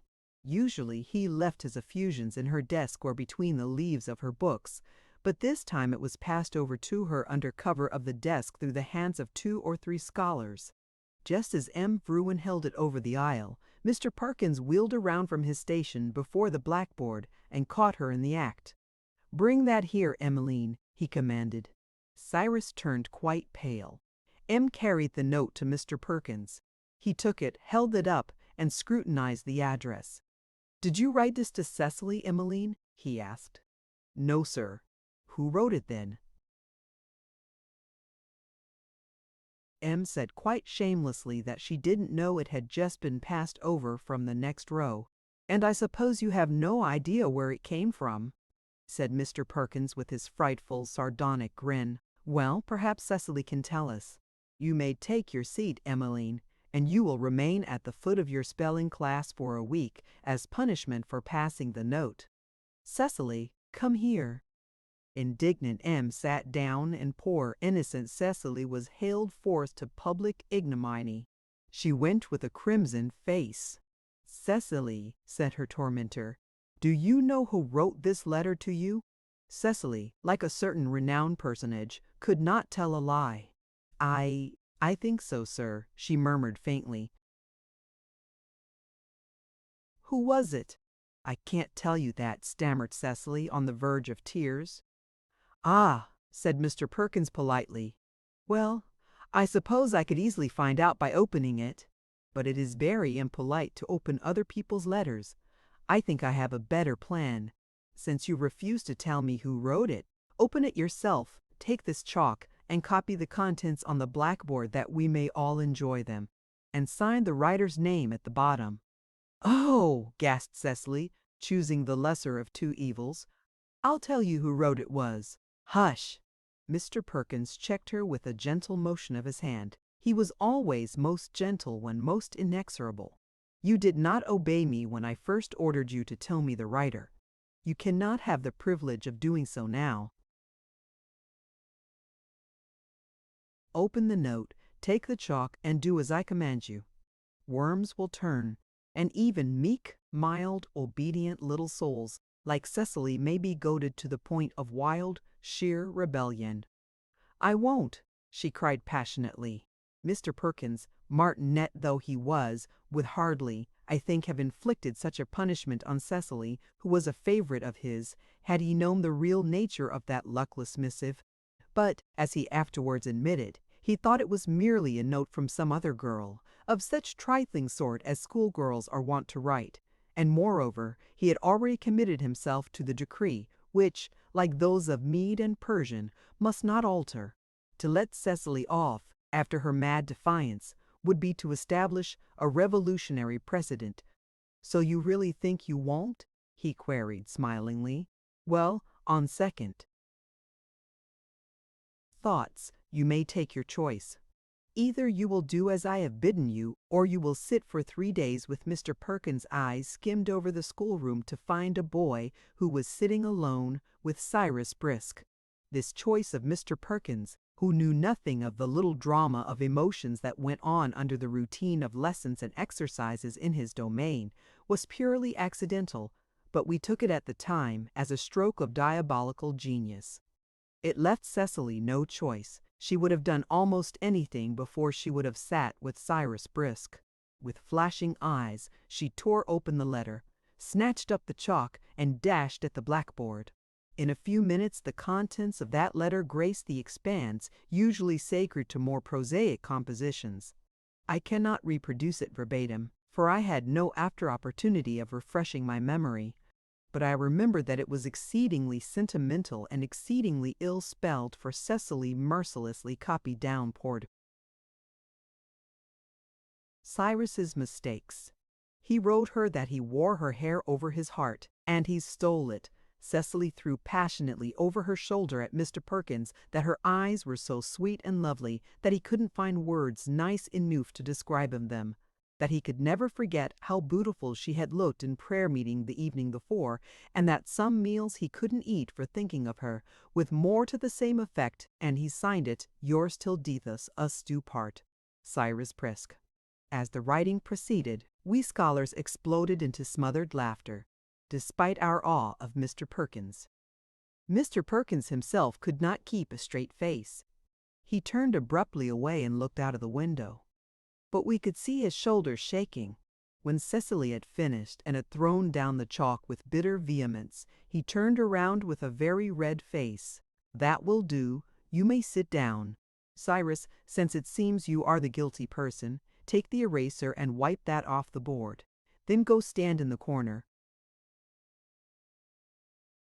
facing the room, and hold your arms straight above your head until I tell you to take them down." Cyrus obeyed, and Cecily fled to her seat and wept. Nor did Mr. Perkins meddle with her more that day. She bore her burden of humiliation bitterly for several days until she was suddenly comforted by a realization that Cyrus had ceased to persecute her. He wrote no more letters. He gazed no longer in rapt adoration. He brought no more votive offerings of gum and pencils to her shrine. At first we thought he had been cured by the unmerciful chaffing he had to undergo from his mates, but eventually his sister told Cecily the true reason. Cyrus had at last been driven to believe that Cecily's aversion to him was real, and not merely the defense of maiden coyness. If she hated him so intensely that she would rather write that note on the blackboard than sit with him, what use was it to sigh like a furnace longer for her? Mr. Perkins had blighted love's young dream for Cyrus with a killing frost. Thenceforth sweet Cecily kept the noiseless tenor of her way, unvexed by the attentions of enamored swains. Chapter 16. Aunt Una's Story. Felicity and Cecily, Dan, Felix, Sarah Ray, and I were sitting one evening on the mossy stones in Uncle Roger's hill pasture, where we had sat the morning the Story Girl told us the tale of the wedding veil of the proud princess. But it was evening now, and the valley beneath us was brimmed up with the glow of the afterlight. Behind us, two tall, shapely spruce trees rose up against the sunset, and through the dark aureole of their sundered branches an evening star looked down. We sat on a little strip of emerald grassland, and before us was a sloping meadow all white with daisies. We were waiting for Peter and the Story Girl. Peter had gone to Markdale after dinner to spend the afternoon with his reunited parents because it was his birthday. He had left us grimly determined to confess to his father the dark secret of his Presbyterianism, and we were anxious to know what the result had been.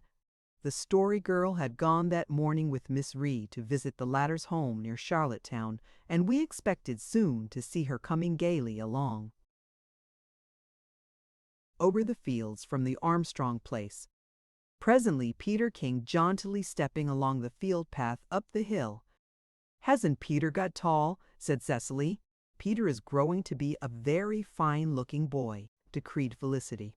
"I notice he's got ever so much handsomer since his father came home," said Dan, with a killing sarcasm that was wholly lost on Felicity, who gravely responded that she supposed it was because Peter felt so much freer from care and responsibility.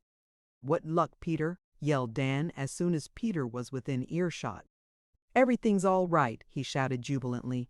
"I told Father right off, lickety-split as soon as I got home," he added when he reached us. "I was anxious to have it over with." I says, solemn-like, "Dad, there's something I've got to tell you, and I don't know how you'll take it, but it can't be helped," I says. Dad looked pretty sober, and he says he, "What have you been up to, Peter?" "Don't be afraid to tell me. I've been forgiven to 70 times 7, so surely I can forgive a little too." "Well," I says, desperate-like, "the truth is, Father, I'm a Presbyterian. I made up my mind last summer, the time of the Judgment Day, that I'd be a Presbyterian, and I've got to stick to it. I'm sorry I can't be a Methodist like you and Mother and Aunt Jane, but I can't, and that's all there is to it," I says. Then I waited, scared like. But Father, he just looked relieved, and he says he, "Goodness, boy, you can be a Presbyterian or anything else you like, so long as it's Protestant. I'm not caring," he says. "The main thing is that you must be good and do what's right. I tell you," concluded Peter emphatically, "Father is a Christian all right." "Well, I suppose your mind will be at rest now," said Felicity. "What's that you have in your buttonhole?" "That's a 4-leaved clover," answered Peter exultantly. "That means good luck for the summer. I found it in Markdale. There ain't much clover in Carlisle this year of any kind of leaf. The crop is going to be a failure. Your Uncle Roger says it's because there ain't enough old maids in Carlisle. There's lots of them in Markdale, and that's the reason, he says, why they always have such good clover crops there." "What on earth have old maids to do with it?" cried Cecily. "I don't believe they've a single thing to do with it.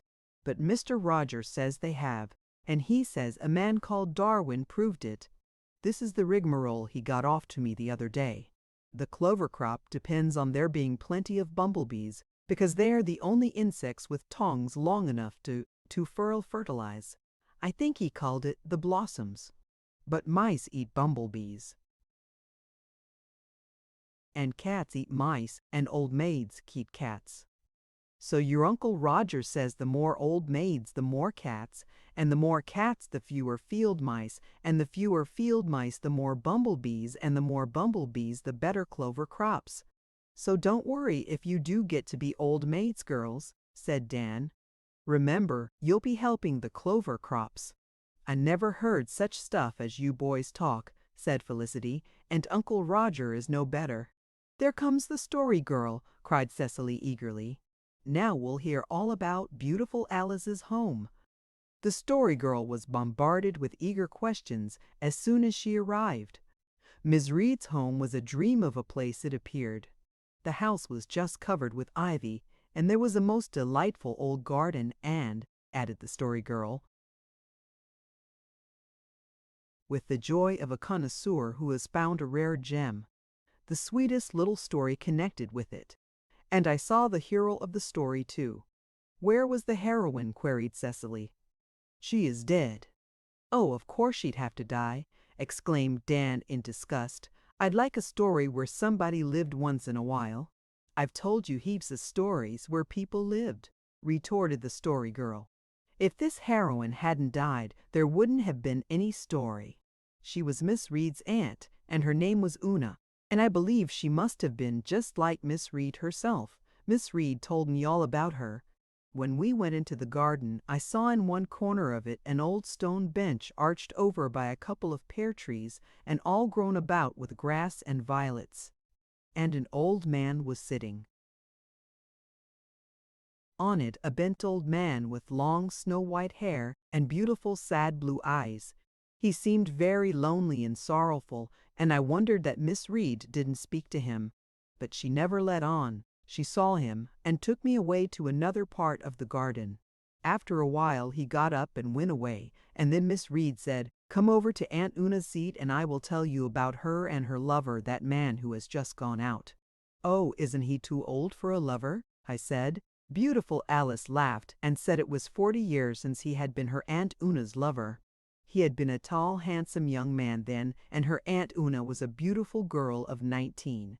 We went over and sat down, and Miss Reed told me all about her.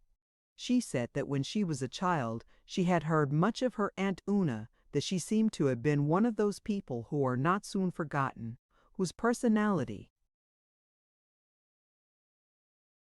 seems to linger about the scenes of their lives long after they have passed away.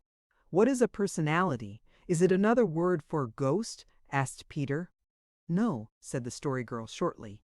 "I can't stop in a story to explain words." "I don't believe you know what it is yourself," said Felicity. The Story Girl picked up her hat, which she had thrown down on the grass, and placed it defiantly on her brown curls. "I'm going in," she announced. "I have to help Aunt Olivia ice a cake tonight, and you all seem more interested in dictionaries than stories." "That's not fair," I exclaimed. "Dan and Felix and Sarah Ray and Cecily and I have never said a word. It's mean to punish us for what Peter and Felicity did. We want to hear the rest of the story." "Never mind what a personality is, but go."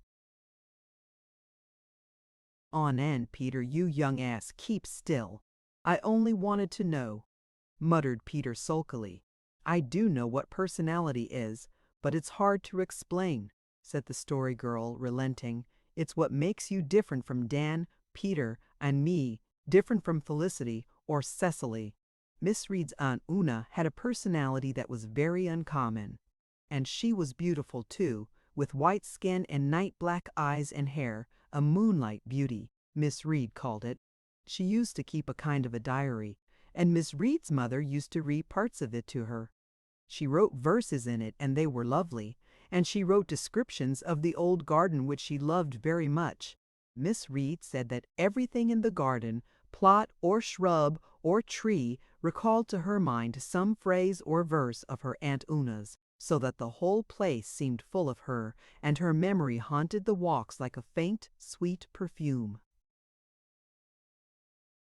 Una had, as I've told you, a lover, and they were to have been married on her 20th birthday.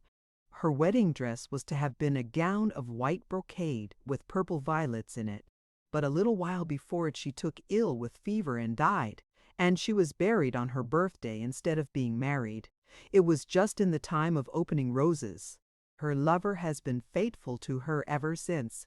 He has never married, and every June, on her birthday, he makes a pilgrimage to the old garden, and sits for a long time in silence on the bench where he used to woo her on crimson eves and moonlight nights of long ago. Miss Reed says she always loves to see him sitting there, because it gives her such a deep and lasting sense of the beauty and strength of love which can thus outlive time and death. And sometimes, she says, it gives her a little eerie feeling too, as if her Aunt Una were really sitting there beside him, keeping tryst, although she has been in her grave for 40 years. It would be real romantic to die young and have your lover make a pilgrimage to your garden every year, reflected Sarah Ray. It would be more comfortable to go on living and get married to him, said Felicity. Mother says all those sentimental ideas are bosh, and I expect they are. It's a wonder beautiful Alice hasn't a beau herself. She is so pretty and ladylike. The Carlyle fellows all say she is too stuck up, said Dan. There's nobody in Carlisle half good enough for her, cried the Story Girl. Except who? Asked Felix. Never mind, said the Story Girl mysteriously. Chapter 17. Aunt Olivia's Wedding. What a delightful, old-fashioned, wholesome excitement there was about Aunt Olivia's wedding. The Monday and Tuesday preceding it, we did not go to school at all, but were all kept home to do chores and run errands. The cooking and decorating and arranging that went on those 2 days was amazing, and Felicity was so happy over it all that she did not even quarrel with Dan, though she narrowly escaped it when he told her that the governor's wife was coming to the wedding. Mind you have some of her favorite rusks for her, he said. I guess, said Felicity with dignity, that Aunt Olivia's wedding supper will be good enough for even a governor's wife. I suppose none of us except the Story Girl will get to the first table, said Felix rather gloomily. Never mind, comforted Felicity. There's a whole turkey to be kept for us and a freezer full of ice cream. Cecily and I are going to wait on the tables, and we'll put away a little of everything that's extra nice for our suppers. I do so want to have my supper with you, sighed Sarah Ray, but I suppose Mum will drag me with her wherever she goes. She won't trust me out of her sight a minute. The whole evening I know she won't. I'll get Aunt Olivia to ask her to let you have your supper with us, said Cecily. She can't refuse the bride's request. You don't know all May can do, returned Sarah darkly. No, I feel that I'll have to eat my supper with her, but I suppose I ought to be very thankful I'm to get to the wedding at all, and that Ma did get me a new white dress for it. Even yet, I'm so scared something will happen to prevent me from getting to it. Monday evening shrouded itself in clouds, and all night long the voice of the wind answered to the voice of the rain. Tuesday the downpour continued. We were quite frantic about it. Suppose it kept on raining over Wednesday? Aunt Olivia couldn't be married in the orchard then. That would be too bad, especially when the late apple tree had most obligingly kept its store of blossom until after all the other trees had faded and then burst lavishly into bloom for Aunt Olivia's wedding. That apple tree was always very late in blooming, and this year it was a week later than usual. It was a sight to see a great tree pyramid with high, far-spreading boughs, over which a wealth of rosy snow seemed to have been flung. Never had bride a more magnificent canopy. To our rapture, however, it cleared up beautifully Tuesday evening, and the sun, before setting in purple pomp, poured a flood of wonderful radiance over the whole great, green, diamond-dripping world, promising a fair morrow. Uncle Alec drove off to the station through it to bring home the bridegroom and his best man. Dan was full of a wild idea that we should all meet them at the gate, armed with cowbells and tin pans, and charivari them up the lane. Peter sided with him, but the rest of us voted down the suggestion. "Do you want Dr. Seton to think we are a pack of wild Indians?" asked Felicity severely. "A nice opinion he'd have of our manners." "Well, it's the only chance we'll have to chivalry them," grumbled Dan. "And Olivia wouldn't mind. She can take a joke." "Ma would kill you if you did such a thing," warned Felicity. "Dr. Seton lives in Halifax, and they never chivalry people there. He would think it very vulgar." "Then he should have stayed in Halifax and got married there," retorted Dan sulkily. We were very curious to see our uncle-elect. When he came and Uncle Alec took him into the parlor, we were all crowded into the dark corner behind the stairs to peep at him. Then we fled to the moonlight world outside and discussed him at the dairy. "He's bald," said Cecily disappointedly. "And rather short and stout," said Felicity. "He's 40, if he's a day," said Dan. "Never you mind," cried the Story Girl loyally. "Aunt Olivia loves him with all her heart. And more than that, he's got lots of money," added Felicity. "Well, he may be all right," said Peter, "but it's my opinion that your Aunt Olivia could have done just as well on the island." "Your opinion doesn't matter very much to our family," said Felicity crushingly. "But when we made the acquaintance of Dr. Seton next morning, we liked him enormously and voted him a jolly good fellow. Even Peter remarked aside to me that he guessed Miss Olivia hadn't made much of a mistake after all, though it was plain he thought she was running a risk in not sticking to the island." The girls had not much time to discuss him with us. They were all exceedingly busy and whisked about at such a rate that they seemed to possess the power of being in half a dozen places at once. The importance of Felicity was quite terrible, but after dinner came a lull. "Thank goodness, everything is ready at last," breathed Felicity devoutly as we foregathered for a brief space in the fir wood. "We've nothing more to do now but get dressed. It's really a serious thing to have a wedding in the family." "I have a note from Sarah Ray," said Cecily. "Judy Pineau brought it up when she brought Mrs. Ray's spoons. Just let me read it to you. Dearest Cecily, a dreadful misfortune has happened to me. Last night I went with Judy to water the cows, and in the spruce bush we found a wasp's nest, and Judy thought it was an old one, and she poked it with a stick, and it was a new one, full of wasps, and they all flew out and stung you terribly on the face and hands. My face is all swelled up, and I can hardly see out of one eye. The suffering was awful, but I didn't mind that as much as being scared Ma wouldn't take me to the wedding. But she says I can go, and I'm going. I know that I am a hard-looking sight, but it isn't anything catching. I am writing this so that you won't get a shock when you see me. Isn't it strange to think your dear Aunt Olivia is going away? How you will miss her, but your loss will be her gain. Au revoir, your loving chum, Sarah Ray." "That poor child," said the Story Girl. "Well, all I hope is that strangers won't take her for one of the family," remarked Felicity in a disgusted tone. "Aunt Olivia was married at 5 o'clock in the orchard under the late apple tree. It was a pretty scene.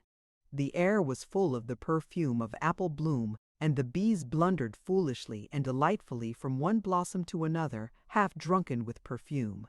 The old orchard was full of smiling guests in wedding garments. Aunt Olivia was most beautiful amid the frost of her bridal veil, and the Story Girl, in an unusually long white dress with her brown curls clubbed up behind, looked so tall and grown up that we hardly recognized her. After the ceremony, during which Sarah Ray cried all the time, there was a royal wedding supper, and Sarah Ray was permitted to eat her share of the feast with us. "I'm glad I was stung by the wasps after all," she said delightedly. "If I hadn't been, Ma would never have let me eat with you. She just got tired explaining to people what was the matter with my face, and so she was glad to get rid of me. I know I look awful, but Oh, wasn't the bride a dream? We missed the story girl, who of course had to have her supper at the bridal table, but we were a hilarious little crew, and the girls had nobly kept their promise to save tidbits for us. By the time the last table was cleared away, Aunt Olivia and our new uncle were ready to go. There was an orgy of tears and leave-takings, and then they drove away into the odorous moonlight night. Dan and Peter pursued them down the lane with a fiendish din of bells and pans, much to Felicity's wrath, but Aunt Olivia and Uncle Robert took it in good part and waved their hands back to us with peals of laughter. They're just that pleased with themselves that they wouldn't mind if there was an earthquake, said Felix, grinning. It's been splendid and exciting, and everything went off well, sighed Cecily. But oh dear, it's going to be so queer and lonesome without Aunt Olivia. I just believe I'll cry all night. You're tired to death, that's what's the matter with you, said Dan, returning. You girls have worked like slaves today. Tomorrow will be even harder, said Felicity comfortingly. Everything will have to be cleaned up and put away. Peg Bowen paid us a call the next day and was regaled with a feast of fat things left over from the supper. Well, I've had all I can eat, she said, when she had finished and brought out her pipe, and that doesn't happen to me every day. There ain't been as much marrying as there used to be, and half the time they just sneak off to the minister as if they were ashamed of it and get married without any wedding or supper. That ain't the king way, though. And so Olivia's gone off at last. She weren't in any hurry, but they tell me she's done well. Time'll show. Why don't you get married yourself, Peg? Queried Uncle Roger teasingly. We held our breath over his temerity. Because I'm not so easy to please as your wife will be, retorted Peg. She departed in high good humor over her repartee. Meeting Sarah Ray on the doorstep, she stopped and asked her what was the matter with her face. Wasps, stammered Sarah Ray, laconic from terror. Humph, and your hands? Warts. I'll tell you what'll take them away. You get a pertator and go out under the full moon. Cut the pertator in two. Rub your warts with one half and say, 1, 2, 3, warts, go away from me. Then rub them with the other half and say, 1, 2, 3, 4, warts, never trouble me more. Then bury the pertator and never tell a living soul where you buried it. You won't have no more warts. Mind you bury the pertator, though. If you don't, and anyone picks it up, she'll get your warts. Chapter 18. Sarah Ray Helps Out. We all missed Aunt Olivia greatly. She had been so merry and companionable, and had possessed such a knack of understanding small fry. But youth quickly adapts itself to changed conditions. In a few weeks, it seemed as if the story girl had always been living at Uncle Alec's, and as if Uncle Roger had always had a fat, jolly housekeeper with a double chin and little twinkling blue eyes. I don't think Aunt Janet ever quite got over missing Aunt Olivia, or looked upon Mrs. Hawkins as anything but a necessary evil. But life resumed its even tenor on the King farm, broken only by the ripples of excitement over the school concert and letters from Aunt Olivia describing her trip through the land of Evangeline. We incorporated the letters in our magazine under the heading From Our Special Correspondent, and were very proud of them. At the end of June, our school concert came off and was a great event in our young lives. It was the first appearance of most of us on any platform, and some of us were very nervous. We all had recitations except Dan, who had refused flatly to take any part and was consequently carefree. I'm sure I shall die when I find myself up on that platform, facing people, sighed Sarah Ray, as we talked the affair over in Uncle Stephen's walk the night before the concert. I'm afraid I'll faint, was Cecily's more moderate foreboding. I'm not one single bit nervous, said Felicity complacently. I'm not nervous this time, said the story girl, but the first time I recited, I was. My Aunt Jane, remarked Peter, used to say that an old teacher of hers told her that when she was going to recite or speak in public, She must just get it firmly into her mind that it was only a lot of cabbage heads she had before her, and she wouldn't be nervous. One mightn't be nervous, but I don't think there would be much inspiration in reciting to Cabbage Hedge, said the Story Girl decidedly. I want to recite to people and see them looking interested and thrilled. If I can only get through my piece without breaking down, I don't care whether I thrill people or not, said Sarah Ray. I'm afraid I'll forget mine and get stuck, foreboded Felix. Some of you fellows be sure and prompt me if I do and do it quick, so's I won't get worse rattled. I know one thing, said Cecily resolutely, and that is, I'm going to curl my hair for tomorrow night. I've never curled it since Peter almost died, but I simply must tomorrow night, for all the other girls are going to have theirs in curls. The dew and heat will take all the curl out of yours, and then you'll look like a scarecrow, warned Felicity. No, I won't. I'm going to put my hair up in paper tonight and wet it with a curling fluid that Judy Pineau uses. Sarah brought me up a bottle of it. Judy says it is great stuff. Your hair will keep in curl for days, no matter how damp the weather is. I'll leave my hair in the papers till tomorrow evening, and then I'll have beautiful curls. You'd better leave your hair alone, said Dan gruffly. Smooth hair is better than a lot of flyaway curls. But Cecily was not to be persuaded.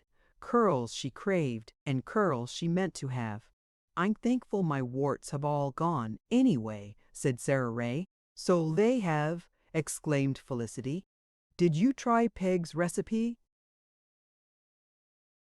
Yes, I didn't believe in it, but I tried it.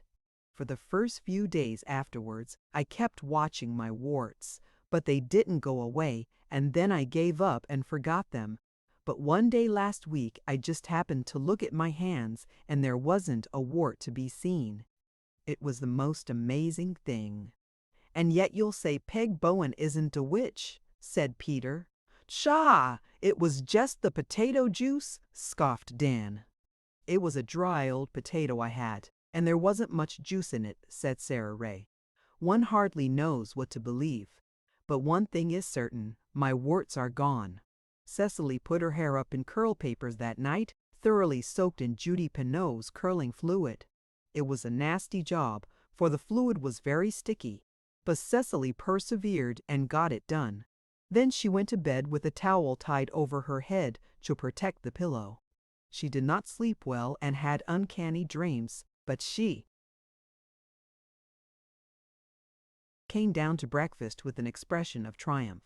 The Story Girl examined her head critically and said, Cecily, if I were you, I'd take those papers out this morning. Oh no. If I do, my hair will be straight again by night. I mean to leave them in till the last minute. I wouldn't do that, I really wouldn't, persisted the Story Girl. If you do, your hair will be too curly and all bushy and fuzzy. Cecily finally yielded and went upstairs with the Story Girl. Presently we heard a little shriek, then two little shrieks, then three. Then Felicity came flying down and called her mother. Aunt Janet went up and presently came down again with a grim mouth. She filled a large pan with warm water and carried it upstairs. We dared ask her no questions, but when Felicity came down to wash the dishes, bombarded her.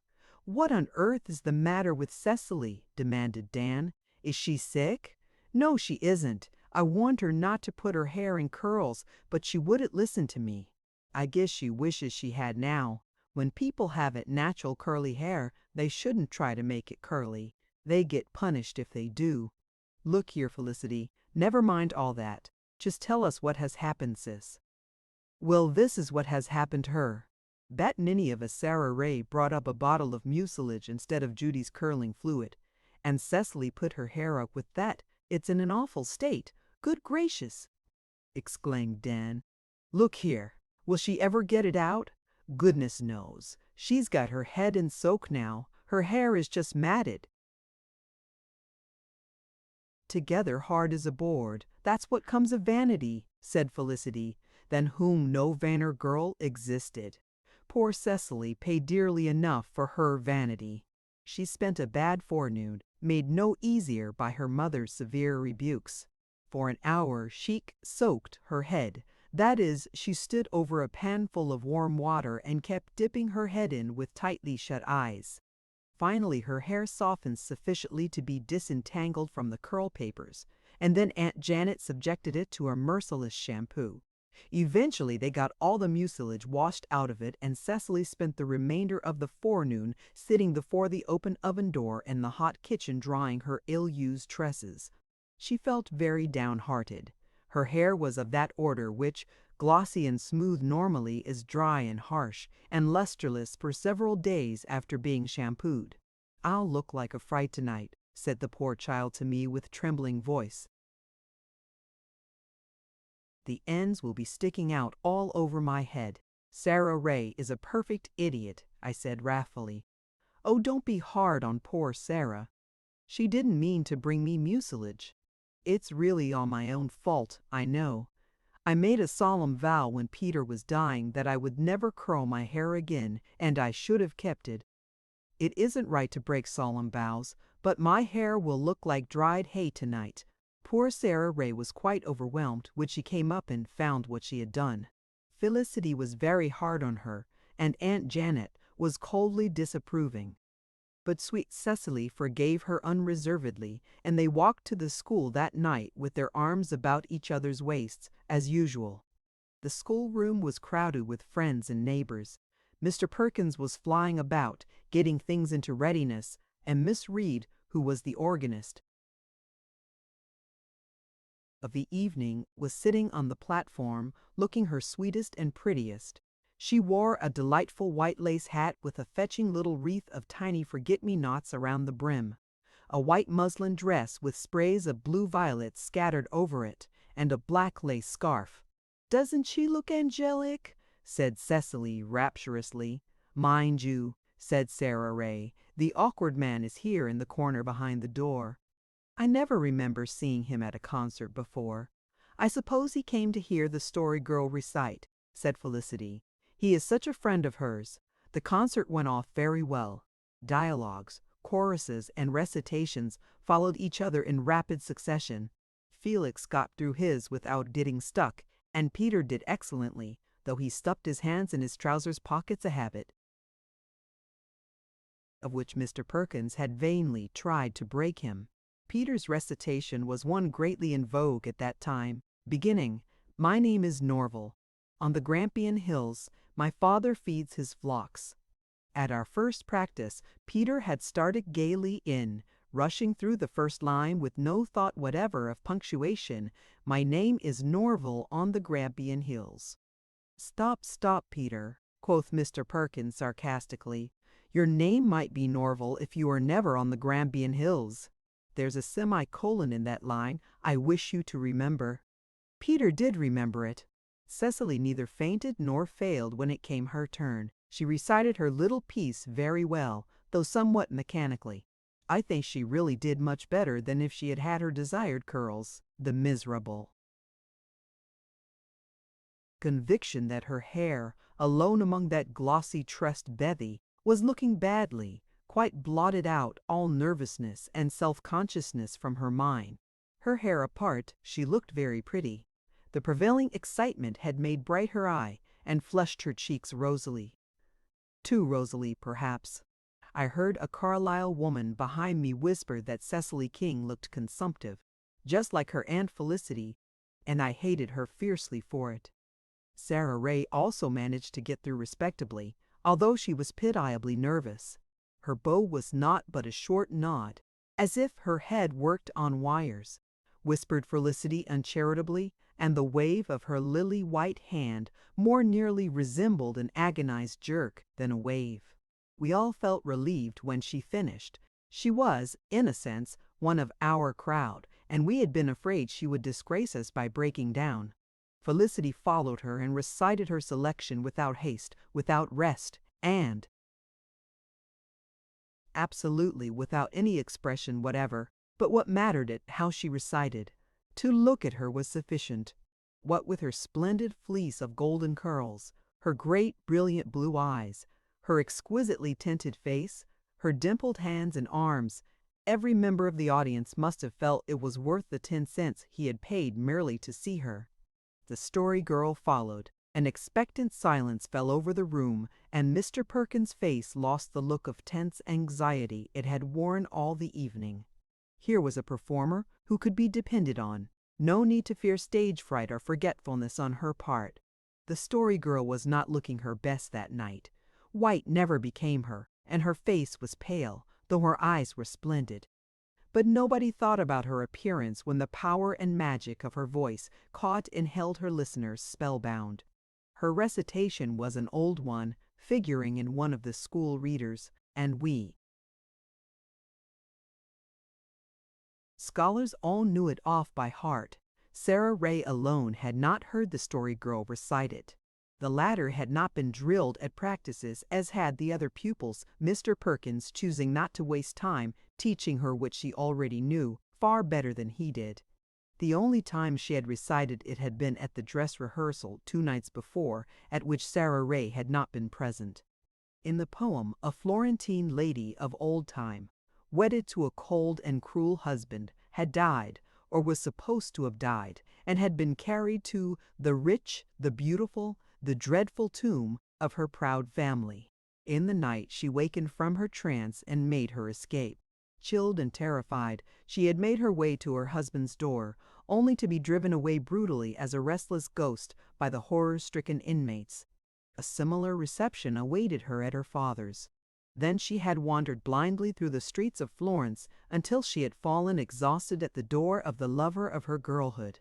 He, unafraid, had taken her in and cared for her. On the morrow, the husband and father, having discovered the empty tomb, came to claim her. She refused to return to them, and the case was carried to the court of law. The verdict given was that a woman who had been to burial borne and left for dead, who had been driven from her husband's door and from her childhood home, must be adjudged as dead in law and fact, was no more daughter or wife, but was set free to form what new ties she would. The climax of the whole selection came in the line, "The court pronounces the defendant dead," and the Story Girl was one to render it with such dramatic intensity and power that the veriest dullard among her listeners could not have missed its force and significance. She swept along through the poem royally, playing on the emotions of her audience as she had so often played on ours in the old orchard. Pity, terror, indignation, suspense possessed her hearers in turn. In the court scene she surpassed herself. She was, in very truth, the Florentine judge, stern, stately, impassive. Her voice dropped into the solemnity of the all-important line, "The court pronounces the defendant." She paused for a breathless moment, the better to bring out the tragic import of the last word. "D-aid," piped up Sarah Ray in her shrill, plaintive little voice. The effect, to use a hackneyed but convenient phrase, can better be imagined than described. Instead of the sigh of relieved tension that should have swept over the audience at the conclusion of the line, a burst of laughter greeted it. The Story Girl's performance was completely spoiled. She dealt the luckless Sarah a glance that would have slain her on the spot could glances kill, stumbled lamely and impotently through the few remaining lines of her recitation, and fled with crimson cheeks to hide her mortification in the little corner that had been curtained off for a dressing-room. Mr. Perkins looked things not lawful to be uttered, and the audience tittered at intervals for the rest of the performance. Sarah Ray alone remained serenely satisfied until the close of the concert, when we surrounded her with a whirlwind of reproaches. "Why," she stammered, aghast, "what did I do?" I thought she was stuck, and that I ought to prompt her quick." "You little fool, she just paused for effect," cried Felicity angrily. Felicity might be rather jealous of the Story Girl's gift, but she was furious at beholding one of our family made ridiculous in such a fashion. "You have less sense than anyone I ever heard of, Sarah Ray." Poor Sarah dissolved in tears. "I didn't know. I thought she was stuck," she wailed again. She cried all the way home, but we did not try to comfort her. We felt quite out of patience with her. Even Cecily was seriously annoyed. This second blunder of Sarah's was too much even for her loyalty. We saw her turn in at her own gate and go sobbing up her lane with no relenting. The Story Girl was home before us, having fled from the schoolhouse as soon as the program was over. We tried to sympathize with her, but she would not be sympathized with. "Please don't ever mention it to me again," she said with compressed lips. "I never want to be reminded of it. Oh, that little idiot Judith. She spoiled Peter's sermon last summer, and now she spoiled your recitation," said Felicity. "I think it's time we gave up associating with Sarah Ray." "Oh, don't be quite so hard on her," pleaded Cecily. "Think of the life the poor child has to live at home. I know she'll cry all night." "Oh, let's go to bed," growled Dan. "I'm good and ready for it. I've had enough of school concerts." Chapter 19. By Way of the Stars. But for two of us, the adventures of the night were not yet over. Silence settled down over the old house. The eerie, whisperful, creeping silence of night. Felix and Dan were already sound asleep. I was drifting near the coast of dreams when I was aroused by a light tap on the door. "Bev, are you asleep?" came in the Story Girl's whisper. "No, what is it?" "SS, get up and dress and come out. I want you." With a good deal of curiosity and some misgiving, I obeyed. What was in the wind now? Outside in the hall I found the Story Girl with a candle in her hand and her hat and jacket.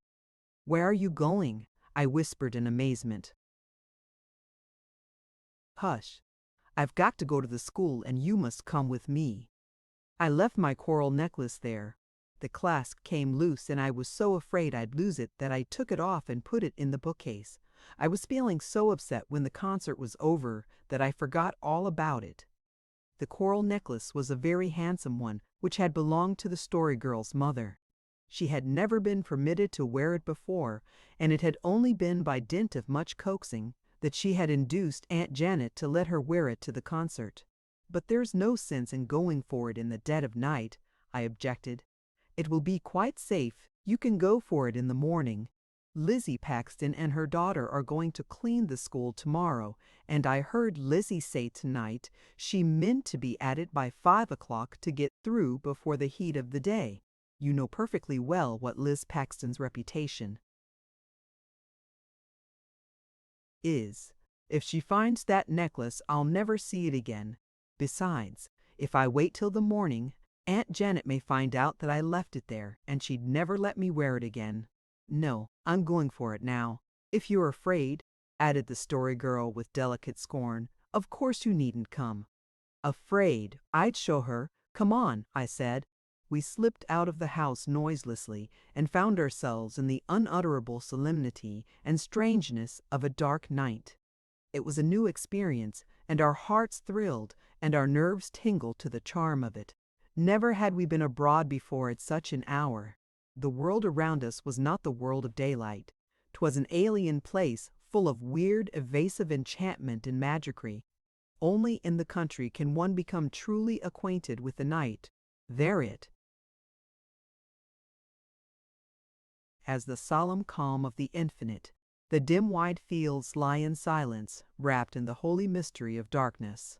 A wind, loosened from wild places far away, steals out to blow over dewy, starlit, immemorial hills.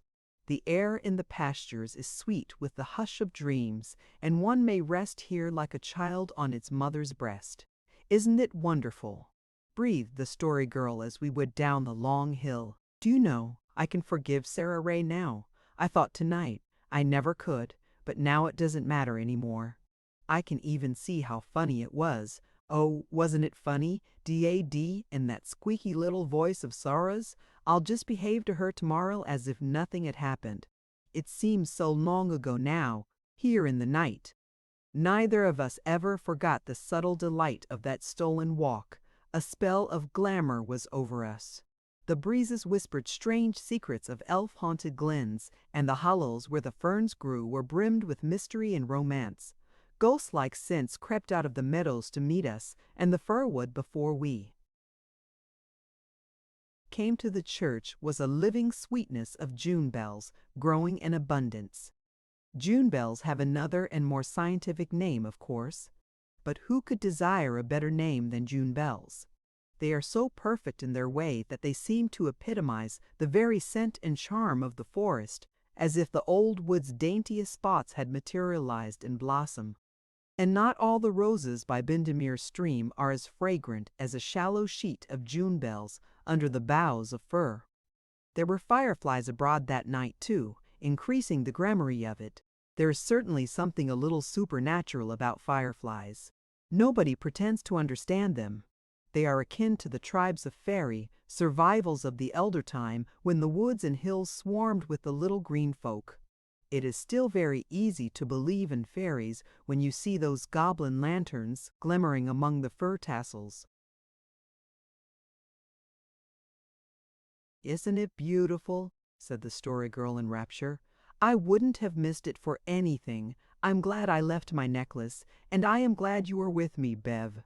The others wouldn't understand so well. I like you because I don't have to talk to you all the time. It's so nice to walk with someone you don't have to talk to. Here is the graveyard. Are you frightened to pass it, Bev?" "No, I don't think I'm frightened," I answered slowly. "But I have a queer feeling." "So have I, but it isn't fear. I don't know what it is. I feel as if something was reaching out of the graveyard to hold me, something that wanted life. I don't like it. Let's hurry." "But isn't it strange to think of all the dead people in there who were once alive like you and me? I don't feel as if I could ever die." "Do you?" "No, but everybody must. Of course we go on living afterwards, just the same. Let's talk of such things here," I said hurriedly. When we reached the school, I contrived to open a window. We scrambled in, lighted a lamp, and found the missing necklace. The Story Girl stood on the platform and gave an imitation of the catastrophe of the evening that made me shout with laughter. We prowled around for sheer delight over being there at an unearthly hour when everybody supposed we were sound asleep in our beds. It was with regret that we left, and we walked home as slowly as we could to prolong the adventure. "Let's never tell anyone," said the Story Girl as we reached home. "Let's just have it as a secret between us, forever and ever, something that nobody else knows a thing about but you and me." "We'd better keep it a secret from Aunt Janet anyhow," I whispered, laughing. "She'd think we were both crazy." "It's real jolly to be crazy once in a while," said the Story Girl. Chapter 20. Extracts from Our Magazine. As will be seen, there is no honor roll in this number. Even Felicity has thought all the beautiful thoughts that can be thought and cannot think any more. Peter has never got drunk, but under existing circumstances that is not greatly to his credit. As for our written resolutions, they have silently disappeared from our chamber walls, and the place that once knew them knows them no more forever. Peter, perplexedly. "Seems to me I've heard something like that before. It is very sad, but we will all make some new resolutions next year, and maybe it will be easier to keep those." The story of the loquet that was baked. This was a story my Aunt Jane told me about her grandma when she was a little girl. It's funny to think of baking a locket, but it wasn't to eat. She was my great-grandma, but I'll call her grandma for short. It happened when she was 10 years old. Of course she wasn't anybody's grandma then. Her father and mother and her were living in a new settlement called Brinsley. Their nearest neighbor was a mile away. One day her Aunt Hannah from Charlottetown came and wanted her ma to go visiting with her. At first, Grandma's ma thought she couldn't go because it was baking day and Grandma's pa was away. But Grandma wasn't afraid to stay alone, and she knew how to bake the bread, so she made her ma go, and her Aunt Hannah took off the handsome gold locket and chain she was wearing round her neck and hung it on Grandma's and told her she could wear it all day. Grandma was awful pleased, for she had never had any jewelry. She did all the chores and then was kneading the loaves when she looked up and saw a tramp coming in, and he was an awful villainous-looking tramp. He didn't even pass the time of day, but just sat down on a chair. Poor Grandma was awful frightened, and she turned her back on him and went on kneading the loaf cold. And trembling, that is, Grandma was trembling, not the loaf. She was worried about the locket. She didn't know how she could hide it, for to get anywhere she would have to turn round and pass him. All of a sudden she thought she would hide it in the bread. She put her hand up and pulled it hard and quick and broke the fastening and kneaded it right into the loaf. Then she put the loaf in the pan and set it in the oven. The tramp hadn't seen her do it, and then he asked for something to eat. Grandma got him up a meal, and when had it, he began prowling about the kitchen, looking into everything and opening the cupboard doors. Then he went into Grandma's mess room and turned the bureau drawers and trunk inside out and threw the things in them all about. All he found was a purse with $1 in it, and he swore about it and took it and went away. When Grandma was sure he was really gone, she broke down and cried. She forgot all about the bread, and it burned as black as coal. When she smelled it burning, Grandma run and pulled it out. She was awful scared the locket was spoiled, but she sawed open the loaf, and it was there safe and sound. When her Aunt Hannah came back, she said Grandma deserved the locket because she had saved it so clever, and she gave it to her, and Grandma always wore it and was very proud of it. And Grandma used to say that was the only loaf of bread she ever spoiled in her life. Peter Schrage. Felicity. Those stories are all very well, but they are only true stories. It's easy enough to write true stories. I thought Peter was appointed fiction editor, but he has never written any fiction since the paper started. That's not my idea of a fiction editor. He ought to make up stories out of his own head. Peter, spunkily, I can do it too, and I will next time. And it ain't easier to write true stories. It's harder, 'cause you have to stick to facts. Felicity, I don't believe you could make up a story. Peter, I'll show you. My most exciting adventure. It's my turn to write it, but I'm so nervous. My worst adventure happened. T.W.'s a goal. It was an awful one. I had a striped ribbon, striped brown and yellow, and I lost it. I was very sorry, for it was a handsome ribbon, and all the girls in school were jealous of it. Felicity, I wasn't. I didn't think it one bit pretty. Cecily, hush. I hunted everywhere, but I couldn't find it. Next day was Sunday, and I was running into the house by the front door, and I saw Slanting lying on the step, and I thought it was my ribbon, and I made a grab at it as I passed. But oh, it was a snaky.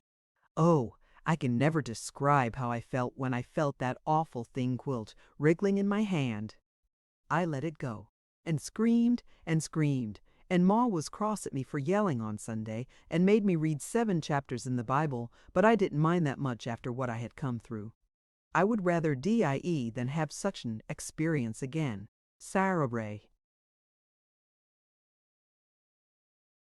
To Felicity on her birthday, O maiden fair with golden hair, and brow of purest white, I'd fight for you, I'd die for you. Let me be your faithful knight. This is your birthday, blessed day. You are 13 years old today. May you be happy and fair as you are now, until your hair is gray. I gaze into your shining eyes, they are so blue and bright. I'd fight for you, I'd die for you. Let me be your faithful knight. A friend, Dan, Great Snakes, who got that up? I'll bet it was Peter. Felicity, with Digeneity, well, it's more than you could do. You couldn't write poetry to save your life. Pater, aside to Beverly. She seems quite pleased. I'm glad I wrote it, but it was awful hard work. Personals. Patrick Grayfer-Escus, caused his friends great anxiety recently by a prolonged absence from home, when found he was very thin but is now as fat and conceited as ever.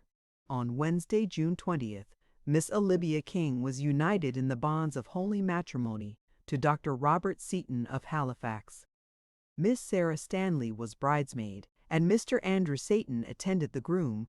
The young couple received many handsome presents. Reverend Mr. Marwood tied the nuptial knot.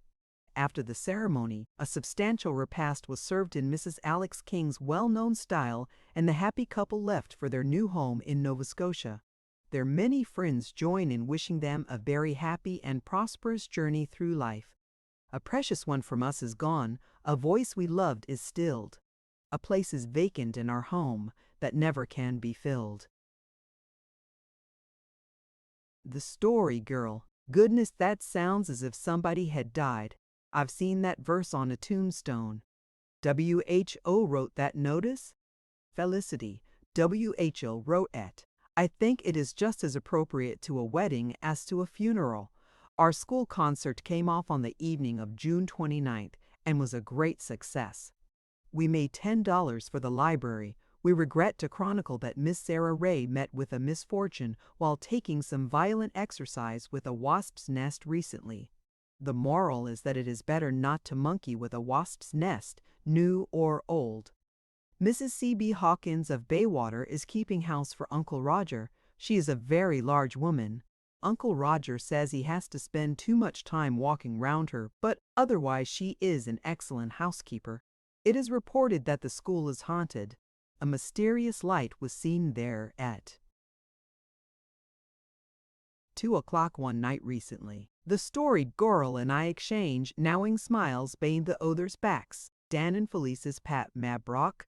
Dan and Felicity had a fight last Tuesday, not with fists but with tongues. Dan came off best as usual. Felicity lughs sarcastically. Mr. Newton Craig of Markdale returned home recently after a somewhat prolonged visit in foreign parts. We are glad to welcome Mr. Craig back to our midst. Billy Robinson was hurt last week. A cow kicked him. I suppose it is wicked of us to feel glad, but we all do feel glad because of the way he cheated us with the magic seed last summer. On April 1st, Uncle Roger sent Mr. Peter Craig to the manse to borrow the biography of Adam's grandfather.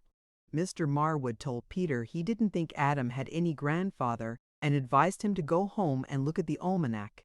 Pater, S.O.U.R. well, your Uncle Roger thought he was pretty smart. Felicity, severally, Uncle Roger is smart. Felicity, severally, Uncle Roger is smart. It was so easy to fool you. A pair of blue birds have built a nest in a hole in the sides of the well, just under the ferns. We can see the eggs when we look down. They are so cunning. Belix sat down on a tack one day in May. Belix thinks house cleaning is great foolishness.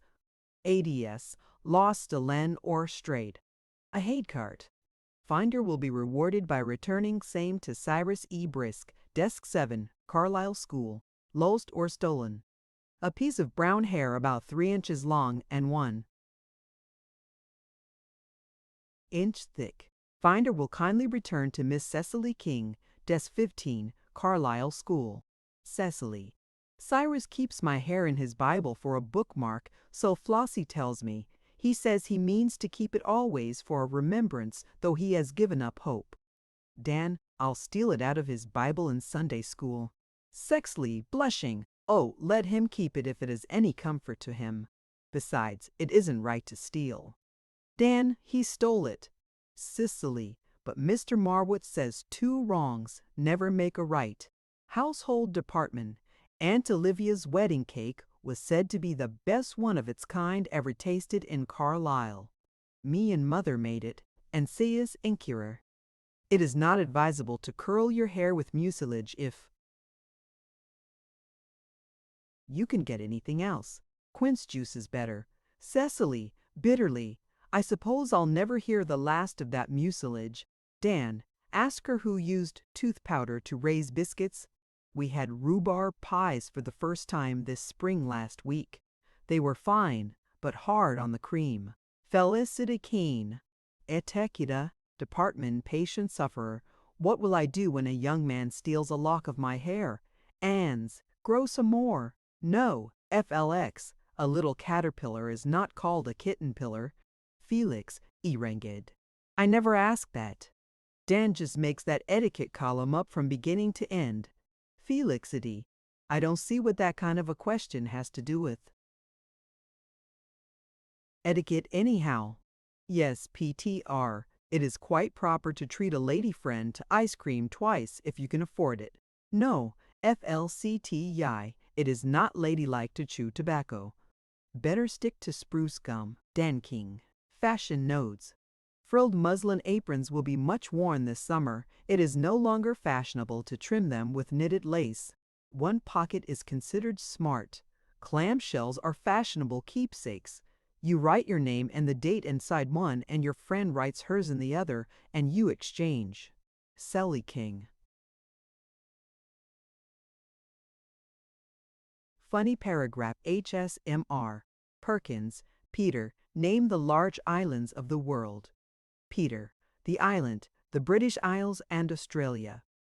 Pater, defiantly, well, Mr. Perkins said he guessed I was right, so you needn't laugh. This is a true joke and really happened. It's about Mr. Samuel Clask again. He was once leading a prayer meeting and he looked through the window and saw the constable driving up and guessed he was after him because he was always in debt. So in a great hurry, he called on Brother Casey to lead in prayer, and while Brother Casey was praying with his eyes shut and everybody else had their heads bowed, Mr. Class got out of the window and got away before the constable got in because he didn't like to come in till the prayer was finished. Uncle Roger says it was a smart trick on Mr. Clask's part, but I don't think. There was much religion about it. Felix King. Chapter 21. Peg Bowen comes to church. When those of us who are still left of that band of children who played long years ago in the old orchard and walked the golden road together in joyous companionship, foregather now and again in our busy lives and talk over the events of those many merry moons, there are some of our adventures that gleam out more vividly in memory than the others, and are oftener discussed. The time we bought God's picture from Jerry Cowan, the time Dan ate the poison berries, the time we heard the ghostly bell ring the bewitchment of Patty, the visit of the governor's wife, and the night we were lost in the storm, all awaken reminiscent jest and laughter.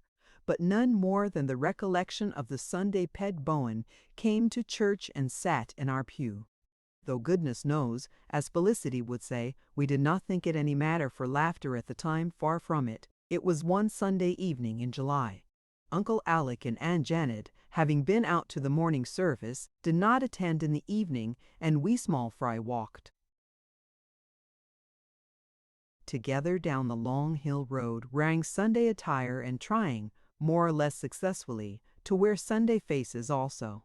Those walks to church, through the golden completeness of the summer evenings, were always very pleasant to us, and we never hurried, though on the other hand, we were very careful not to be late. This particular evening was particularly beautiful. It was cool after a hot day, and wheat fields all about us were ripening to their harvestry. The wind gossiped with the grasses along our way, and over them the buttercups danced goldenly glad. Waves of sinuous shadow went over the ripe hayfields, and plundering bees sang a freebooting lilt in wayside gardens. "The world is so lovely tonight," said the Story Girl. "I just hate the thought of going into the church and shutting all the sunlight and music outside. I wish we could have the service outside in summer." "I don't think that would be very religious," said Felicity. "I'd feel ever so much more religious outside than in," retorted the Story Girl. "If the service was outside, we'd have to sit in the graveyard, and that wouldn't be very cheerful," said Felix. "Besides, the music isn't shut out," added Felicity. "The choir is inside. Music has charms to soothe a savage breast," quoted Peter, who was getting into the habit of adorning his conversation with similar gems. "That's in one of Shakespeare's plays. I'm reading them now since I got through with the Bible. They're great." "I don't see when you get time to read them," said Felicity. "Oh, I read them Sunday afternoons when I'm home." "I don't believe they're fit to read on Sundays," exclaimed Felicity. "Mother says Valeria Montague's stories ain't." "But Shakespeare's different from Valeria," protested Peter. "I don't see in what way. He wrote a lot of things that weren't true, just like Valeria, and he wrote swear words too. Valeria never does that. Her characters all talk in a very refined fashion." "Well, I always skip the swear words," said Peter. "And Mr. Marwood said once that the Bible and Shakespeare would furnish any library well. So you see, he put them together, but I'm sure that he would never say that the Bible and Valeria would make a library." "Well, all I know is, I shall never read Shakespeare on Sunday," said Felicity loftily. "I wonder what kind of a preacher young Mr. Davidson is," speculated Cecily. "Well, we'll know when we hear him tonight," said the Story Girl. "He ought to be good, for his uncle before him was a fine preacher, though a very absent-minded man. But Uncle Rogers says the supply in Mr. Marwood's vacation never amounts to much. I know an awfully funny story about old Mr. Davidson. He used to be the minister in Baywater, you know, and he had a large family, and his children were very mischievous. One day his wife was ironing, and she ironed a great big nightcap with a frill round it. One of the children took it when she wasn't looking and hid it in his father's best beaver hat, the one he wore on Sundays. When Mr. Davidson went to church next Sunday, he put the hat on without ever looking into the crown. He walked to church in a brown study, and at the door he took off his hat. The nightcap just slipped down on his head as if it had been put on, and the frills stood out around his face and the string hung down his back. But he never noticed it because his thoughts were far away, and he walked up the church aisle and into the pulpit like that. One of his elders had to tiptoe up and tell him what he had on his head.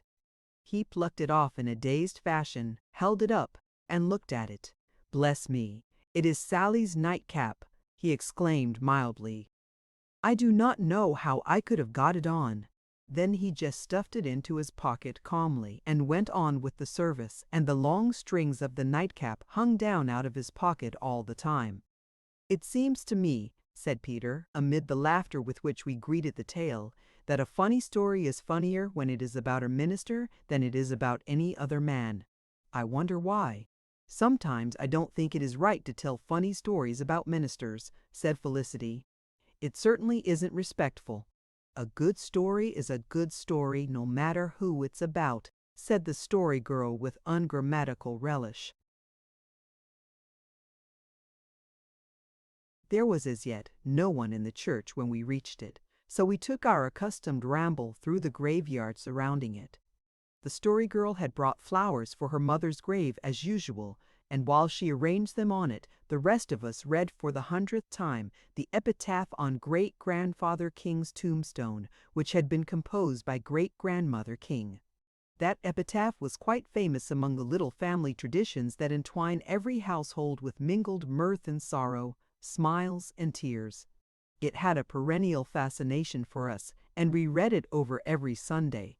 Cut deeply in the upright slab of Red Island sandstone, the epitaph ran as follows: "See no wheat, departed spirit, do receive the vows a grateful widow pays. Each future day and night shall hear her speak her Isaac's praise. Though thy beloved form must in the grave decay, yet from her heart thy memory no time, no change shall steal away. Do thou from mansions of eternal bliss remember thy distressed relict. Look on her with an angel's love, soothe her sad life, and cheer her end through this world's dangers and its griefs. Then meet her with thy well-known smiles and welcome at the last great day." "Well, I can't make out what the old lady was driving at," said Dan. "That's a nice way to speak of your great-grandmother," said Felicity severely. How does the family guide say you ought to speak of your great-grandma, sweet one? Asked Dan. There is one thing about it that puzzles me, remarked Cecily. She calls herself a grateful widow. Now, what was she grateful for? Because she was rid of him at last, said graceless Dan. Oh, it couldn't have been that, protested Cecily seriously. I've always heard that great-grandfather and great-grandmother were very much attached to each other. Maybe, then, it means she was grateful that she'd had him as long as she did, suggested Peter. She was grateful to him because he had been so kind to her in life, I think, said Felicity. What is a distressed relict? Asked Felix. Relict is a word I hate, said the Story Girl. It sounds so much like relic. Relict means just the same as widow, only a man can be a relict too. Great-grandmother seemed to run short of rhymes at the last of the epitaph, commented Dan. Finding rhymes isn't as easy as you might think, avowed Peter, out of his own experience. I think Grandmother King intended the last of the epitaph to be in blank verse, said Felicity with dignity. There was still only a sprinkling of people in the church when we went in and took our places in the old-fashioned Square King pew. We had just got comfortably settled when Felicity said in an agitated whisper, "Here is Peg Bowen." We all stared at Peg, who was pacing composedly up the aisle. We might be excused for so doing, for seldom were the decorous aisles of Carlisle Church invaded by such a figure. Peg was dressed in her usual short drugget skirt, rather worn and frayed around the bottom, and a waist of brilliant turkey-red calico. She wore no hat, and her grizzled black hair streamed in elf locks over her shoulders. Face, arms, and feet were bare and face. Arms and feet were liberally powdered with flor. Certainly no one who saw Peg that night could ever forget the apparition. Peg's black eyes, in which shone a more than usually wild and fitful light, roved scrutinizingly over the church, then settled on our pew. She's coming here, whispered Felicity in horror.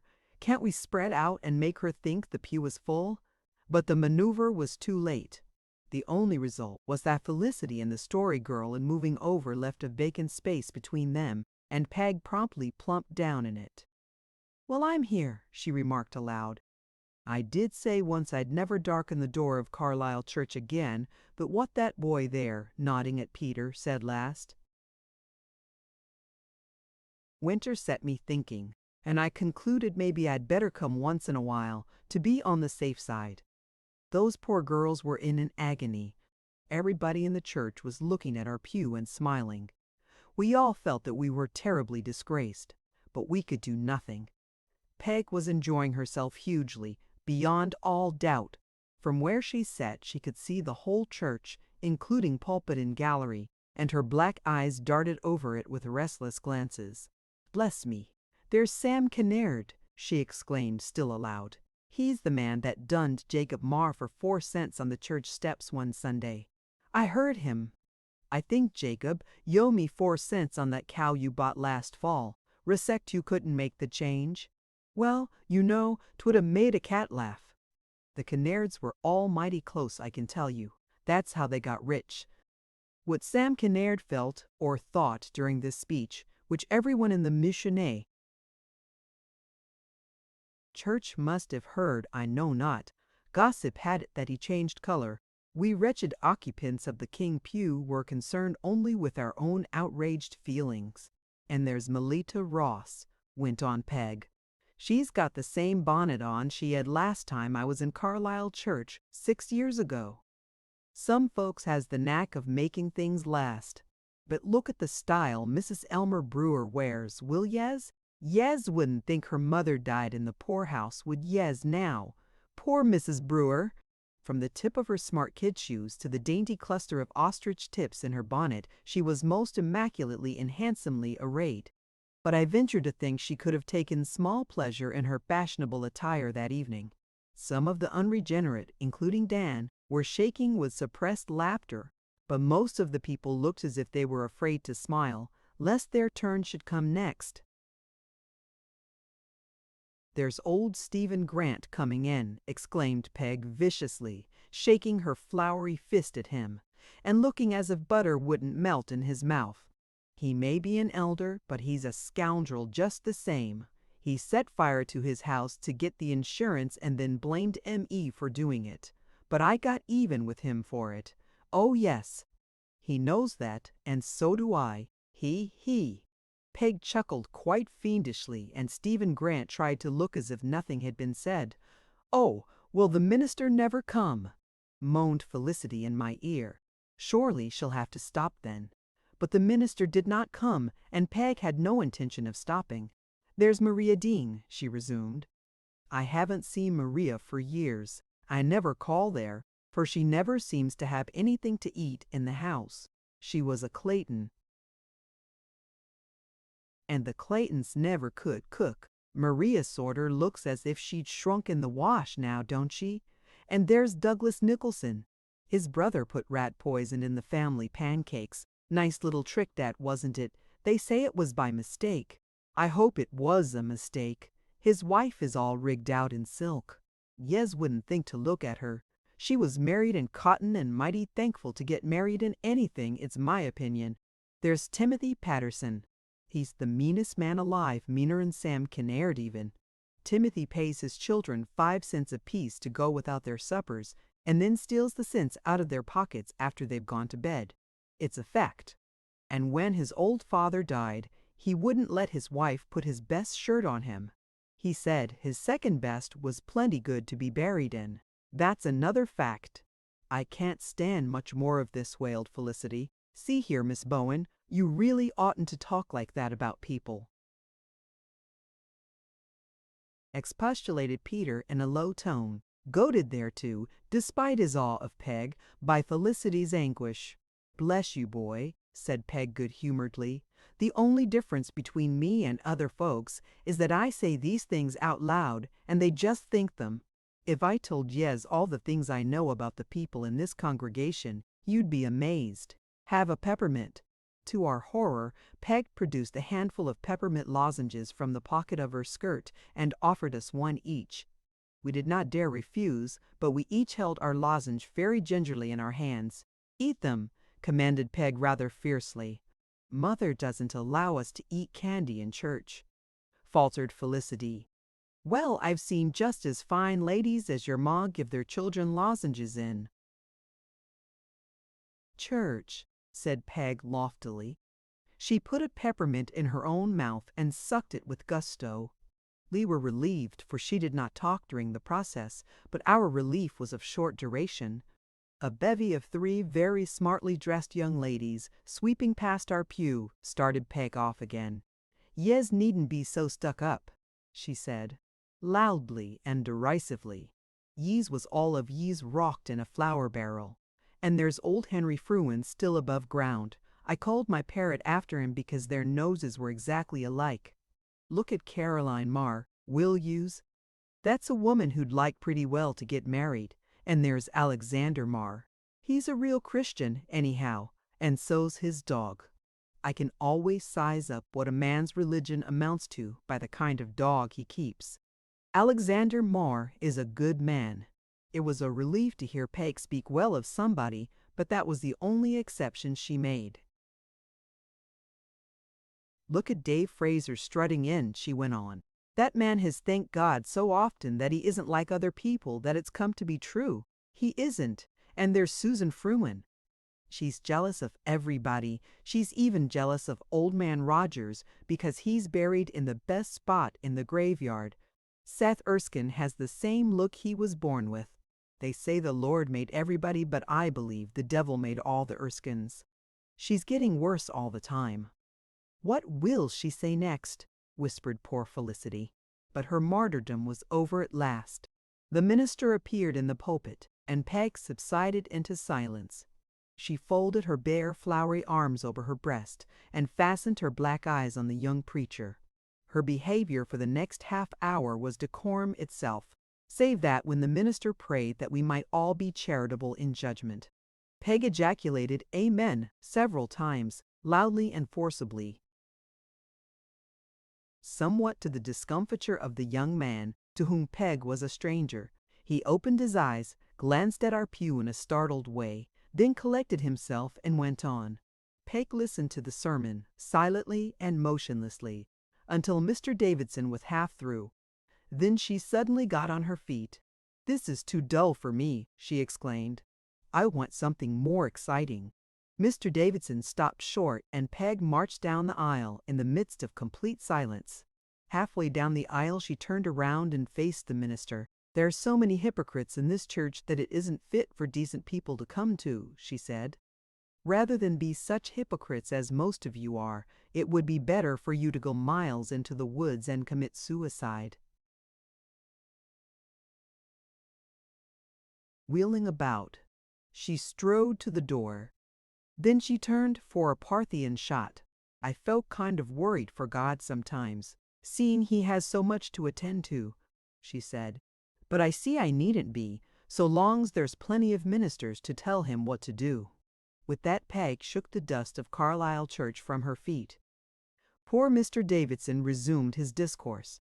Old Elder Bailey, whose attention an earthquake could not have distracted from the sermon, afterwards declared that it was an excellent and edifying exhortation, but I doubt if anyone else in Carlisle Church tasted it much or gained much good therefrom.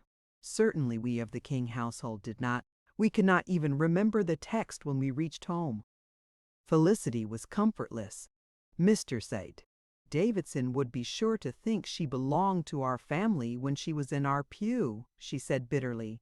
"Oh, I feel as if I could never get over such a mortification. Peter, I do wish you wouldn't go telling people they ought to go to church. It's all your fault that this happened. Never mind. It will be a good story to tell sometime," remarked the story girl with relish. Chapter 22. The Yankee Storm. In an August orchard, 6 children and a grown-up were sitting around the pulpit stone. The grown-up was Miss Reed, who had been up to give the girls their music lesson and had consented to stay to tea, much to the rapture of the said girls, who continued to worship her with unabated and romantic ardor. To us, over the golden grasses, came the story girl, carrying in her hand a single large poppy, like a blood-red chalice filled with the wine of August wizardry. She proffered it to Miss Reed, and as the latter took it into her singularly slender, beautiful hand, I saw a ring on her 3rd finger. I noticed it because I had heard the girls say that Miss Reed never wore rings, not liking them. It was not a new ring. It was handsome, but of an old-fashioned design and setting, with a glint of diamonds about a central sapphire. Later on, when Miss Reed had gone, I asked the story girl if she had noticed the ring. She nodded, but seemed disinclined to say more about it. "Look here, Sarah," I said. "There's something about that ring, something you—" "No. I told you once there was a story growing, but she would have to wait until it was fully grown," she answered. "Is Miss Reed going to marry anybody we know?" I persisted. "Curiosity killed a cat," observed the story girl coolly. "Miss Reed hasn't told me that she was going to marry anybody. You will find out all that is good for you to know in due time." When the story girl put on grown-up airs, I did not like her so well, and I dropped the subject with a dignity that seemed to amuse her mightily. She had been away for a week, visiting cousins in Markdale, and she had come home with a new treasure trove of stories, most of which she had heard from the old sailors of Markdale Harbor. She had promised that morning to tell us of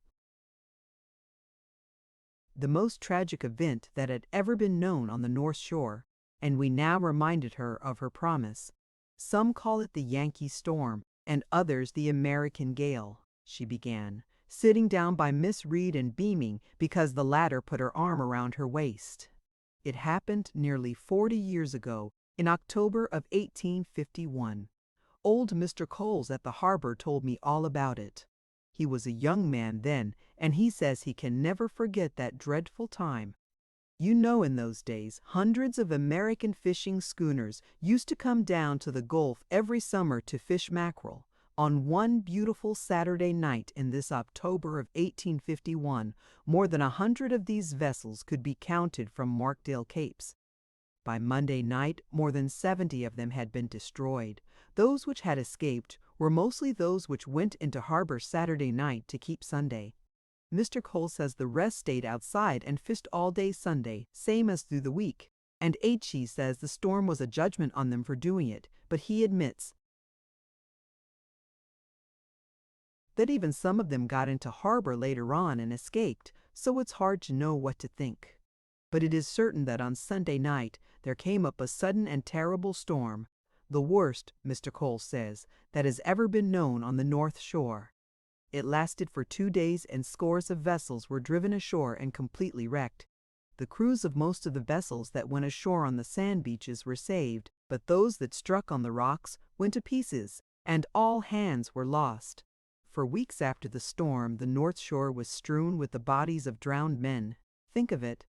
Many of them were unknown and unrecognizable, and they were buried in Markdale graveyard. Mr. Cole says the schoolmaster who was in Markdale then wrote a poem on the storm, and Mr. Coles recited the first 2 verses to me. Here are the fishers' hillside graves, the church beside, the woods around, below, the hollow moaning waves, where the poor fishermen were drowned. A sudden tempest the blue welkin tore, the seamen tossed and torn apart, rolled with the seaweed to the shore, while landsmen gazed with aching heart. Mr. Seaman. Coles couldn't remember any more of it. But the saddest of all the stories of the Yankee storm was the one about the Franklin Dexter. The Franklin Dexter went ashore on the Markdale Capes and all on board perished, the captain and 3 of his brothers among them. These 4 young men were the sons of an old man who lived in Portland, Maine, and when he heard what had happened he came right down to the island to see if he could find their bodies.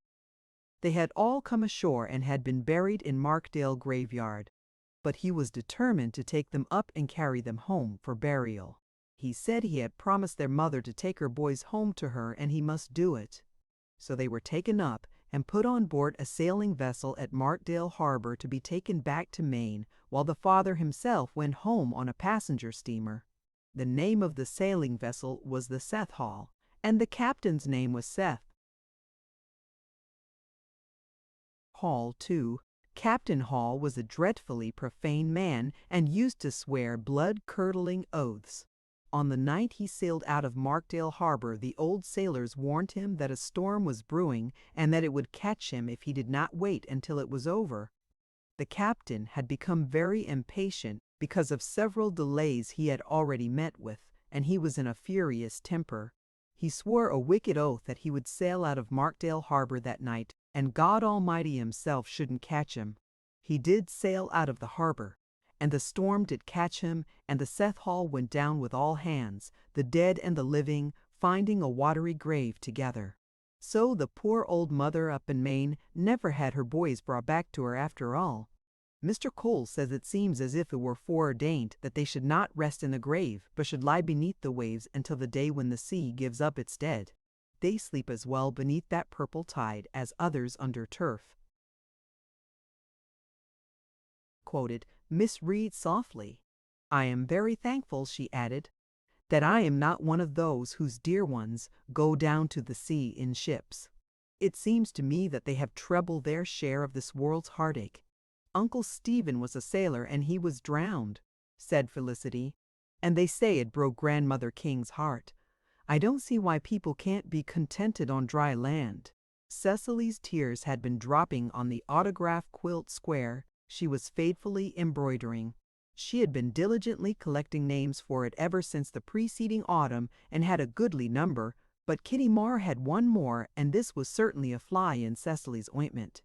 Besides, one I've got isn't paid for Peg Bowen's, she lamented, and I don't suppose it ever will be, for I'll never dare to ask her for it. I wouldn't put it on at all, said Felicity. Oh, I don't dare not to. She'd be sure to find out I didn't, and then she'd be very angry. I wish I could get just one more name and then I'd be contented. But I don't know of a single person who hasn't been asked already. Except Mr. Campbell, said Dan. Oh, of course nobody would ask Mr. Campbell. We all know it would be of no use. He doesn't believe in missions at all. In fact, he says he detests the very mention of missions and he never gives 1 cent to them. All the same, I think he ought to be asked so that he wouldn't have the excuse that nobody did ask him, declared Dan. Do you really think so, Dan? Asked Cecily earnestly. Sure, said Dan solemnly. Dan liked to tease even Cecily a wee bit now and then. Cecily relapsed into anxious thought, and care sat visibly on her brow for the rest of the day. Next morning she came to me and said, "Bev, would you like to go for a walk with me this afternoon?" "Of course," I replied. "Any particular where?" "I'm going to see Mr. Campbell and ask him for his name for my square," said Cecily resolutely. "I don't suppose it will do any good. He wouldn't give anything to the library last summer, you remember, till the story girl told him that story about his grandmother. She won't go with me this time. I don't know why. I can't tell a story, and I'm frightened to death just to think of going to him. But I believe it is my duty, and besides, I would love to get as many names on my square as Kitty Marr has. So if you'll go with me, we'll go this afternoon. I simply couldn't go alone." Chapter 23. A Missionary Heroine. Accordingly, that afternoon we bearded the lion in his den. The road we took was a beautiful one, for we went cross lots, and we enjoyed it in spite of the fact that we did not expect the interview with Mr. Campbell to be a very pleasant one. To be sure, he had been quite civil on the occasion of our last call upon him, but the story girl had been with us then and had beguiled him into good humor and generosity by the magic of her voice and personality. We had no such ally now, and Mr. Campbell was known to be virulently opposed to missions in any shape or form. "I don't know whether it would have been any better if I could have put on my good clothes," said Cecily, with a rueful glance at her print dress, which, though neat and clean, was undeniably faded and rather short and tight. "The story girl said it would, and I wanted to, but Mother wouldn't let me. She said it was all nonsense, and Mr. Campbell would never notice what I had on." "It's my opinion that Mr. Campbell notices a good deal more than you'd think for," I said sagely.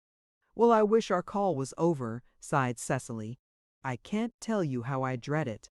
Now, see here, sis," I said cheerfully, "let's not think about it till we get there. It'll only spoil our walk and do no good. Let's just forget it and enjoy ourselves." "I'll try," agreed Cecily, "but it's ever so much easier to preach than to practice." Our way lay first over a hilltop, gallantly plumed with golden rod, where cloud shadows drifted over us like a gypsying crew. Carlisle, in all its ripely tinted length and breadth, lay below us, basking in the August sunshine that spilled over the brim of the valley to the far-off Markdale harbor, cupped in its harvest golden hills. Then came a little valley overgrown with the pale purple bloom of thistles and elusively haunted with their perfume. You say that thistles have no perfume? Go you to a brook hollow where they grow some late summer twilight at dewfall, and on the still air that rises suddenly to meet you will come a waft of faint, aromatic fragrance, wondrously sweet and evasive, the distillation of that despised thistle bloom. Beyond this, the path wound through a forest of fir, where a woodwind wove its murmurous spell, and a wood brook dimpled pellucidly among the shadows, the dear, companionable, elfin shadows that lurked under the low-growing boughs. Along the edges of that winding path grew banks of velvet green moss, starred with clusters of pigeonberries. Pigeonberries are not to be eaten. They are woolly, tasteless things, but they are to be looked at in their glowing scarlet. They are the jewels with which the forest of cone-bearers loves to deck its brown breast. Cecily gathered some and pinned them on hers, but they did not become her. I thought how witching the story girl's brown curls would have looked twined with those brilliant clusters. Perhaps Cecily was thinking of it too, for she presently said, "Bev, don't you think the story girl is changing somehow? There are times, just times, when she seems to belong more among the grown-ups than among us," I said reluctantly, "especially when she puts on her bridesmaid dress." "Well, she's the oldest of us, and when you come to think of it, she's 15. That's almost grown up," sighed Cecily. Then she added, with sudden vehemence, "I hate the thought of any of us growing up. Felicity says she just longs to be grown up, but I don't, not a bit. I wish I could just stay a little girl forever and have you and Felix and all the others for playmates right along. I don't know how it is, but whenever I think of being grown up, I seem to feel tired." Something about Cecily's speech, or the wistful look that had crept into her sweet brown eyes, made me feel vaguely uncomfortable. I was glad that we were at the end of our journey, with Mr. Campbell's big house before us and his dog sitting gravely at the veranda steps. "Oh dear," said Cecily with a shiver, "I'd been hoping that dog wouldn't be around." "He never bites," I assured her. "Perhaps he doesn't, but he always looks as if he was going to," rejoined Cecily. The dog continued to look, and as we edged gingerly past him and up the veranda steps, he turned his head and kept on looking. What with Mr. Campbell before us and the dog behind, Cecily was trembling with nervousness, but perhaps it was as well that the dour brute was there, else I verily believe she would have turned and fled shamelessly when we heard steps in the hall. It was Mr. Campbell's housekeeper who came to the door, however. She ushered us pleasantly into the sitting room where Mr. Campbell was reading. He laid down his book with a slight frown and said nothing at all in response to our timid good afternoon. But after we had sat for a few minutes in wretched silence, wishing ourselves 1,000 miles away, he said with a chuckle, "Well, is it the school library again?" Cecily had remarked as we were coming that what she dreaded most of all was introducing this subject, but Mr. Campbell had given her a splendid opening, and she plunged wildly in at once, rattling her explanation off nervously with trembling voice and flushed cheeks. "No, it's our mission band autograph quilt, Mr. Campbell. There are to be as many squares in it as there are members in the band. Each one has a square and is collecting names for it.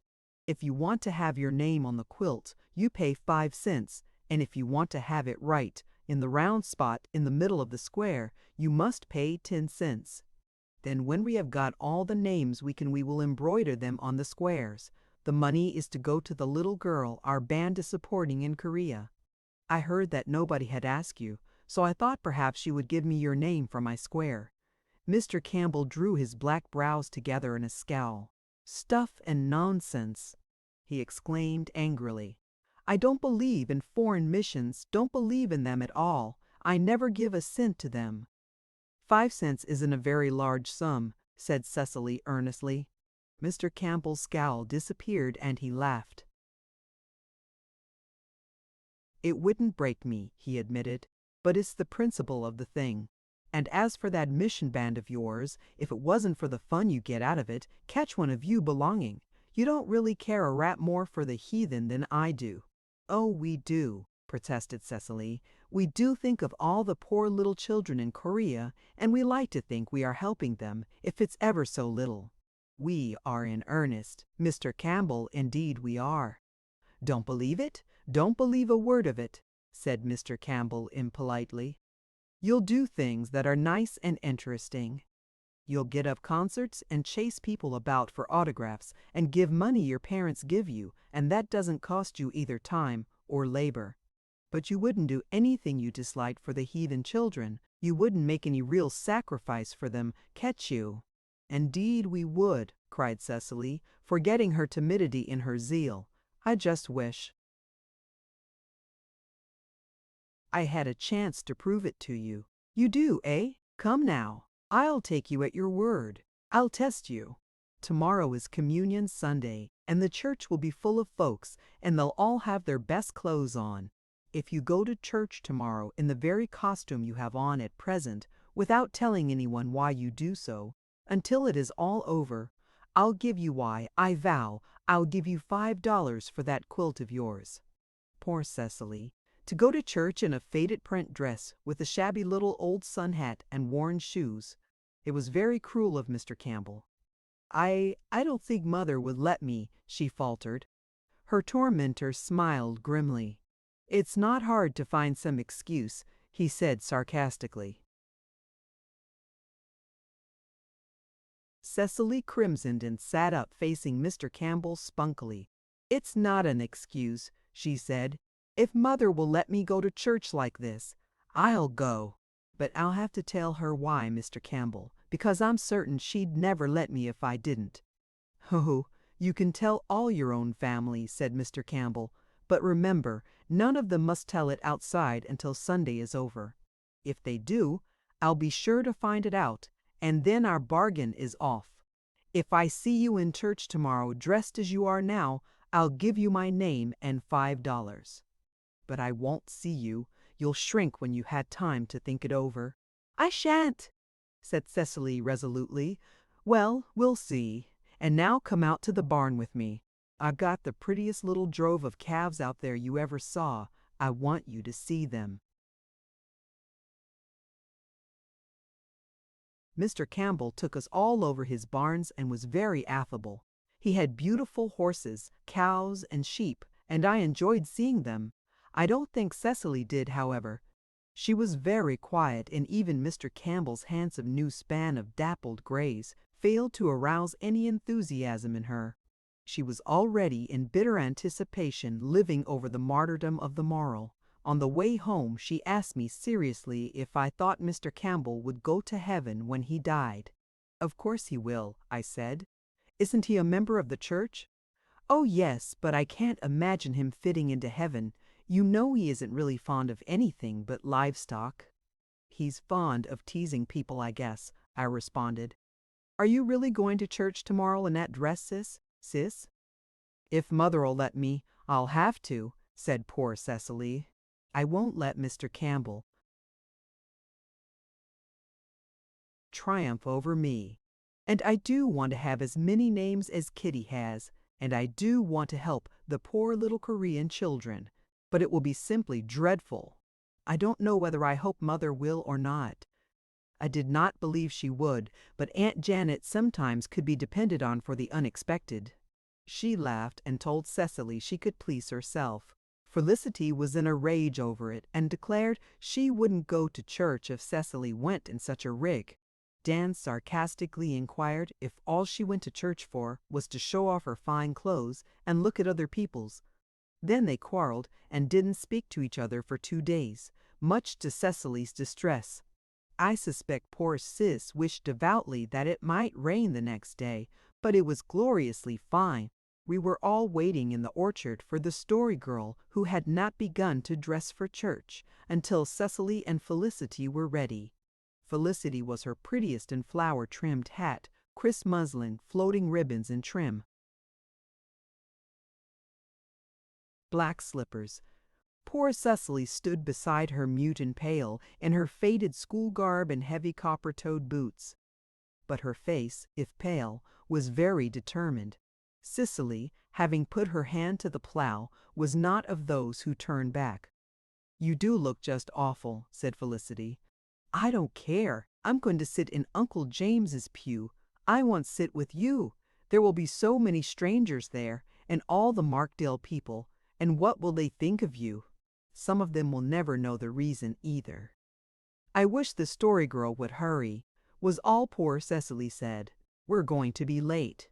"It wouldn't have been quite so hard if I could have got there before anyone and slipped quietly into our pew." "Here she comes at last," said Dan. "Why, what's she got on?" The Story Girl joined us with a quizzical smile on her face. Dan whistled. Cecily's pale cheeks flushed with understanding and gratitude. The Story Girl wore her school print dress and hat also, and was gloveless and heavy-shod.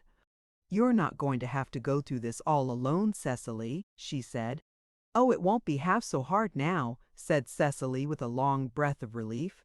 I fancy it was hard enough even then. The Story Girl did not care a white, but Cecily rather squirmed under the curious glances that were cast at her. She afterwards told me that she really did not think she could have endured it if she had been alone. Mr. Campbell met us under the elms in the churchyard with a twinkle in his eye. "Well, you did it, miss," he said to Cecily, "but you should have been alone. That was what I meant. I suppose you think you've cheated me nicely." "No, she doesn't," spoke up the Story Girl undauntedly. "She was all dressed and ready to come before she knew I was going to dress the same way. So she kept her bargain faithfully, Mr. Campbell, and I think you were cruel to make her do it." "You do, eh? Well, well, I hope you'll forgive me. I didn't think she'd do it. I was sure feminine vanity would win the day over missionary zeal. It seems it didn't, though. How much was pure missionary zeal, and how much just plain king spunk, I'm doubtful. I'll keep my promise, miss. You shall have your $5, and mind you put my name in the round space. No 5-cent corners for me." Chapter 24. A Tantalizing Revelation. "I shall have something to tell you in the orchard this evening," said the Story Girl at breakfast one morning. Her eyes were very bright and excited. She looked as if she had not slept a great deal. She had spent the previous evening with Miss Reed and had not returned until the rest of us were in bed. Miss Reed had finished giving music lessons and was going home in a few days. Cecily and Felicity were in despair over this and mourned as those without comfort. But the Story Girl, who had been even more devoted to Miss Reed than either of them, had not, as I noticed, expressed any regret and seemed to be very cheerful over the whole matter. "Why can't you tell it now?" asked Felicity. "Because the evening is the nicest time to tell things in. I only mentioned it now so that you would have something interesting to look forward to all day." "Is it about Miss Reed?" asked Cecily. "Never mind. I'll bet she's going to be married," I exclaimed, remembering the ring. "Is she?" cried Felicity and Cecily together. The Story Girl threw an annoyed glance at me. She did not like to have her dramatic announcements forestalled. "I don't say that it is about Miss Reed or that it isn't. You must just wait till the evening." "I wonder what it is," speculated Cecily as the Story Girl left the room. "I don't believe it's much of anything," said Felicity, beginning to clear away the breakfast dishes. "The Story Girl always likes to make so much out of so little. Anyhow, I don't believe Miss Reed is going to be married. She hasn't any beaux around here, and Mrs. Armstrong says she's sure she doesn't correspond with anybody. Besides, if she was, she wouldn't be likely to tell the Story Girl." "Oh, she might. They're such friends, you know," said Cecily. "Miss Reed is no better friends with her than she is with me and you," retorted Felicity. "No, but sometimes it seems to me that she's a different kind of friend with the Story Girl than she is with me and you," reflected Cecily. "I can't just explain what I mean." "No wonder. Such nonsense," sniffed Felicity. "It's only some girl's secret anyway," said Dan loftily. "I don't feel much interest in it." But he was on hand with the rest of us that evening, interest or no interest, in Uncle Stephen's Walk, where the ripening apples were beginning to glow like jewels among the boughs. "Now, are you going to tell us your news?" asked Felicity impatiently. "Miss Reed is going to be married," said the Story Girl. "She told me so last night. She's going to be married in a fortnight's time." "Who to?" exclaimed the girls. "To." The Story Girl threw a defiant glance at me as if to say, "You can't spoil the surprise of 'tis, anyway." "To the Awkward Man." For a few moments amazement literally held us dumb. "You're not in earnest, Sarah Stanley?" gasped Felicity at last. "Indeed I am. I thought you'd be astonished." "But I wasn't. I suspected it all summer, from little things I've noticed. Don't you remember that evening last spring when I went a piece with Miss Reed and told you when I came back that a story was growing? I guessed it from the way the Awkward Man looked at her when I stopped to speak to him over his garden fence." "But the Awkward Man," said Felicity helplessly. "It doesn't seem possible. Did Miss Reed tell you herself?" Yes, I suppose it must be true then, but how did it ever come about? He's so shy and awkward. How did he ever manage to get up enough spunk to ask her to marry him? Maybe she asked him, suggested Dan. The story girl looked as if she might tell if she would. I believe that way of it, I said, to draw her on. Not exactly, she said reluctantly. I know all about it, but I can't tell you. I guess part from things I've seen, and Miss Reed told me a good deal, and the awkward man himself told me his side of it as we came home last night. I met him just as I left Mr. Armstrong's, and we were together as far as his house. It was dark and he just talked on as if he were talking to himself. I think he forgot I was there at all, once he got started. He has never been shy or awkward with me, but he never talked as he did last night. You might tell us what he said, urged Cecily. We'd never tell. The story girl shook her head. No, I can't. You wouldn't understand. Besides, I couldn't tell it just right. It's one of the things that are hardest to tell. I'd spoil it if I told it now, perhaps. Someday I'll be able to tell it properly. It's very beautiful, but it might sound very ridiculous if it wasn't told just exactly the right way. I don't know what you mean, and I don't believe you know yourself, said Felicity pettishly. All that I can make out is that Miss Reed is going to marry Jasper Dale, and I don't like the idea one bit. She is so beautiful and sweet. I thought she'd marry some dashing young man. Jasper Dale must be nearly 20 years older than her, and he's so queer and shy and such a hermit. Miss Reed is perfectly happy, said the story girl. She thinks the awkward man is lovely, and so he is. You don't know him, but I do. Well, you needn't put on such airs about it, sniffed Felicity. I am not putting on any airs. But it's true. Miss Reed and I are the only people in Carlisle who really know the awkward man. Nobody else ever got behind his shyness to find out just what sort of a man he is. When are they to be married? Asked Felicity. In a fortnight's time. And then they are coming right back to live at Golden Milestone. Won't it be lovely to have Miss Reed always so near us? I wonder what she'll think about the mystery of Golden Milestone, remarked Felicity. Golden Milestone was the beautiful name the awkward man had given his home, and there was a mystery about it, as readers of the first volume of these chronicles will recall. She knows all about the mystery and thinks it perfectly lovely, and so do I, said the story girl. Do you know the secret of the locked room? Cried Cecily. Yes, the awkward man told me all about it last night. I told you I'd find out the mystery sometime. And what is it? I can't tell you that either. I think you're hateful and mean, exclaimed Felicity. It hasn't anything to do with Miss Reed, so I think you might tell us. It has something to do with Miss Reed. It's all about her. Well, I don't see how that can be when the awkward man never saw or heard of Miss Reed until she came to Carlisle in the spring, said Felicity incredulously. And he's had that locked room for years. I can't explain it to you, but it's just as I've said, responded the story girl.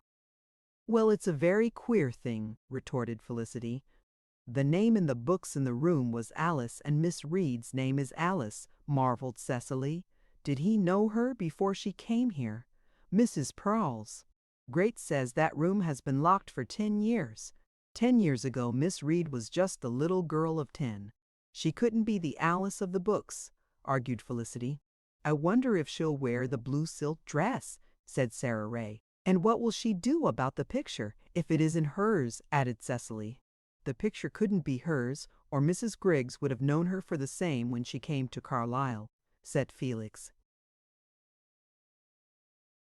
I'm going to stop wondering about it, exclaimed Felicity crossly, aggravated by the amused smile with which the story girl was listening to the various speculations.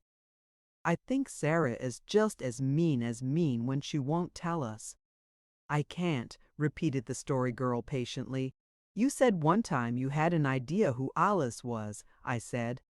Was your idea anything like the truth? Yes, I guess pretty nearly right.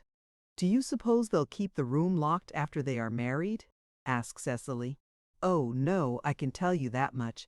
It is to be Miss Reed's own particular sitting room. Why then, perhaps we'll see it sometime ourselves, when we go to see Miss Reed, cried Cecily. I'd be frightened to go into it, confessed Sarah Ray.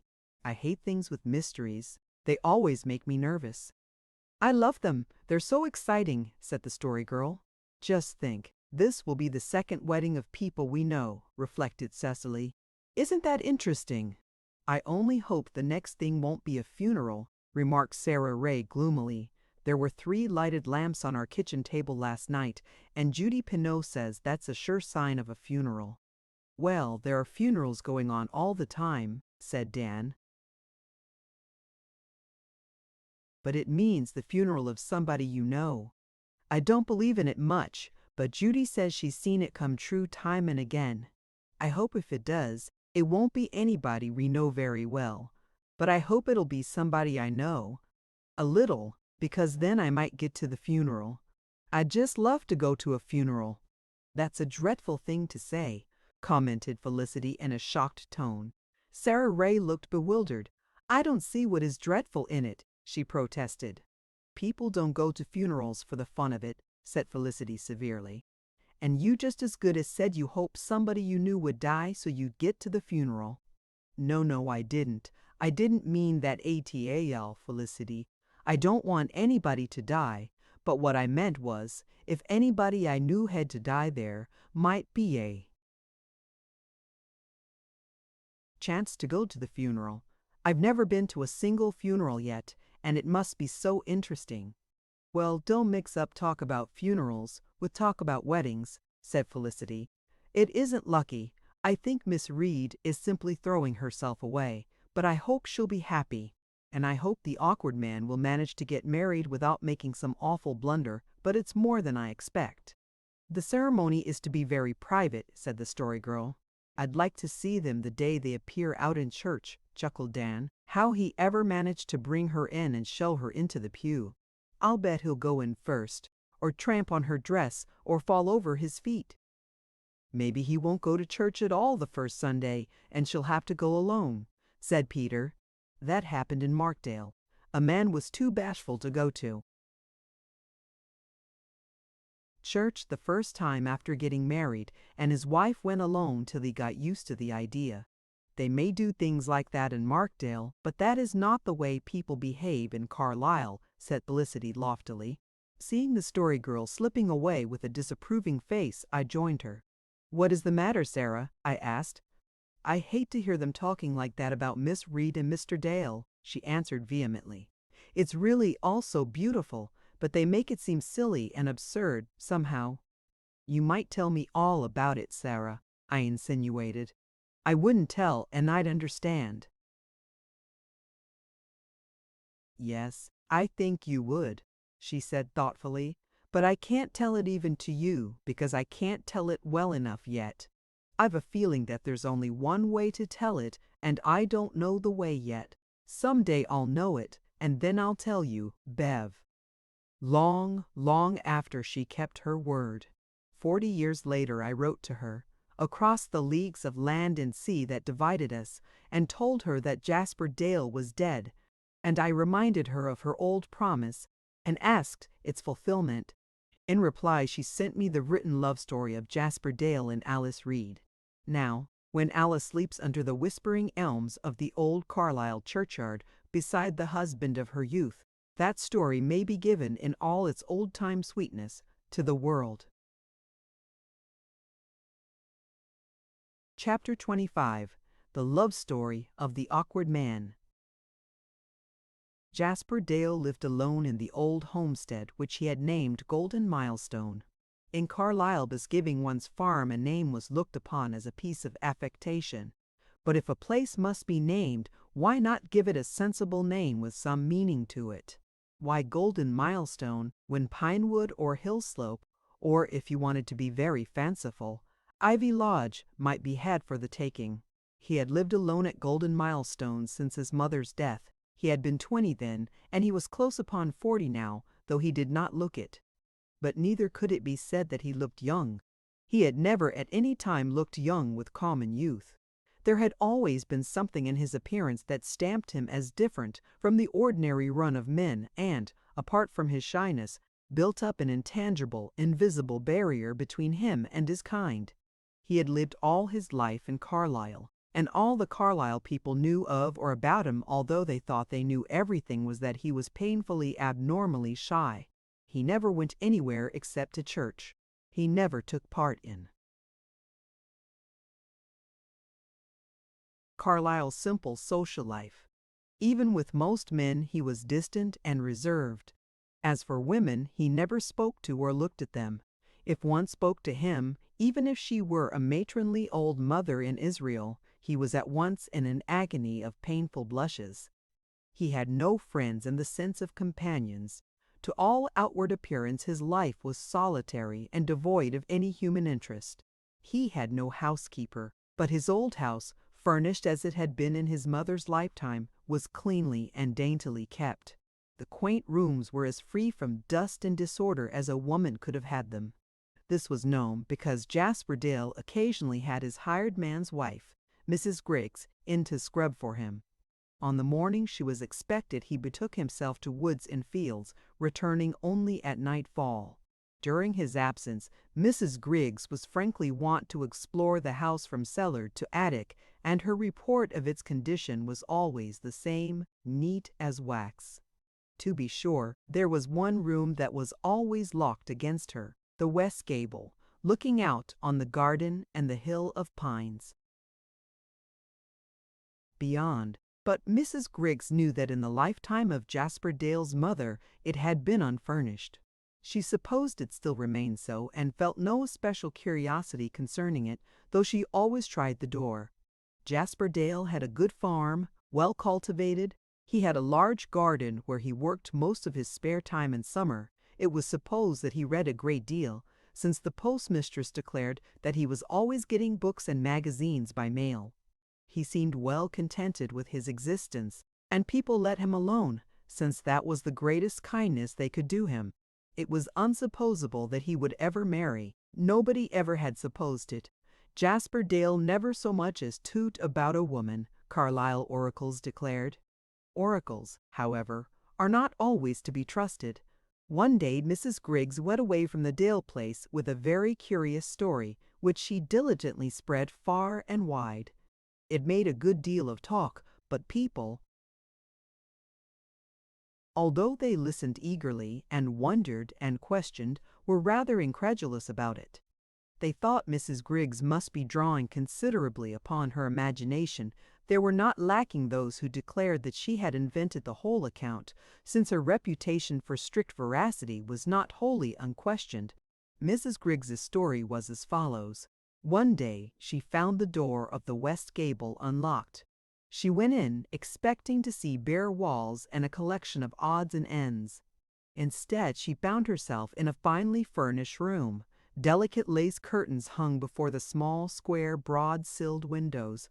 The walls were adorned with pictures in much finer taste than Mrs. Griggs could appreciate. There was a bookcase between the windows, filled with choicely bound books. Beside it stood a little table with a very dainty work-basket on it. By the basket, Mrs. Griggs saw a pair of tiny scissors and a silver thimble. A wicker rocker, comfortable with silk cushions, was near it. Above the bookcase a woman's picture hung, a watercolor, if Mrs. Griggs had but known it, representing a pale, very sweet face with large dark eyes and a wistful expression under loose masses of black lustrous hair. Just beneath the picture, on the top shelf of the bookcase, was a vaseful of flowers. Another vaseful stood on the table beside the basket. All this was astonishing enough, but what puzzled Mrs. Griggs completely was the fact that a woman's dress was hanging over a chair before the mirror, a pale blue silken affair, and on the floor beside it were two little blue satin slippers. Good. Mrs. Griggs did not leave the room until she had thoroughly explored it, even to shaking out the blue dress and discovering it to be a tea-gown wrapper, she called it. but she found nothing to throw any light on the mystery. The fact that the simple name Alice was written on the fly leaves of all the books only deepened it, for it was a name unknown in the Dale family. In this puzzled state she was obliged to depart, nor did she ever find the door unlocked again, and, discovering that people thought she was romancing when she talked about the mysterious west gable at Golden Milestone, she indignantly held her peace concerning the whole affair. But Mrs. Griggs had told no more than the simple truth. Jasper Dale, under all his shyness and aloofness, possessed a nature full of delicate romance and poesy, which, denied expression in the common ways of life, bloomed out in the realm of fancy and imagination. Left alone, just when the boy's nature was deepening into the man's, he turned to this ideal kingdom for all he believed the real world could never give him. Love, a strange, almost mystical love, played its part here for him. He shadowed forth to himself the vision of a woman, loving and beloved. He cherished it until it became almost as real to him as his own personality, and he gave this dream woman the name he liked best, Alice, in fancy. He walked and talked with her, spoke words of love to her, and heard words of love in return. When he came from work at the close of day, she met him at his threshold, in the twilight, a strange, fair, starry shape, as elusive and spiritual as a blossom reflected in a pool by moonlight, with welcome on her lips and in her eyes. One day, when he was in Charlottetown on business, he had been struck by a picture in the window of a store. It was strangely like the woman of his dream love. He went in, awkward and embarrassed, and bought it. When he took it home, he did not know where to put it. It was out of place among the dim old engravings of bewigged portraits and conventional landscapes on the walls of Golden Milestone. As he pondered the matter in his garden that evening, he had an inspiration. The sunset, flaming on the windows of the west gable, kindled them into burning rose. Amid the splendor he fancied Alice's fair face peeping archly down at him from the room. The inspiration came then. It should be her room. He would fit it up for her, and her picture should hang there. He was all summer carrying out his plan. Nobody must know or suspect, so he must go slowly and secretly. One by one the furnishings were purchased and brought home under cover of darkness. He arranged them with his own hands. He bought the books he thought she would like best and wrote her name in them. He got the little feminine knickknacks of basket and thimble. Finally he saw in a store a pale blue tea gown and the satin slippers. He had always fancied her as dressed in blue. He bought them and took them home to her room. Thereafter it was sacred to her. He always knocked on its door before he entered. He kept it sweet with fresh flowers. He sat there in the purple summer evenings and talked aloud to her, or read his favorite books to her. In his fancy she sat opposite to him in her rocker, clad in the trailing blue gown, with her head leaning on one slender hand, as white as a twilight star. But Carlisle people knew nothing of this, would have thought him tinged with mild lunacy if they had known. To them he was just the shy, simple farmer he appeared. They never knew or guessed at the real Jasper Dale. One spring Alice Reed came to teach music in Carlisle. Her pupils worshipped her, but the grown people thought she was rather too distant and reserved. They had been used to merry, jolly girls who joined eagerly in the social life of the place. Alice Reed held herself aloof from it, not disdainfully, but as one to whom these things were of small importance. She was very fond of books and solitary rambles. She was not at all shy, but she was as sensitive as a flower, and after a time Carlisle people were content to let her live her own life and no longer resented her unlikeness to themselves. She boarded with the Armstrongs, who lived beyond Golden Milestone, around the hill of pines. Until the snow disappeared, she went out to the main road by the long Armstrong Lane. But when spring came, she was wont to take a shorter way, down the pine hill, across the brook, past Jasper Dale's garden, and out through his lane. And one day, As she went by, Jasper Dale was working in his garden. He was on his knees in a corner, setting out a bunch of roots, an unsightly little tangle of rainbow possibilities. It was a still spring morning. The world was green with young leaves. A little wind blew down from the pines and lost itself willingly among the budding delights of the garden. The grass opened eyes of blue violets. The sky was high and cloudless, turquoise blue, shading off into milkiness on the far horizons. Birds were singing along the brook valley. Rollicking robins were whistling joyously in the pines. Jasper Dale's heart was filled to overflowing with the realization of all the virgin loveliness around him. The feeling in his soul had the sacredness of a prayer. At this moment he looked up and saw Alice Reed. She was standing outside the garden fence in the shadow of a great pine tree, looking not at him, for she was unaware of his presence, but at the virginal bloom of the plum trees in a far corner, with all her delight in it outblossoming freely in her face. For a moment, Jasper Dale believed that his dream love had taken visible form before him. She was so like, not in feature perhaps, but in grace and coloring, the grace of a slender lissom form, and the coloring of cloudy hair and wistful dark gray eyes, and curving red mouth. And more than all, she was like her in expression, in the subtle revelation of personality exhaling from her like perfume from a flower. It was as if his own had come to him at last, and his whole soul suddenly leaped out to meet and welcome her. Then her eyes fell upon him, and the spell was broken. Jasper remained kneeling mutely there, shy man once more, crimson with blushes, a strange, almost pitiful creature in his abject confusion. A little smile flickered about the delicate corners of her mouth, but she turned and walked swiftly away down the lane. Jasper looked after her with a new, painful sense of loss and loveliness.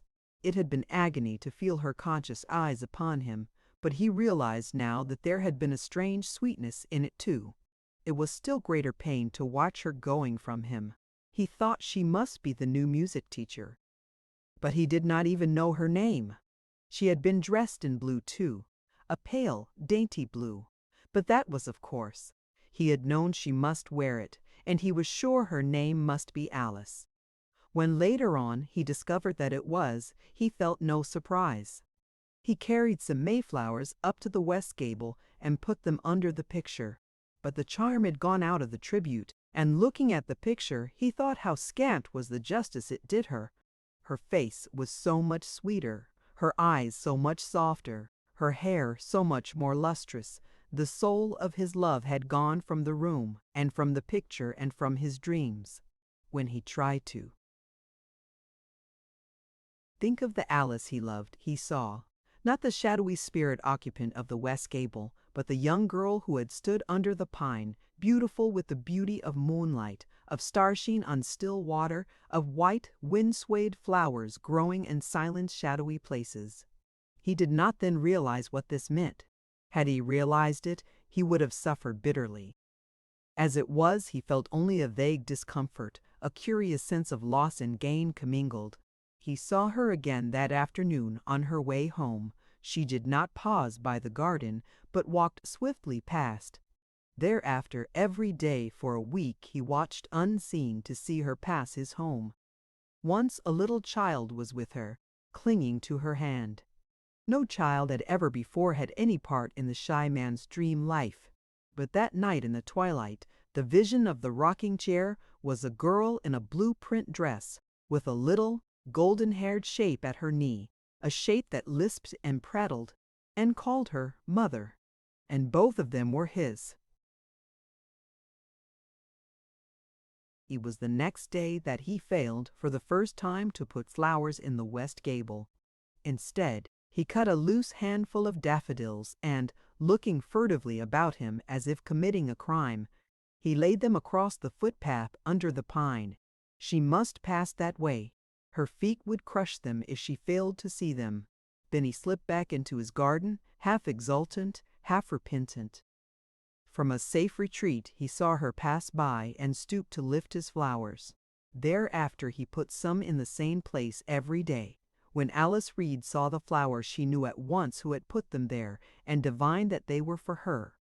She lifted them tenderly in much surprise and pleasure. She had heard all about Jasper Dale and his shyness.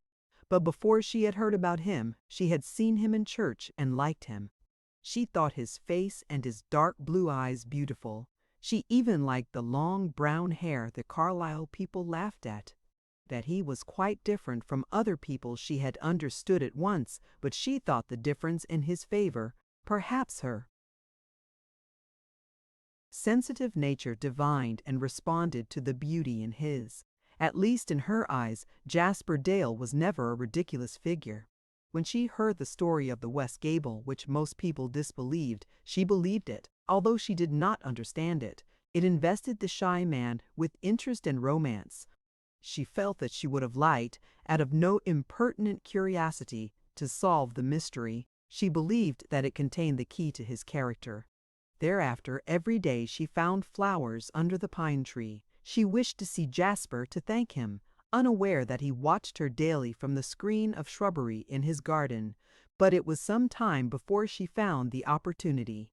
One evening she passed when he, not expecting her, was leaning against his garden fence with a book in his hand. She stopped under the pine. "Mr. Dale," she said softly, "I want to thank you for your flowers." Jasper, startled, wished that he might sink into the ground. His anguish of embarrassment made her smile a little. He could not speak, so she went on gently. "It has been so good of you. They have given me so much pleasure. I wish you could know how much." "It was nothing, nothing," stammered Jasper. His book had fallen on the ground at her feet, and she picked it up and held it out to him. "So you like Ruskin?" she said. "I do too, but I haven't read this." "If you would care to read it, you may have it," Jasper contrived to say. She carried the book away with her. He did not again hide when she passed, and when she brought the book back, they talked a little about it over the fence.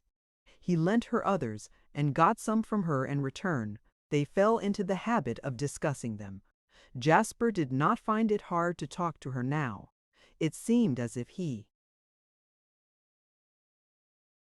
or talking to his dream Alice, and it came strangely natural to him. He did not talk volubly, but Alice thought what he did say was worthwhile. His words lingered in her memory and made music. She always found his flowers under the pine, and she always wore some of them, but she did not know if he noticed this or not. One evening Jasper walked shyly with her from his gate up the pine hill. After that, he always walked that far with her. She would have missed him much if he had failed to do so. Yet it did not occur to her that she was learning to love him. She would have laughed with girlish scorn at the idea. She liked him very much. She thought his nature beautiful in its simplicity and purity. In spite of his shyness, she felt more delightfully at home in his society than in that of any other person she had ever met. He was one of those rare souls whose friendship is at once a pleasure and a benediction, showering light from their own crystal clearness into all the dark corners in the souls of others, until, for the time being, at least, they reflected his own nobility. But she never thought of love. Like other girls, she had her dreams of a possible Prince Charming, young and handsome and debonair. It never occurred to her that he might be found in the shy, dreamy recluse of Golden Milestone. In August came a day of gold and blue. Alice Reed, coming through the trees with the wind blowing her little dark lovelocks tricksily about under her wide blue hat, found a fragrant heap of mignonette under the pine.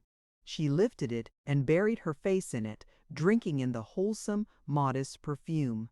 She had hoped Jasper would be in his garden, since she wished to ask him for a book she greatly desired to read.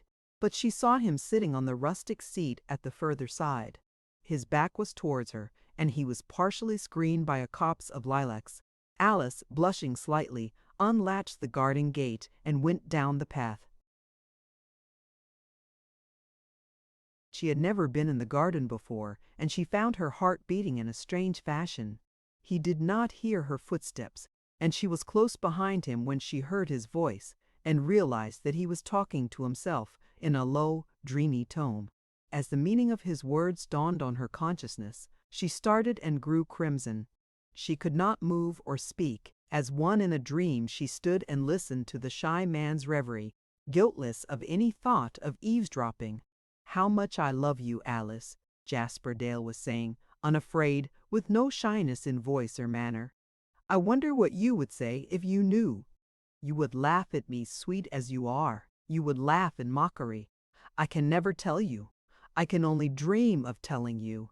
In my dream you are standing here by me, dear. I can see you very plainly, my sweet lady, so tall and gracious, with your dark hair and your maiden eyes. I can dream that I tell you my love, that maddest, sweetest.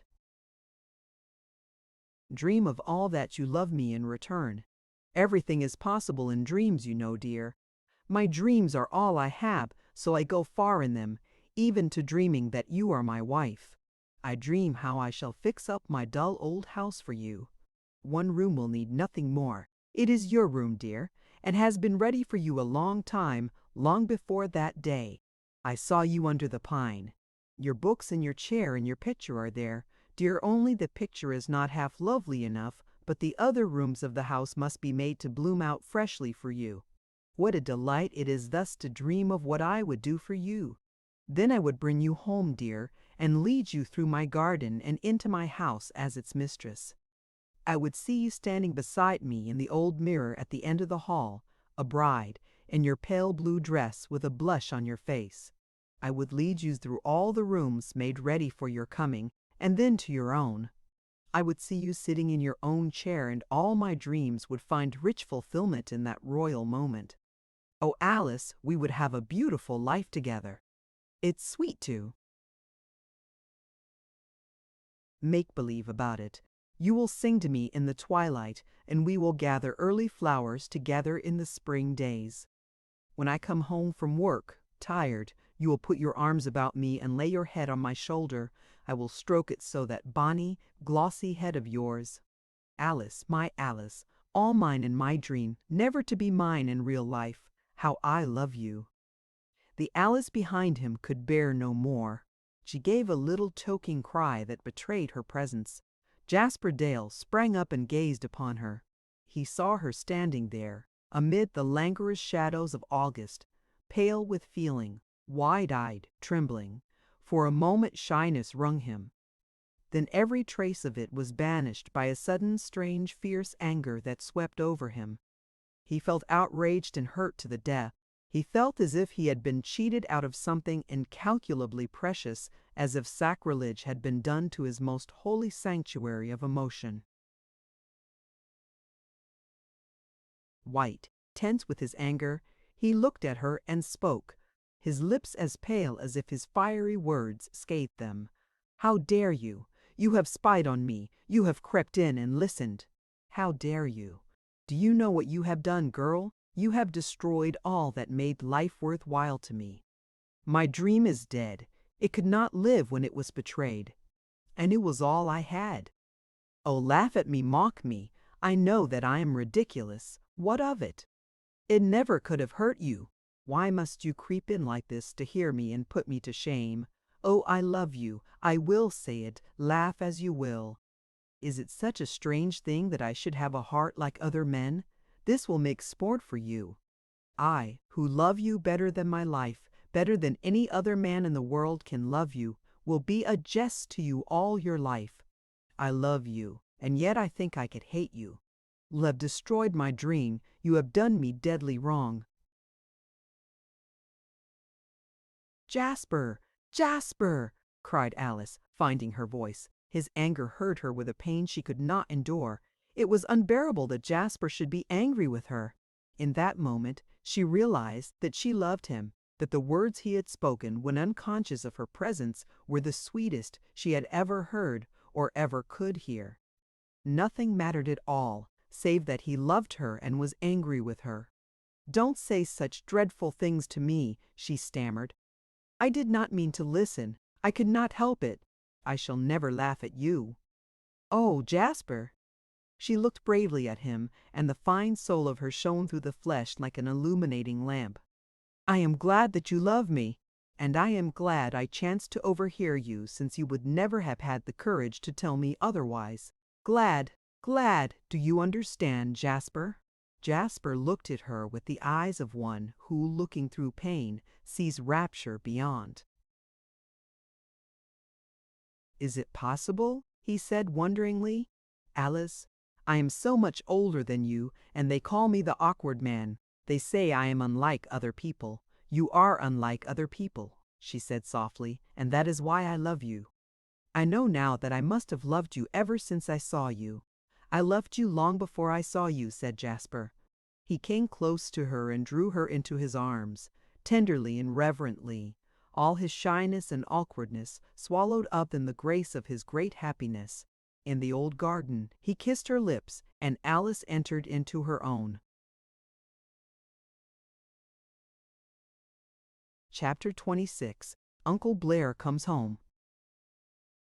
It happened that the Story Girl and I both got up very early on the morning of the awkward man's wedding day. Uncle Alec was going to Charlottetown that day, and I, awakened at daybreak by the sounds in the kitchen beneath us, remembered that I had forgotten to ask him to bring me a certain school book I wanted. So I hurriedly dressed and hastened down to tell him before he went. I was joined on the stairs by the Story Girl, who said she had wakened and, not feeling like going to sleep again, thought she might as well get up. "I had such a funny dream last night," she said. "I dreamed that I heard a voice calling me from away down in Uncle Stephen's walk. 'Sarah, Sarah, Sarah.' It kept calling. I didn't know whose it was, and yet it seemed like a voice I knew. I wakened up while it was calling, and it seemed so real I could hardly believe it was a dream. It was bright moonlight, and I felt just like getting up and going out to the orchard. But I knew that would be silly, and of course I didn't go. But I kept on wanting to, and I couldn't sleep anymore. Wasn't it queer?" When Uncle Alec had gone, I proposed a saunter to the farther end of the orchard, where I had left a book the preceding evening.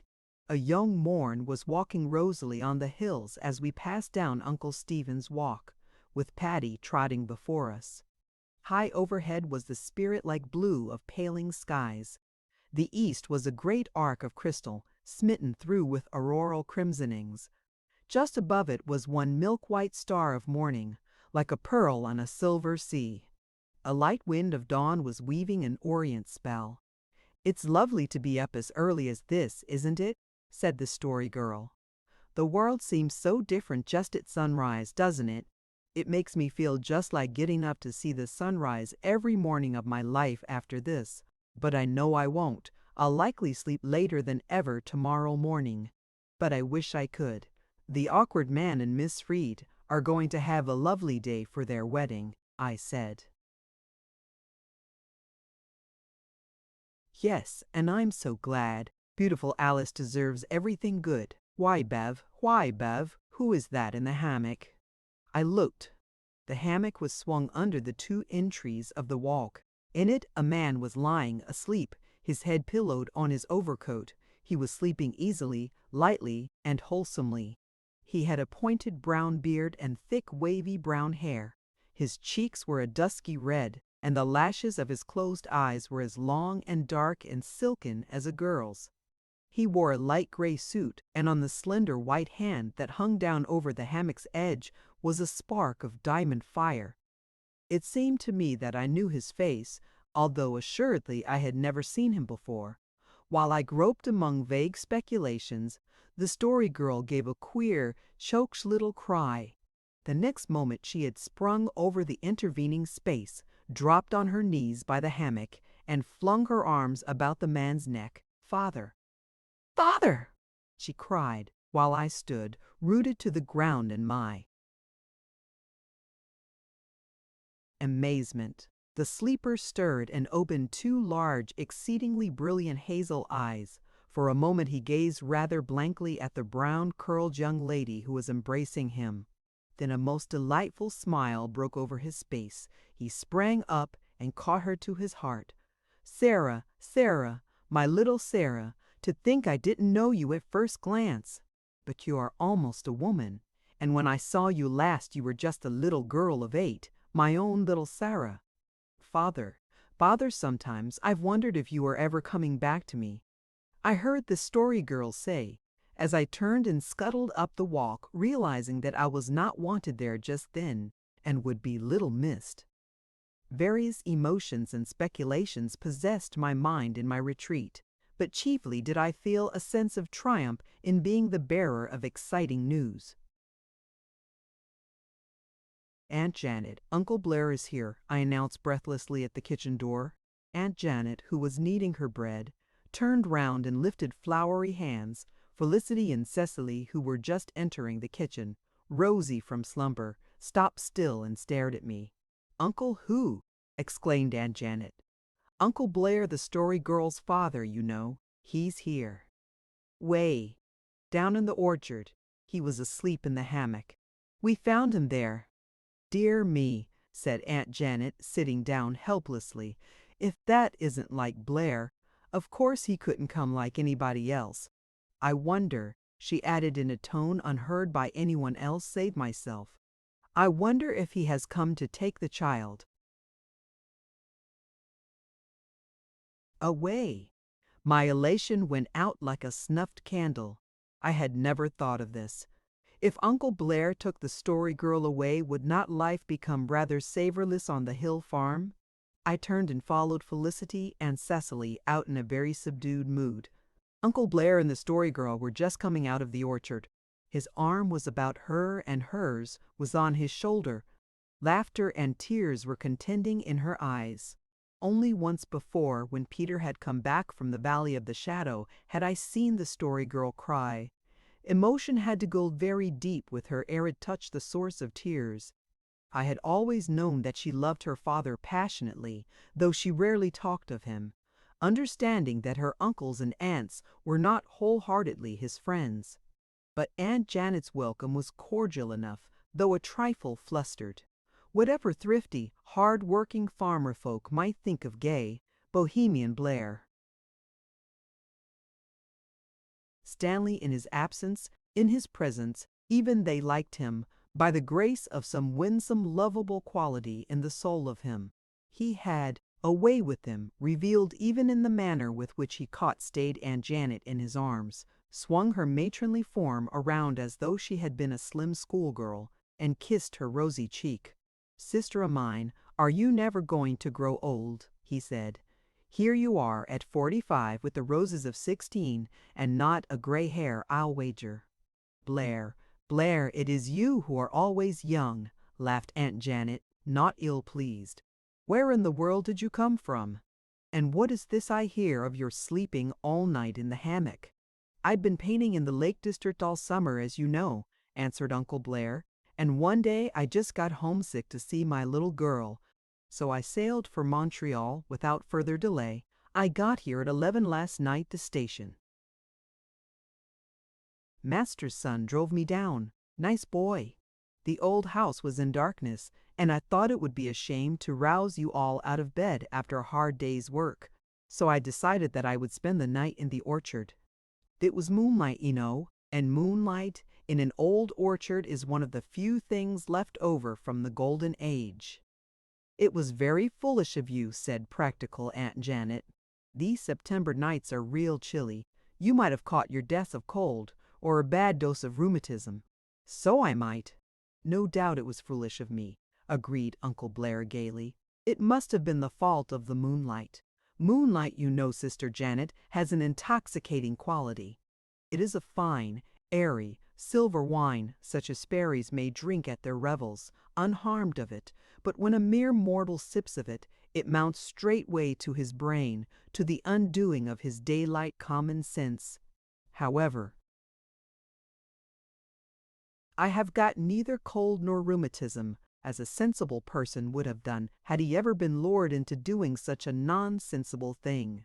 There is a special providence for us foolish folk.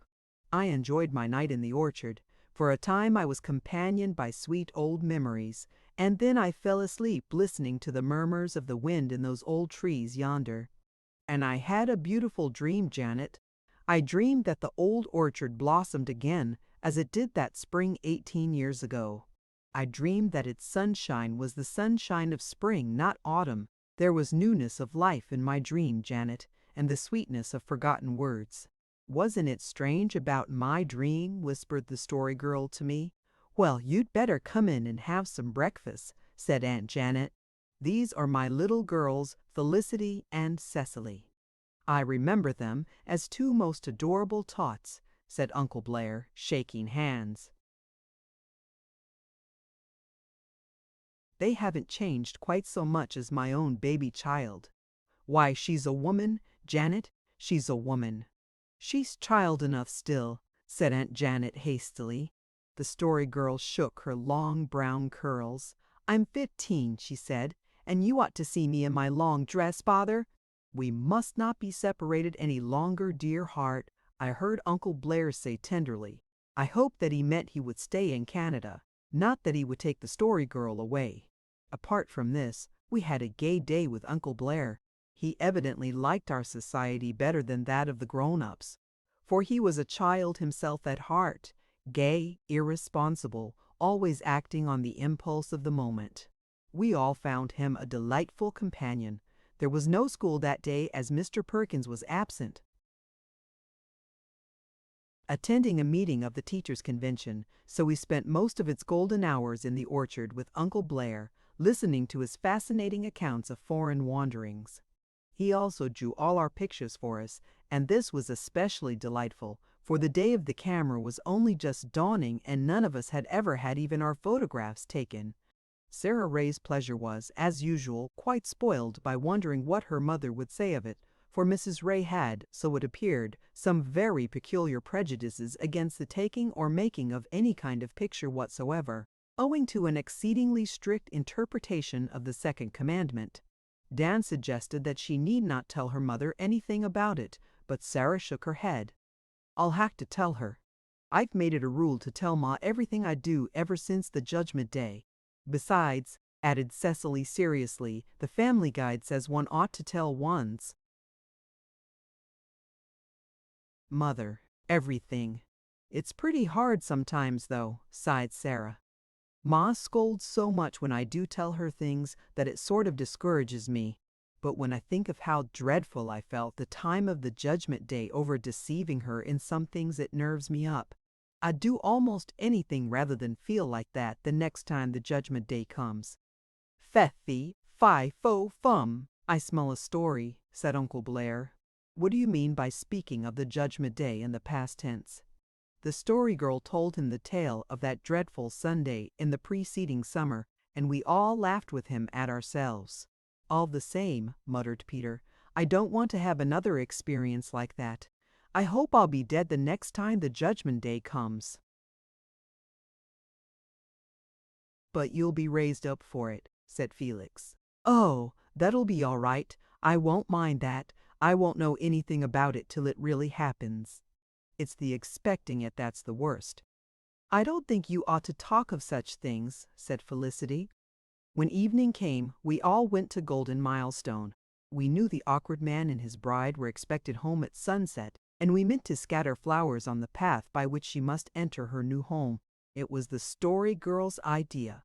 But I don't think Aunt Janet would have let us go if Uncle Blair had not pleaded for us. He asked to be taken along too, and we agreed, if he would stand out of sight when the newly married pair came home. You see, Father, the awkward man won't mind us because we're only children, and he knows us well, explained the Story Girl. But if he sees you, a stranger, it might confuse him and we might spoil the homecoming, and that would be such a pity. So we went to Golden Milestone, laden with all the flowery spoil we could plunder from both gardens. It was a clear amber-tinted September evening, and far away, over Markdale Harbor, a great round red moon was rising as we waited.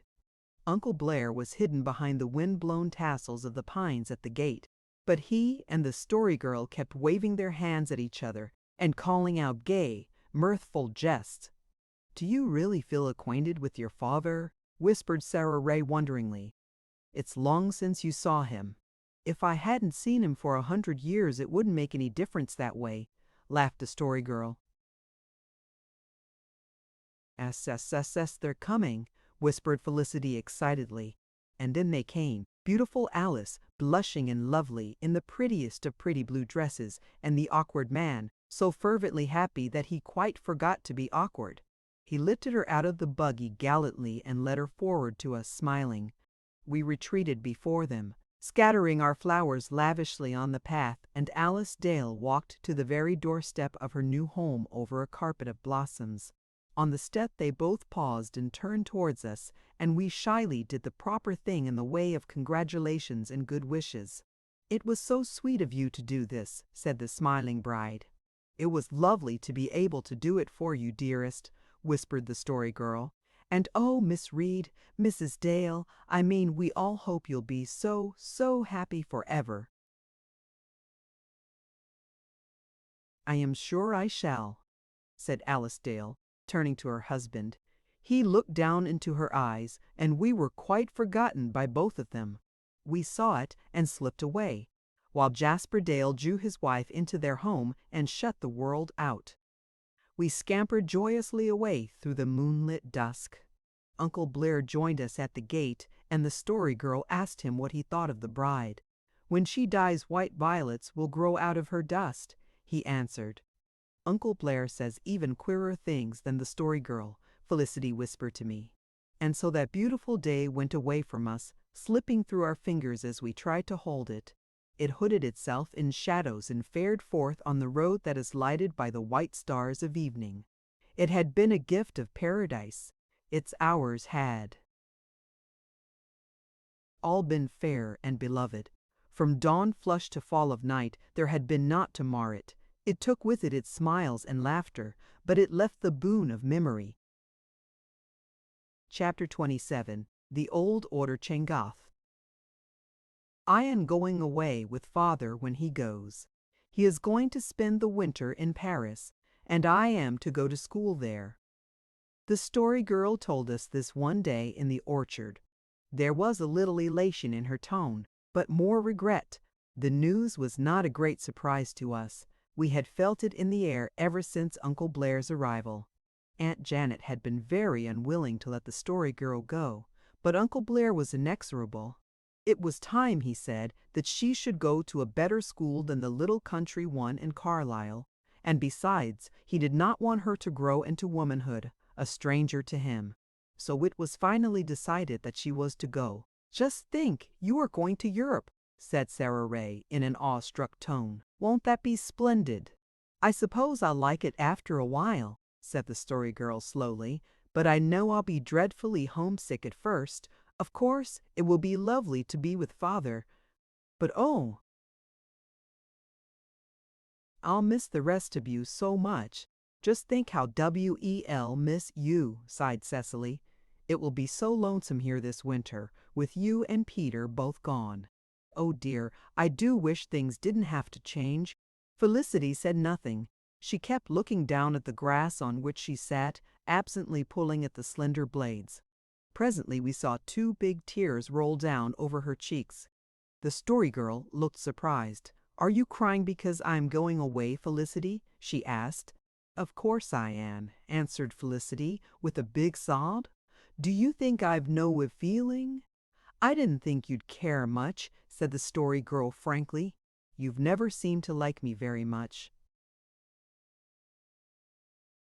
"I don't wear my heart on my sleeve," said poor Felicity, with an attempt at dignity. "I think you might stay. Your father would let you stay if you coaxed him."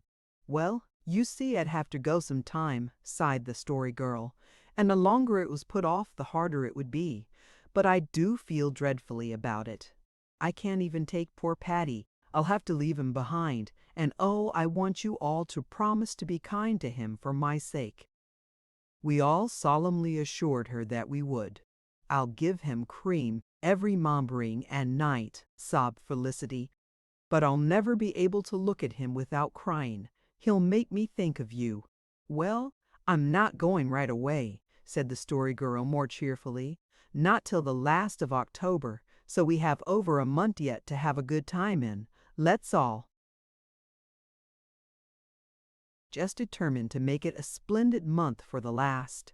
We won't think about my going at all till we have to, and we won't have any quarrels among us, and we'll just enjoy ourselves all we possibly can, so don't cry any more, Felicity. I'm awfully glad you do like me, and am sorry I'm going away, but let's all forget it for a month. Felicity sighed and tucked away her damp handkerchief. It isn't so easy for me to forget things, but I'll try, she said disconsolately, and if you want any more cooking lessons before you go, I'll be real glad to teach you anything I know. This was a high plane of self-sacrifice for Felicity to attain, but the Story Girl shook her head. No, I'm not going to bother my head about cooking lessons this last month. It's too vexing. Do you remember the time you made the pudding, began Peter and suddenly stopped? Out of sawdust, finished the Story Girl cheerfully.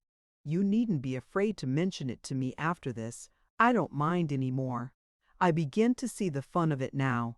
I should think I do remember it, and the time I baked the bread before it was raised enough. People have made worse mistakes than that, said Felicity kindly, such as using tooth powder. But here Dan stopped abruptly, remembering the Story Girl's plea for a beautiful month. Felicity colored, but said nothing, did not even look anything. We have had lots of fun together one way or another, said Cecily, retrospectively. Just think how much we've laughed this last year or so, said the Story Girl. We've had good times together, but I think we'll have lots more splendid years ahead. Eden is always behind us, paradise always before, said Uncle Blair, coming up in time to hear her. He said it with a sigh that was immediately lost in one of his delightful smiles. I like Uncle Blair so much better than I expected to, Felicity confided to me. Mother says he's a rolling stone, but there really is something very nice about him, although he says a great many things I don't understand. I suppose the Story Girl will have a very gay time in Paris. She's going to school and she'll have to study hard, I said. She says she's going to study for the stage, said Felicity. Uncle Roger thinks it is all right and says she'll be very famous someday. But Mother thinks it's dreadful, and so do I. Aunt Julia is a concert singer, I said. Oh, that's very different. But I hope poor Sarah will get on all right, sighed Felicity. You never know what may happen to a person in those foreign countries. And everybody says Paris is such a wicked place. But we must hope for the best, she concluded in a resigned tone. That evening the Story Girl and I drove the cows to pasture after milking, and when we came home we sought out Uncle Blair in the orchard. He was sauntering up and down Uncle Stephen's Walk, his hands clasped behind him and his beautiful, youthful face uplifted to the western sky, where waves of night were breaking on a dim primrose shore of sunset. See that star over there in the southwest? He said as we joined him. The one just above that pine? An evening star shining over a dark pine tree is the whitest thing in the universe because it is living whiteness possessing the soul.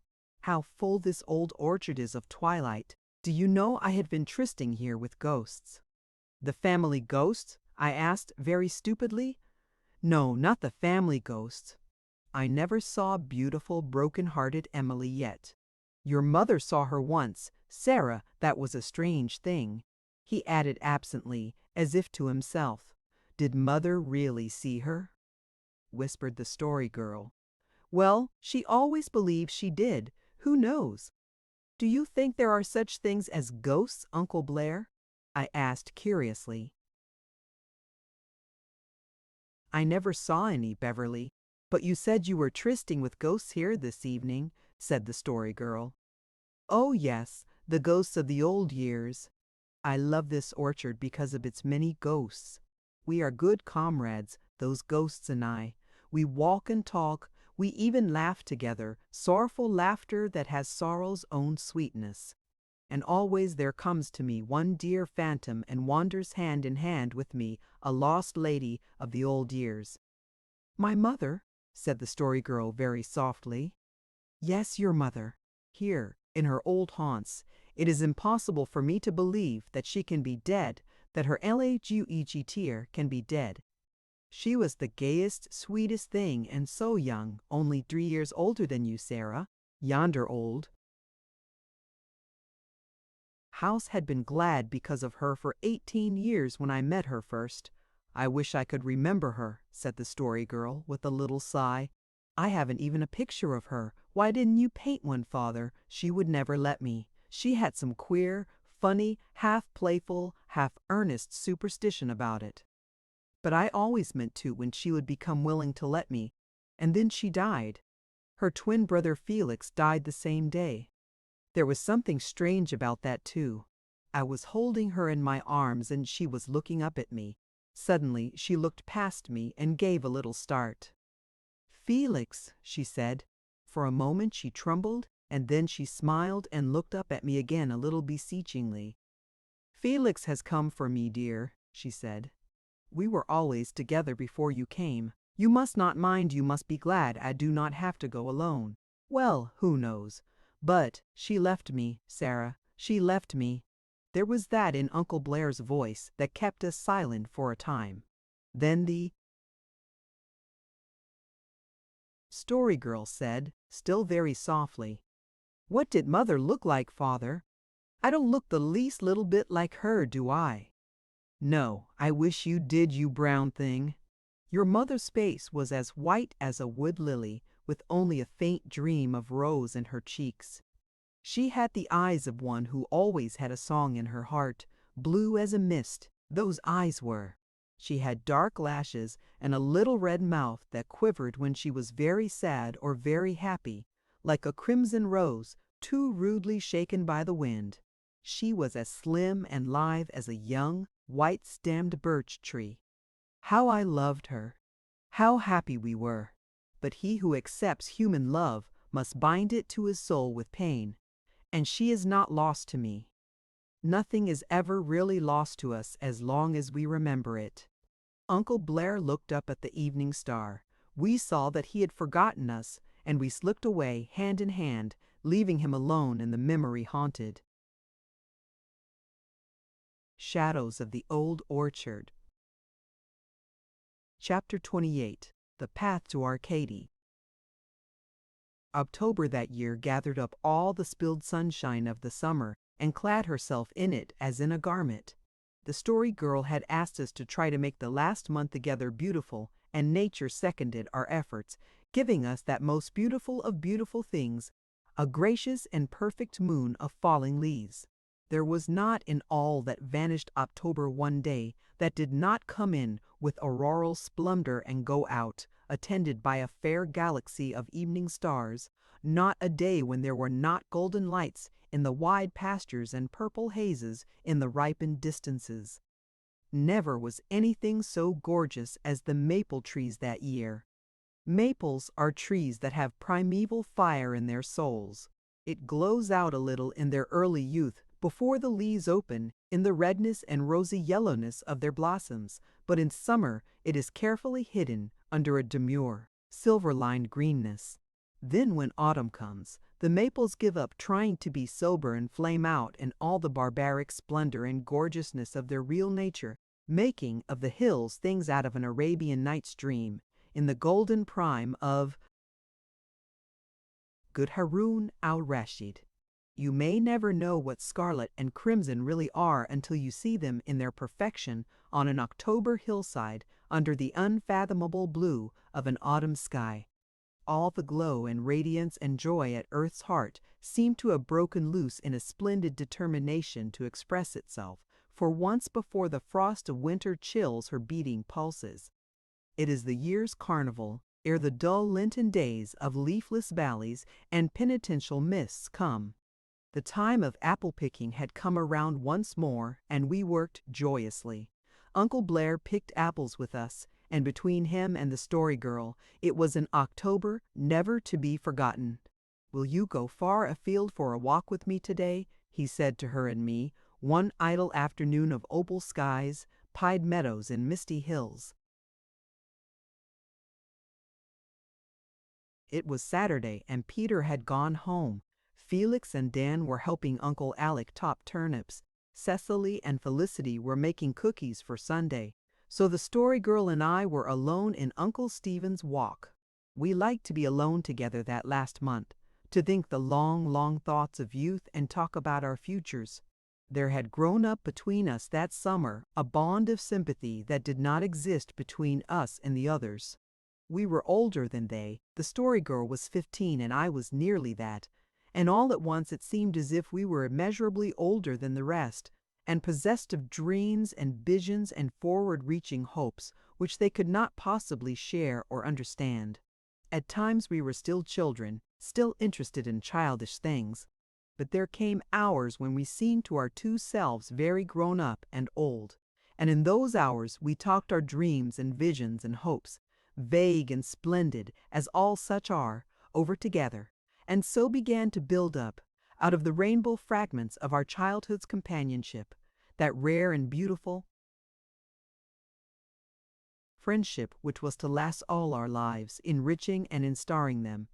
For there is no bond more lasting than that formed by the mutual confidences of that magic time when youth is slipping from the sheath of childhood and beginning to wonder what lies for it beyond those misty hills that bound the golden road. "Where are you going?" asked the Story Girl. "To the woods that belt the gray hillside, and overflow beyond it into many a valley purple, folded in immemorial peace," answered Uncle Blair. "I have a fancy for one more ramble in Prince Edward Island woods before I leave Canada again. But I would not go alone. So come, you two gay youthful things, to whom all life is yet fair and good, and we will seek the path to Arcady. There will be many little things along our way to make us glad. Joyful sounds will come ringing down the wind. A wealth of gypsy gold will be ours for the gathering. We will learn the potent, unutterable charm of a dim spruce wood, and the grace of flexile mountain ashes fringing a lonely glen. We will tryst with the folk of fur and feather. We'll hearken to the music of gray old firs. Come, and you'll have a ramble and an afternoon that you will both remember all your lives." We did have it. Never has its remembrance faded. That idyllic afternoon of roving in the old Carlisle woods with the Story Girl and Uncle Blair gleams in my book of years, a page of living beauty. Yet it was but a few hours of simplest pleasure. We wandered pathlessly through the sylvan calm of those dear places which seemed that day to be full of a great friendliness. Uncle Blair sauntered along behind us, whistling softly. Sometimes he talked to himself. We delighted in those brief reveries of his. Uncle Blair was the only man I have ever known who could, when he so willed, talk like a book, and do it without seeming ridiculous. Perhaps it was because he had that knowledge, though few at Berheen and the Vod of Arkuakane. We went across the fields, intending to skirt the woods at the back of Uncle Alec's farm and find a lane that cut through Uncle Roger's woods. But before we came to it, we stumbled on a sly, winding little path quite by accident, if, indeed, there can be such a thing as accident in the woods, where I am tempted to think we are led by the good people along such of their fairy ways as they have a mind for us to walk in. "Go to, let us explore this," said Uncle Blair. "It always drags terribly at my heart to go past a wood lane, if I can make any excuse at all for traversing it, for it is the byways that lead to the heart of the woods, and we must follow them if we would know the forest and be known of it, when we can really feel its wild heart beating against ours.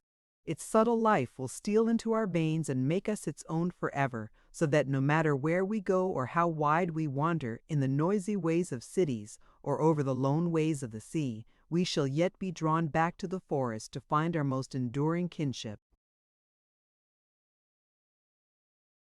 "I always feel so satisfied in the woods," said the Story Girl dreamily, as we turned in under the low swinging fir boughs. "Trees seem such friendly things." "They are the most friendly things in God's good creation," said Uncle Blair emphatically, "and it is so easy to live with them, to hold converse with pines, to whisper secrets with the poplars, to listen to the tales of old romance that beeches have to tell. To walk in eloquent silence with self-contained firs is to learn what real companionship is. Besides, trees are the same all over the world. A beech tree on the slopes of the Pyrenees is just what a beech tree here in these Carlisle woods is, and there used to be an old pine hereabouts whose twin brother I was well acquainted with in a dell among the Apennines. Listen to those squirrels, will you, chattering over yonder? Did you ever hear such a fuss over nothing? Squirrels are the gossips and busybodies of the woods. They haven't learned the fine reserve of its other denizens. But after all, there is a certain shrill friendliness in their greeting. They seem to be scolding us, I said, laughing. Oh, they are not half such scolds as they sound, answered Uncle Blair gaily. If they would but tack a thought and mend their shrew-like ways, they would be dear, lovable creatures enough. If I had to be an animal, I think I'd like to be a squirrel, said the Story Girl. It must be next best thing to flying. Just see what a spring that fellow gave, laughed Uncle Blair. And now listen to his song of triumph. I suppose that chasm he cleared seemed as wide and deep to him as Niagara Gorge would to us if we leaped over it. Well, the wood people are a happy folk and very well satisfied with themselves. Those who have followed a dim, winding, balsamic path to the unexpected hollow where a wood spring lies have found the rarest secret the forest can reveal. Such was our good fortune that day. At the end of our path we found it, under the pines, a crystal clear thing, with lips unkissed by so much as a stray sunbeam. It is easy to dream that this is one of the haunted springs of old romance, said Uncle Blair. 'Tis an enchanted spot this, I am very sure, and we should go softly, speaking low, lest we disturb the rest of a white, wet naiad, or break some spell that has cost long years of mystic weaving. It's so easy to believe things in the woods, said the Story Girl, shaping a cup from a bit of golden brown birch bark and filling it at the spring. Drink a toast in that water, Sarah, said Uncle Blair. There's not a doubt that it has some potent quality of magic in it, and the wish you wish over it will come true. The Story Girl lifted her golden-hued flagon to her red lips. Her hazel eyes laughed at us over the brim. Here's to our futures, she cried. I wish that every day of our lives may be better than the one that went before. An extravagant wish, a very wish of youth, commented Uncle Blair, and yet in spite of its extravagance, a wish that will come true if you are true to yourselves. In that case, every day will be better than all that went before, but there will be many days, dear lad and lass, when you will not believe it. We did not understand him, but we knew Uncle Blair never explained his meaning. When asked it, he was wont to answer with a smile, "Some day you'll grow to it. Wait for that." So we addressed ourselves to follow the brook that stole away from the spring in its windings and doublings and tricky surprises. A brook, quoth Uncle Blair, is the most changeful, bewitching, lovable thing in the world. It is never in the same mind or mood 2 minutes. Here it is sighing and murmuring as if its heart were broken. But listen yonder by the birches. It is laughing as if it were enjoying some capital joke all by itself. It was indeed a changeful brook. Here it would make a pool, dark and brooding and still, where we bent to look at our mirrored faces. Then it grew communicative and gossiped shallowly over a broken pebble bed where there was a diamond dance of sunbeams and no troutling or minnow could glide through without being seen. Sometimes its banks were high and steep, hung with slender ashes and birches. Again, they were mere, low margins, green with delicate mosses, shelving out of the wood. Once it came to a little precipice and flung itself over undauntedly, in an indignation of foam, gathering itself up rather dizzily among the mossy stones below. It was some time before it got over its vexation. It went boiling and muttering along, fighting with the rotten logs that lie across it and making far more fuss than was necessary over every root that interfered with it. We were getting tired of its ill humor and talked of leaving it when it suddenly grew sweet-tempered again, swooped around a curve, and presto, we were in fairyland. It was a little dell far in the heart of the woods. A row of birches fringed the brook, and each birch seemed more exquisitely graceful and golden than her sisters. The woods receded from it on every hand, leaving it lying in a pool of amber sunshine.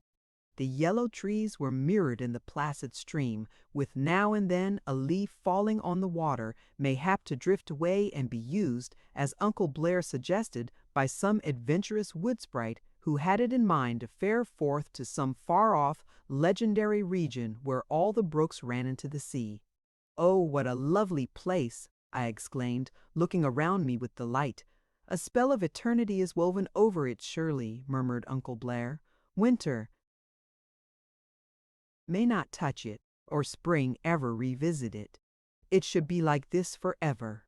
"Let us never come here again," said the Story Girl softly. "Never, no matter how often we may be in Carlisle. Then we will never see it changed or different. We can always remember it just as we see it now, and it will be like this forever for us." "I'm going to sketch it," said Uncle Blair.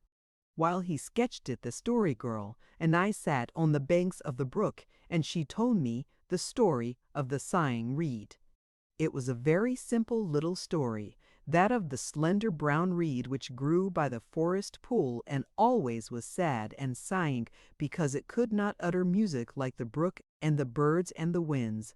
All the bright, beautiful things around it mocked it and laughed at it for its folly. Who would ever look for music in it, a plain, brown, unbeautiful thing?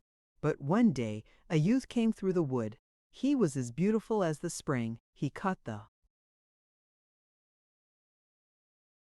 brown reed and fashioned it according to his liking, and then he put it to his lips and breathed on it, and oh, the music that floated through the forest! It was so entrancing that everything, brooks and birds and winds, grew silent to listen to it. Never had anything so lovely been heard. It was the music that had for so long been shut up in the soul of the sighing reed, and was set free at last through its pain and suffering.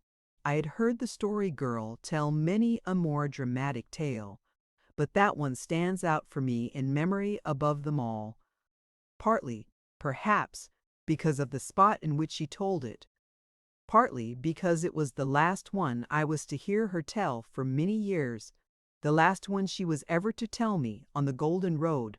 When Uncle Blair had finished his sketch, the shafts of sunshine were turning crimson and growing more and more remote. The early autumn twilight was falling over the woods. We left our dell, saying goodbye to it forever, as the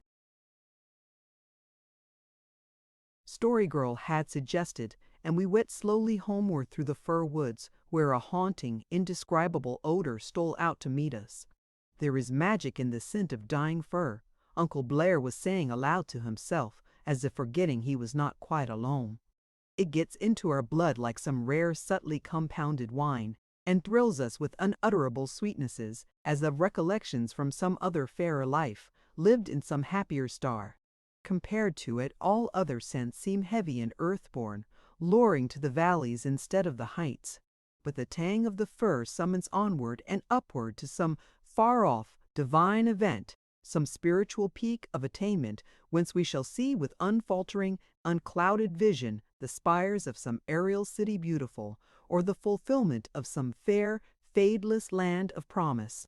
He was silent for a moment, then added in a lower tone, "Felicity, you love the scent of dying fir. If you were here tonight with me, Felicity." Something in his voice made me suddenly sad. I was comforted when I felt the Story Girl slip her hand into mine. So we walked out of the woods into the autumn dusk. We were in a little valley. Halfway up the opposite slope, a brush fire was burning clearly and steadily in a maple grove. There was something indescribably alluring in that fire, glowing so redly against the dark background of forest and twilit hill. "Let us go to it," cried Uncle Blair gaily. casting aside his sorrowful mood and catching our hands. A wood fire at night has a fascination not to be resisted by those of mortal race. Hasten, we must not lose time. Oh, it will burn a long time yet, I gasped, for Uncle Blair was whisking us up the hill at a merciless rate. You can't be sure.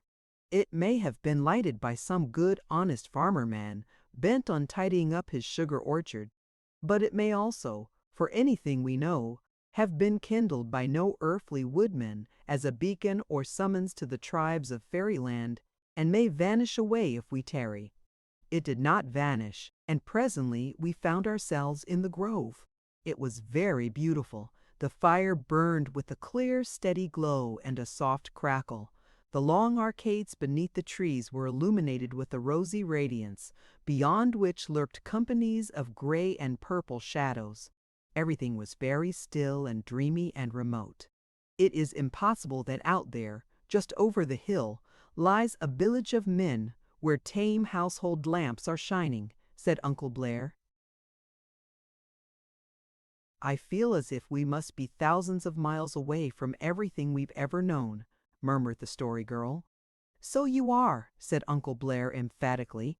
You're back in the youth of the race, back in the beguilement of the young world. Everything is in this hour, the beauty of classic myths, the primal charm of the silent and the open, the lure of mystery. Why, it's a time and place when and where everything might come true, when the men in green might creep out to join hands and dance around the fire, or dryads steal from their trees to warm their white limbs, grown chilly in October frosts, by the blaze. I wouldn't be much surprised if we should see something of the kind. Isn't that the flash of an ivory shoulder through yonder gloom? And didn't you see a queer little elfin face peering at us around that twisted gray trunk? But one can't be sure. Mortal eyesight is too slow and clumsy a thing to match against the flicker of a pixie-litten fire. Hand in hand we wandered through that enchanted place, seeking the folk of Elfland, and heard their mystic voices calling from fairy knoll and haunted hill. Not till the fire died down into ashes did we leave the grove. Then we found that the full moon was gleaming lustrously from a cloudless sky across the valley. Between us and her stretched up a tall pine, wondrously straight and slender and branchless to its very top, where it overflowed in a crest of dark boughs against the silvery splendor behind it. Beyond, the hill farms were lying in a suave, white radiance. Doesn't it seem a long, long time to you since we left home this afternoon? Asked the Story Girl. And yet it is only a few hours. Only a few hours, true. Yet such hours were worth a cycle of common years untouched by the glory and the dream. Chapter 29. We Lose a Friend. Our beautiful October was marred by one day of black tragedy, the day Patty died. For Patty, after 7 years of as happy a life as ever a cat lived, died suddenly of poison, as was supposed. Where he had wandered in the darkness to meet his doom we did not know, but in the frosty dawn light he dragged himself home to die. We found him lying on the doorstep when we got up, and it did not need Aunt Janet's curt announcement, or Uncle Blair's reluctant shake of the head, to tell us that there was no chance of our pet recovering this time. We felt that nothing could be done. Lard and sulphur on his paws would be of no use, nor would any visit to Peg Bowen avail. We stood around in mournful silence. The Story Girl sat down on the step and took poor Patty upon her lap. "I suppose there's no use even in praying now," said Cecily desperately. "It wouldn't do any harm to try," sobbed Felicity. "You needn't waste your prayers," said Dan mournfully. "Pat is beyond human." Aid. You can tell that by his eyes. Besides, I don't believe it was the praying cured him last time. "No, it was Peg Bowen," declared Peter, "but she couldn't have bewitched him this time, for she's been away for months, nobody knows where." "If he could only to tell us where he feels the worst," said Cecily piteously. "It's so dreadful to see him suffering and not be able to do a single thing to help him." "I don't think he's suffering much now," I said comfortingly. The Story Girl said nothing. She passed and repassed her long brown hand gently over her pet's glossy fur. Pat lifted his head and essayed to creep a little nearer to his beloved mistress. The Story Girl drew his limp body close in her arms. There was a plaintive little mew, a long quiver, and Patty's friendly soul had fared forth to wherever it is that good cats go. "Well, he's gone," said Dan, turning his back abruptly to us. "It doesn't seem as if it can be true," sobbed Cecily. "This time yesterday morning he was full of life." "He drank 2 full saucers of cream," moaned Felicity, "and I saw him catch a mouse in the evening. Maybe it was the last one he ever caught." "He did for many a mouse in his day," said Peter, anxious to pay his tribute to the departed. "He was a cat, take him for all in all." "We shall not look upon his like again," quoted Uncle Blair. Felicity and Cecily and Sarah Ray cried so much that Aunt Janet lost patience completely and told them sharply that they would have something to cry for some day, which did not seem to comfort them much. The Story Girl shed no tears, though the look in her eyes hurt more than weeping. "After all, perhaps it's for the best," she said drearily. "I've been feeling so badly over having to go away and leave Patty. No matter how kind you'd all be to him, I know he'd miss me terribly. He wasn't like most cats who don't care who comes and goes as long as they get plenty to eat. Patty wouldn't have been contented without me." "Oh no, oh no, oh," wailed Sarah Ray lugubriously. Felix shot a disgusted glance at her. "I don't see what you are making such a fuss about," he said unfeelingly. "He wasn't your cat." "But I loved him," sobbed Sarah, "and I always feel bad when my friends deduct."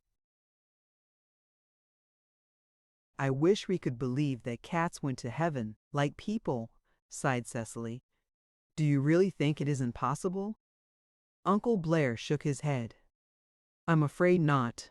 I'd like to think cats have a chance for heaven, but I can't. There's nothing heavenly about cats, delightful creatures though they are."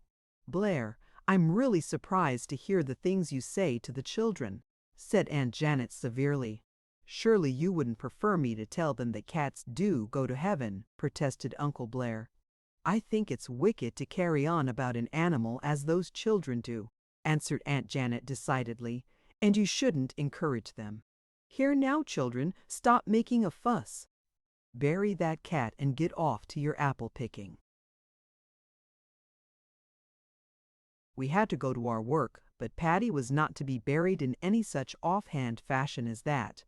It was agreed that we should bury him in the orchard at sunset that evening, and Sarah Ray, who had to go home, declared she would be back for it, and implored us to wait for her if she didn't come exactly on time. "I mayn't be able to get away till after milking," she sniffed, "but I don't want to miss it. Even a cat's funeral is better than none at all." "Horrid thing," said Felicity, barely waiting until Sarah was out of earshot. "We worked with heavy hearts that day. The girls cried bitterly most of the time, and we boys whistled defiantly."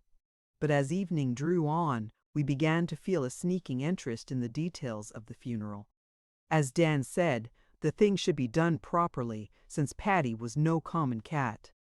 The Story Girl selected the spot for the grave, in a little corner behind the cherry copse, where early violets enskethed the grass in spring, and we boys dug the grave, making it soft and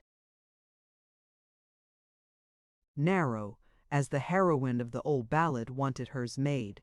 Sarah Ray, who managed to come in time after all, and Felicity stood and watched us, but Cecily and the Story Girl kept far aloof. "This time last night you never thought you'd be digging Pat's grave tonight," sighed Felicity.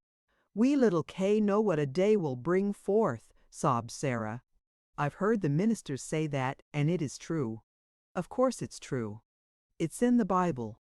But I don't think you should repeat it in connection with a cat," said Felicity dubiously. When all was in readiness, the Story Girl brought her pet through the orchard where he had so often frisked and prowled. No useless coffin enclosed his breast, but he reposed in a neat cardboard box. I wonder if it would be right to say ashes to ashes and dust to dust, said Peter.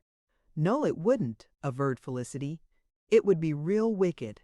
I think we ought to sing a hymn anyway, asseverated Sarah Ray. Well, we might do that if it isn't a very religious one, conceded Felicity.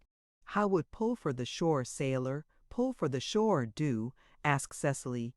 That never seemed to me a very religious hymn. But it doesn't seem very appropriate to a funeral occasion either, said Felicity. I think Lead, Kindly Light would be ever so much more suitable, suggested Sarah Ray, and it is kind of soothing and melancholy too. We are not going to sing anything, said the Story Girl coldly. Do you want to? Make the affair ridiculous? We will just fill up the grave quietly and put a flat stone over the top. It isn't much like my idea of a funeral, muttered Sarah Ray discontentedly. Never mind, we're going to have a real obituary about him in our magazine, whispered Cecily consolingly. And Peter is going to cut his name on top of the stone, added Felicity. Only we mustn't let on to the grown-ups until it is done, because they might say it wasn't right. We left the orchard, a sober little band, with the wind of the gray twilight blowing round us. Uncle Roger passed us at the gate. So the last sad obsequies are over, he remarked with a grin. And we hated Uncle Roger, but we loved Uncle Blair because he said quietly, "And so you've buried your little comrade." So much may depend on the way a thing is said. But not even Uncle Blair's sympathy could take the sting out of the fact that there was no Patty to get the froth that night at milking time. Felicity cried bitterly all the time she was straining the milk. Many human beings have gone to their graves unattended by as much real regret as followed that one grave pussycat to his. Chapter 30. Prophecies. Here's a letter for you from Father, said Felix, tossing it to me as he came through the orchard gate. We had been picking apples all day, but were taking a mid-afternoon rest around the well, with a cup of its sparkling cold water to refresh us. I opened the letter rather indifferently, for Father, with all his excellent and lovable traits, was but a poor correspondent. His letters were usually very brief and very unimportant. This letter was brief enough, but it was freighted with a message of weighty import. I sat gazing stupidly at the sheet after I had read it, until Felix exclaimed, "Bev, what's the matter with you? What's in that letter?"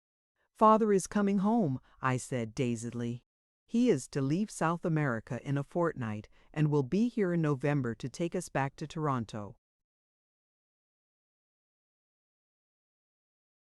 Everybody gasped. Sarah Ray, of course, began to cry, which aggravated me unreasonably.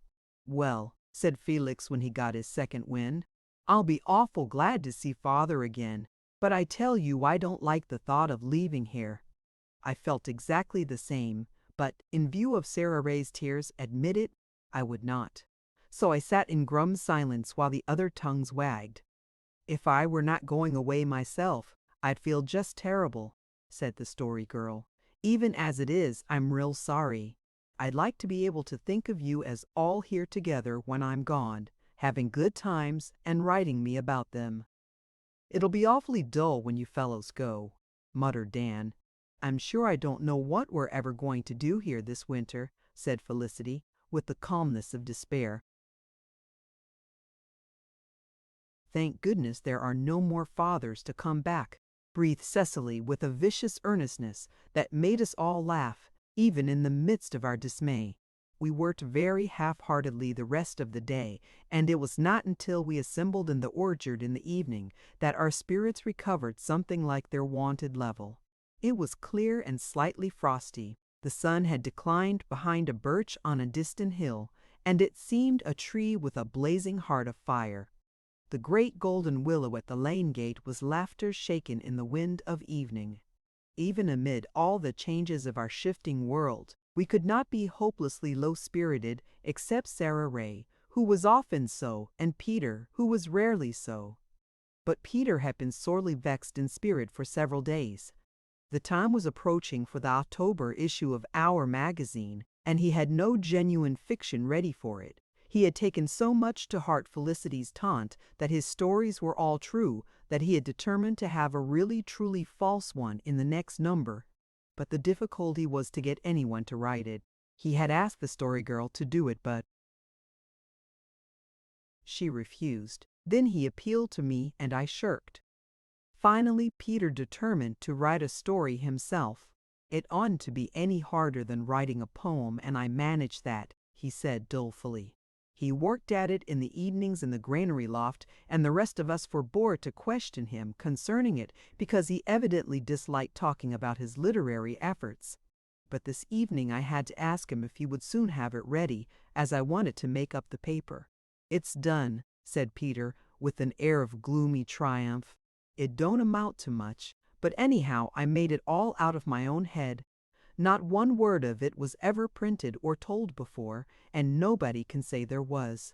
Then I guess we have all the stuff in, and I'll have Our magazine ready to read by tomorrow night," I said.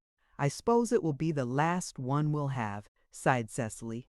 "We can't carry it on after you all go, and it has been such fun." "Bev will be a real newspaper editor someday," declared the Story Girl, on whom the spirit of prophecy suddenly descended that night. She was swinging on the bough of an apple tree, with a crimson shawl wrapped about her head, and her eyes were bright with roguish fire. "How do you know he will?" asked Felicity.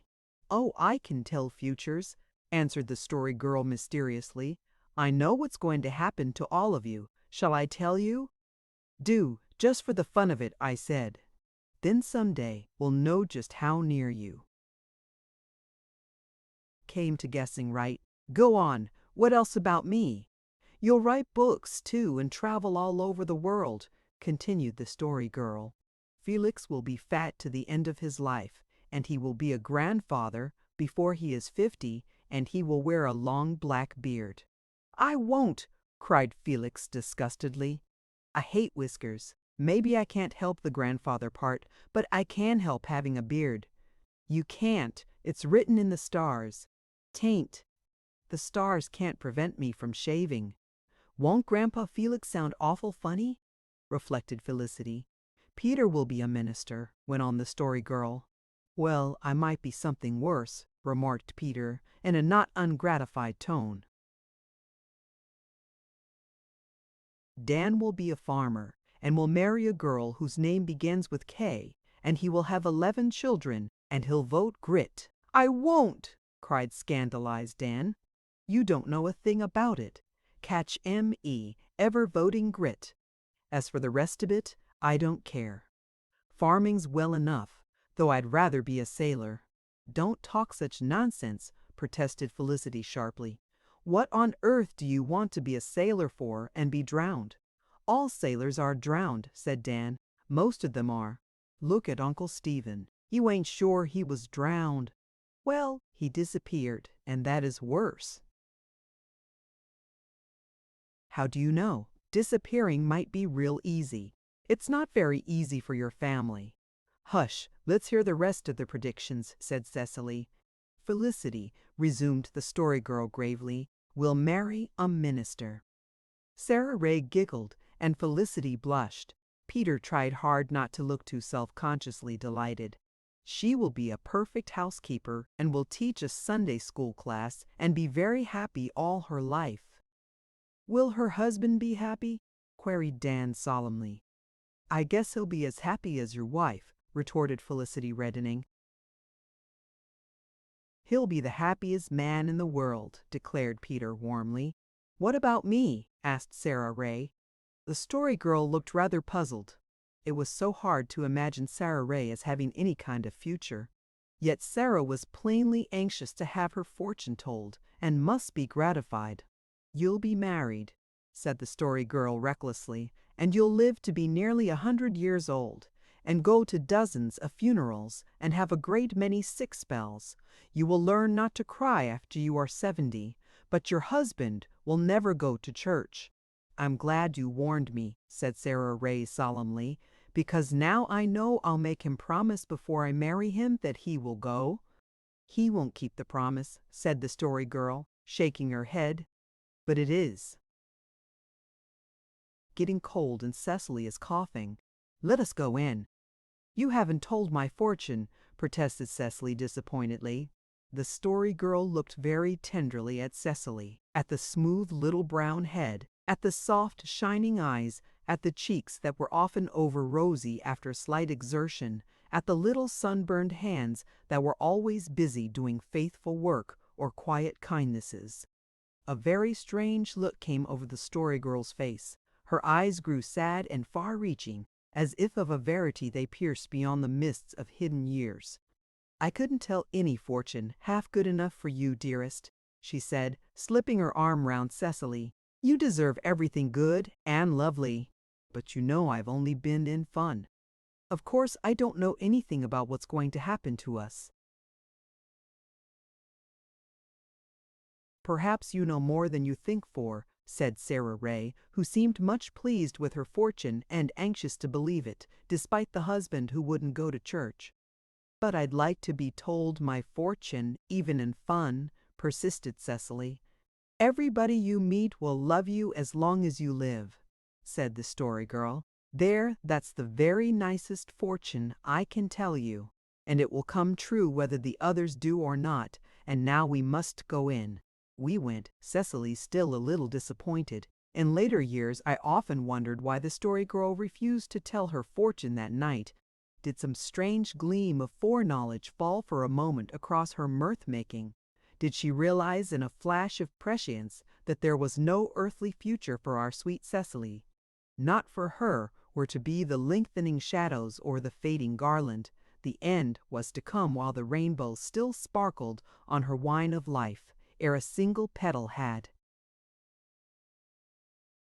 fallen from her rose of joy. Long life was before all the others who trysted that night in the old homestead orchard, but Cecily's maiden feet were never to leave the golden road. Chapter 31. The last number of our magazine. It is with heartfelt regret that we take up our pen to announce that this will be the last number of our magazine.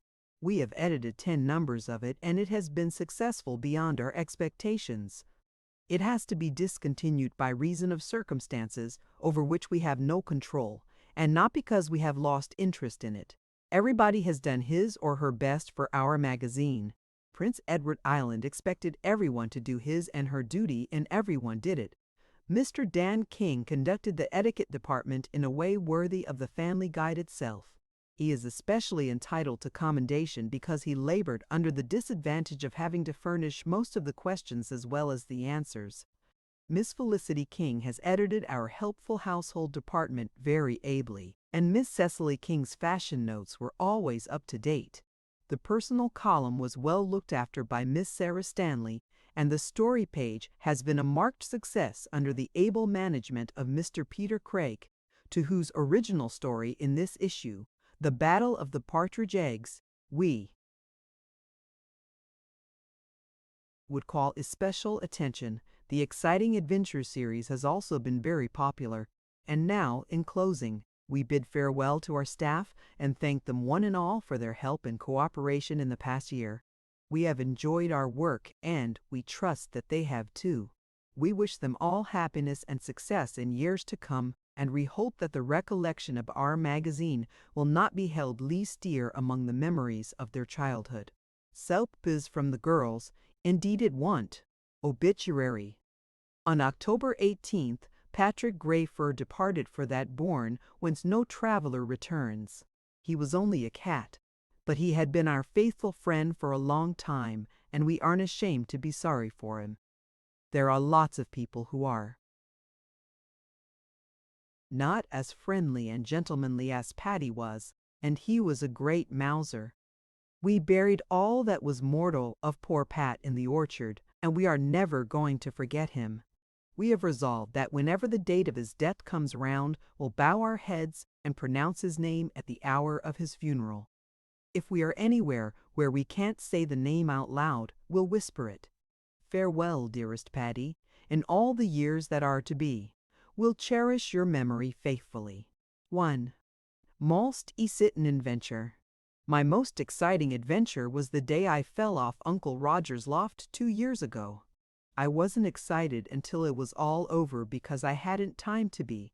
The story girl and I were looking for eggs in the loft. It was filled with wheat straw nearly to the roof, and it was an awful distance from us to the floor. And wheat straw is so slippery. I made a little spring, and the straw slipped from under my feet, and there I was going headfirst down from the loft. It seemed to me I was an awful long time falling, but the story girl says I couldn't have been more than 3 seconds. But I know that I thought 5 thoughts, and there seemed to be quite a long time between them. The first thing I thought was, what has happened? Because I really didn't know at first, it was so sudden. Then after a spell, I thought the answer, I am falling off the loft. And then I thought, what will happen to me when I strike the floor? And after another little spell, I thought, I'll be killed. And then I thought, well, I don't care. I really wasn't a bit frightened. I just was quite willing to be killed. If there hadn't been a big pile of chaff on the barn floor, these words would never have been written. But there was, and I fell on it and wasn't a bit hurt.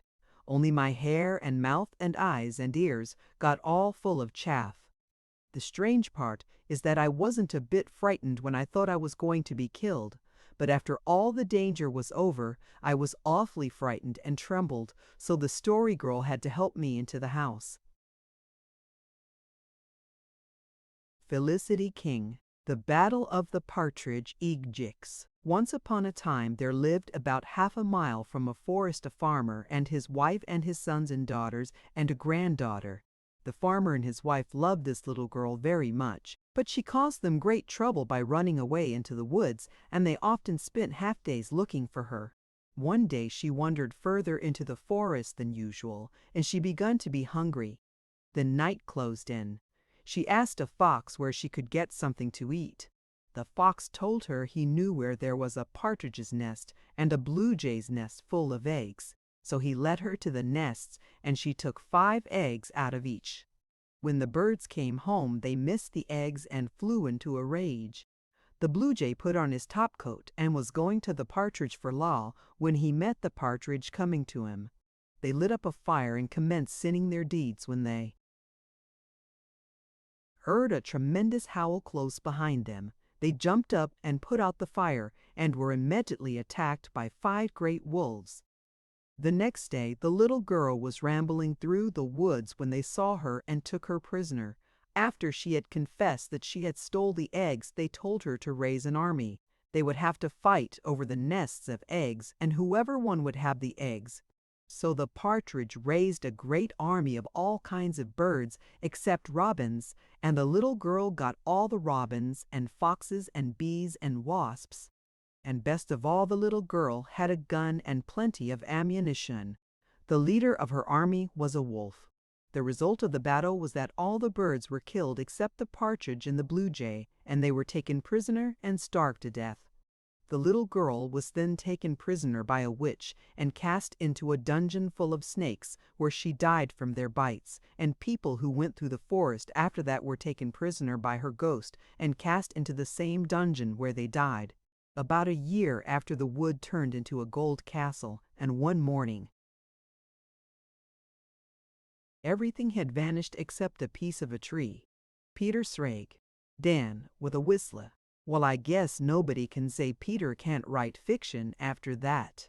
Sarah Ray, whipping away her tears. It's a very interesting story, but it ends so sadly. Felix, what made you call it the Battle of the Partridge Eggs when the blue jay had just as much to do with it? Peter, shortly. Because it sounded better that way. Felicity, did she eat the eggs raw? Sarah Ray. Poor little thing. I suppose if you're starving you can't be very particular. Cicely Sitwing, I wish you'd let her go home safe, Peter, and not put her to such a cruel death. Beverly, I don't quite understand where the little girl got her gun and ammunition. Pater, suspecting that he's being made fun of. fun of if you could write a better story, why didn't you? I give you the chance. The story girl wore a preternaturally solemn face. You shouldn't criticize Peter's story like that. It's a fairy tale, you know, and anything can happen in a fairy tale. Felicity, there isn't a word about fairies in it. Silly. Besides, fairy tales always end nicely and this doesn't. Peter, sulkily, I wanted to punish her for running away from home. Dan. Well, I guess you did it all right. Sally. Oh, well, it was very interesting, and that is all that is really necessary in a story. Personals. Mr. Blair Stanley is visiting friends and relatives in Carlisle. He intends returning to Europe shortly. His daughter, Miss Sarah, will accompany him. Mr. Alan King is expected home from South America next month. His sons will return with him to Toronto. Beverly and Felix have made hosts of friends during their stay in Carlisle and will be much missed in social circles. The mission band of Carlisle Presbyterian Church completed their missionary quilts last week. Miss Cecily King collected the largest sum on her square. Congratulations, Cecily. Mr. Peter Craig will be residing in Markdale after October and will attend school there this winter. Peter is a good fellow and we all wish him success and prosperity. Apple picking is almost ended. There was an unusually heavy crop this year. Potatoes not so good. Household department. Apple pies are the order of the day. Eggs are a very good price now. Uncle Roger says it isn't fair to have to pay as much for a dozen little eggs as a dozen big ones, but they go just as far. Felicity King. Etai quet to department, F waller so, to G, is it considered good form to eat peppermints in church? Enas. No, not if a witch gives them to you. No, FLX. We would not call Treasure Island or The Pilgrim's Progress dime novels. Yes, PTR. When you call on a young lady and her mother offers you a slice of bread and jam, it is quite polite for you to accept it. Dan King. Fashion notes. Necklaces of roseberries are very much worn now. It is considered smart to wear your school hat tilted over your left eye. Bangs are coming in. Fruin has them. She went to Summerside for a visit and came back with them. All the girls in school are going to bang their hair as soon as their mothers will let them. But I do not intend to bang mine. Cecily King. Sarah Ray, despairingly. I know Ma will never let M have bangs. Fun in paragraph doesn't tointo. What are details? CLU. I am not sure, but I think they are things that are left over. Selly. Wonderingly, I don't see why that was put among the funny paragraphs. Shouldn't it have gone in the general information department? Old Mr. McIntyre's son on the Markdale Road had been very sick for several years, and somebody was sympathizing with him because his son was going to die. Oh, Mr. McIntyre said, quite easy, he might as well be away. He's only retarding buzziness. Felix King. General information per AUPER. What kind of people live in uninhabited places? Ants, cannibals, likely. Felix King. Footnote 1. The obituary was written by Mr. Felix King, but the 2 lines of poetry were composed by Miss Sarah Ray. Chapter 32. Our Last Evening Together. It was the evening before the day on which the Story Girl and Uncle Blair were to leave us, and we were keeping our last tryst together in the orchard, where we had spent so many happy hours. We had made a pilgrimage to all the old haunts, the hill field, the spruce wood, the dairy, Grandfather King's willow, the pulpit stone, Pat's grave, and Uncle Stephen's walk, and now we foregathered in the sere grasses about the old well, and feasted on the little jam turnovers Felicity had made that day specially for the occasion. I wonder if we'll ever all be together again, sighed Cecily. I wonder when I'll get jam turnovers like this again, said the Story Girl, trying to be gay but not making much of a success of it. If Paris wasn't so far away, I could send you a box of nice things now and then, said Felicity forlornly. But I suppose there's no use thinking of that. Dear knows what they'll give you to eat over there. Oh, the French have the reputation of being the best cooks in the world, rejoined the Story Girl. But I know they can't beat your jam turnovers and plum puffs, Felicity.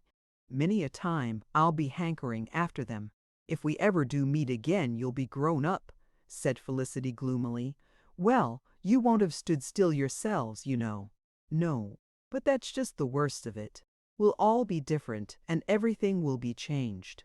Just think, said Cecily. Last New Year's Eve we were wondering what would happen this year, and what a lot of things have happened that we never expected. Oh dear! If things never happened, life would be pretty dull, said the Story Girl briskly. Oh, don't look so dismal, all of you. It's hard to be cheerful when everybody's going away, sighed Cecily. Well, let's pretend to be anyway, insisted the Story Girl. Don't let's think of parting. Let's think instead of how much we've laughed this last year or so. I'm sure I shall never forget this dear old place. We've had so many good times here. And some bad times too, reminded Felix. Remember when Dan ate the bad berries last summer? And the time we were so scared over that bell ringing in the house, grinned Peter. And the Judgment Day, added Dan. And the time Patty was bewitched, suggested Sarah Ray. And when Peter was dying of the measles, said Felicity. And the time Jimmy Patterson was lost, said Dan. Gee whiz, but that scared me out of a year's growth. Do you remember the time we took the magic seed? Grinned Peter. Weren't we silly? Said Felicity. I really can never look Billy Robinson in the face when I meet him. I'm always sure he's laughing at me in his sleeve. It's Billy Robinson who ought to be ashamed when he meets you or any of us, commented Cecily severely. I'd rather be cheated than cheat other people. Do you mind the time we bought God's picture? Asked Peter. I wonder if it's where we buried it yet, speculated Felix. I put a stone over it just as we did over Pat, said Cecily. I wish I could forget what God looks like, sighed Sarah Ray. I can't forget it, and I can't forget what the bad place is like either, ever since Peter preached that sermon on it. When you get to be a real minister, you'll have to preach that sermon over again, Peter, grinned Dan. My Aunt Jane used to say that people needed a sermon on that place once in a while, retorted Peter seriously. Do you mind the night I ate the cucumbers and milk to make me dream? Said Cecily. And therewith we hunted out our old dream books to read them again, and, forgetful of coming partings, laughed over them till the old orchard echoed to our mirth. When we had finished, we stood in a circle around the well and pledged eternal friendship in a cup of its unrivaled water. Then we joined hands and sang Auld Lang Syne. Sarah Ray cried bitterly in lieu of singing. Look here, said the Story Girl as we turned to leave the old orchard. I want to ask a favor of you all. Don't say goodbye to me tomorrow morning. Why not? Demanded Felicity in astonishment. Because it's such a hopeless sort of word. Don't let's say it at all. Just see me off with a wave of your hands. It won't seem half so bad then. And don't any of you cry if you can help it. I want to remember you all smiling. We went out of the old orchard where the autumn night wind was beginning to make its weird music in the russet boughs and shut the little gate behind us. Our revels there were ended. Chapter 33. The Story Girl Goes.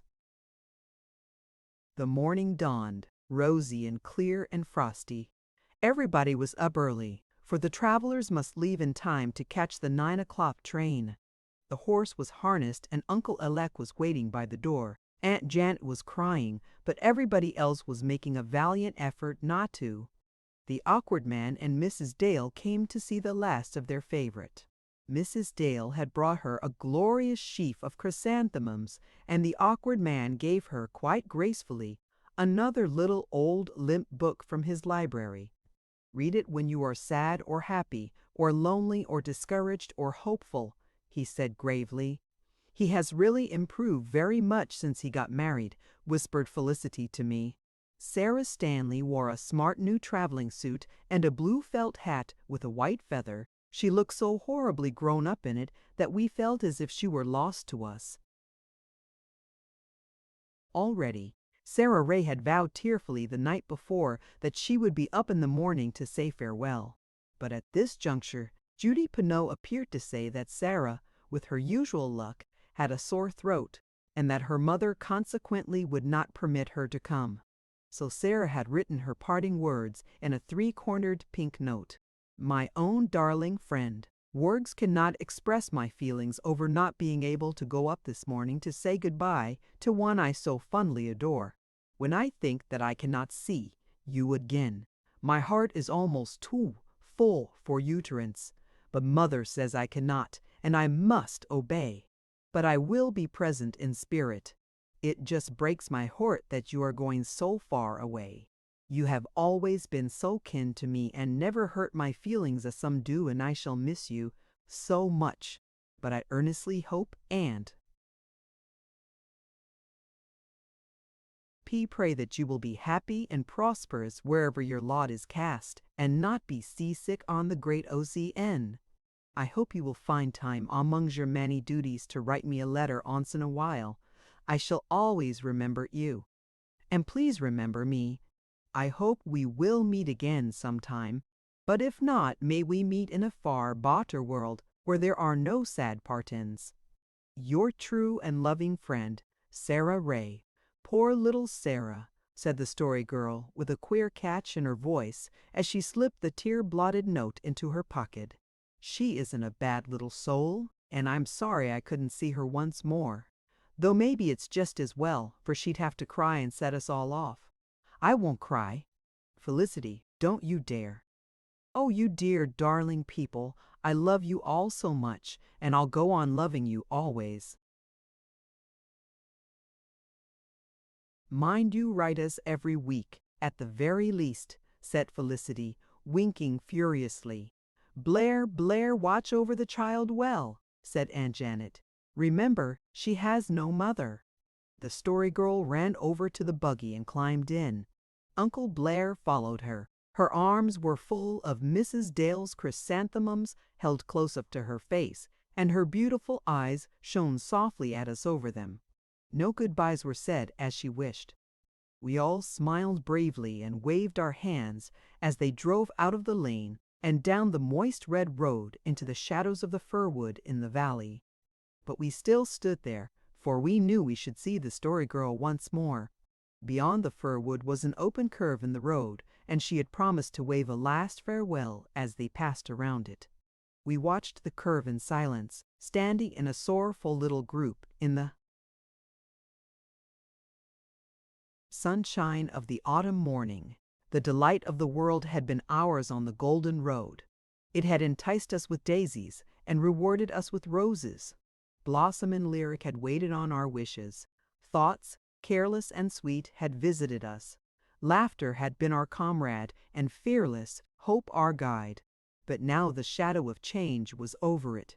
There she is, cried Felicity. The Story Girl stood up and waved her chrysanthemums at us.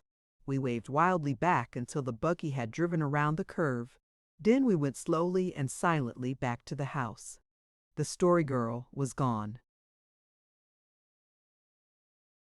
The end. Thank you for listening to this story. I hope you enjoyed the journey, the characters, and the world they carried with them.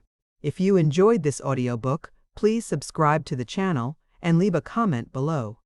Your support helps keep these stories alive and allows more timeless books to be shared with listeners around the world.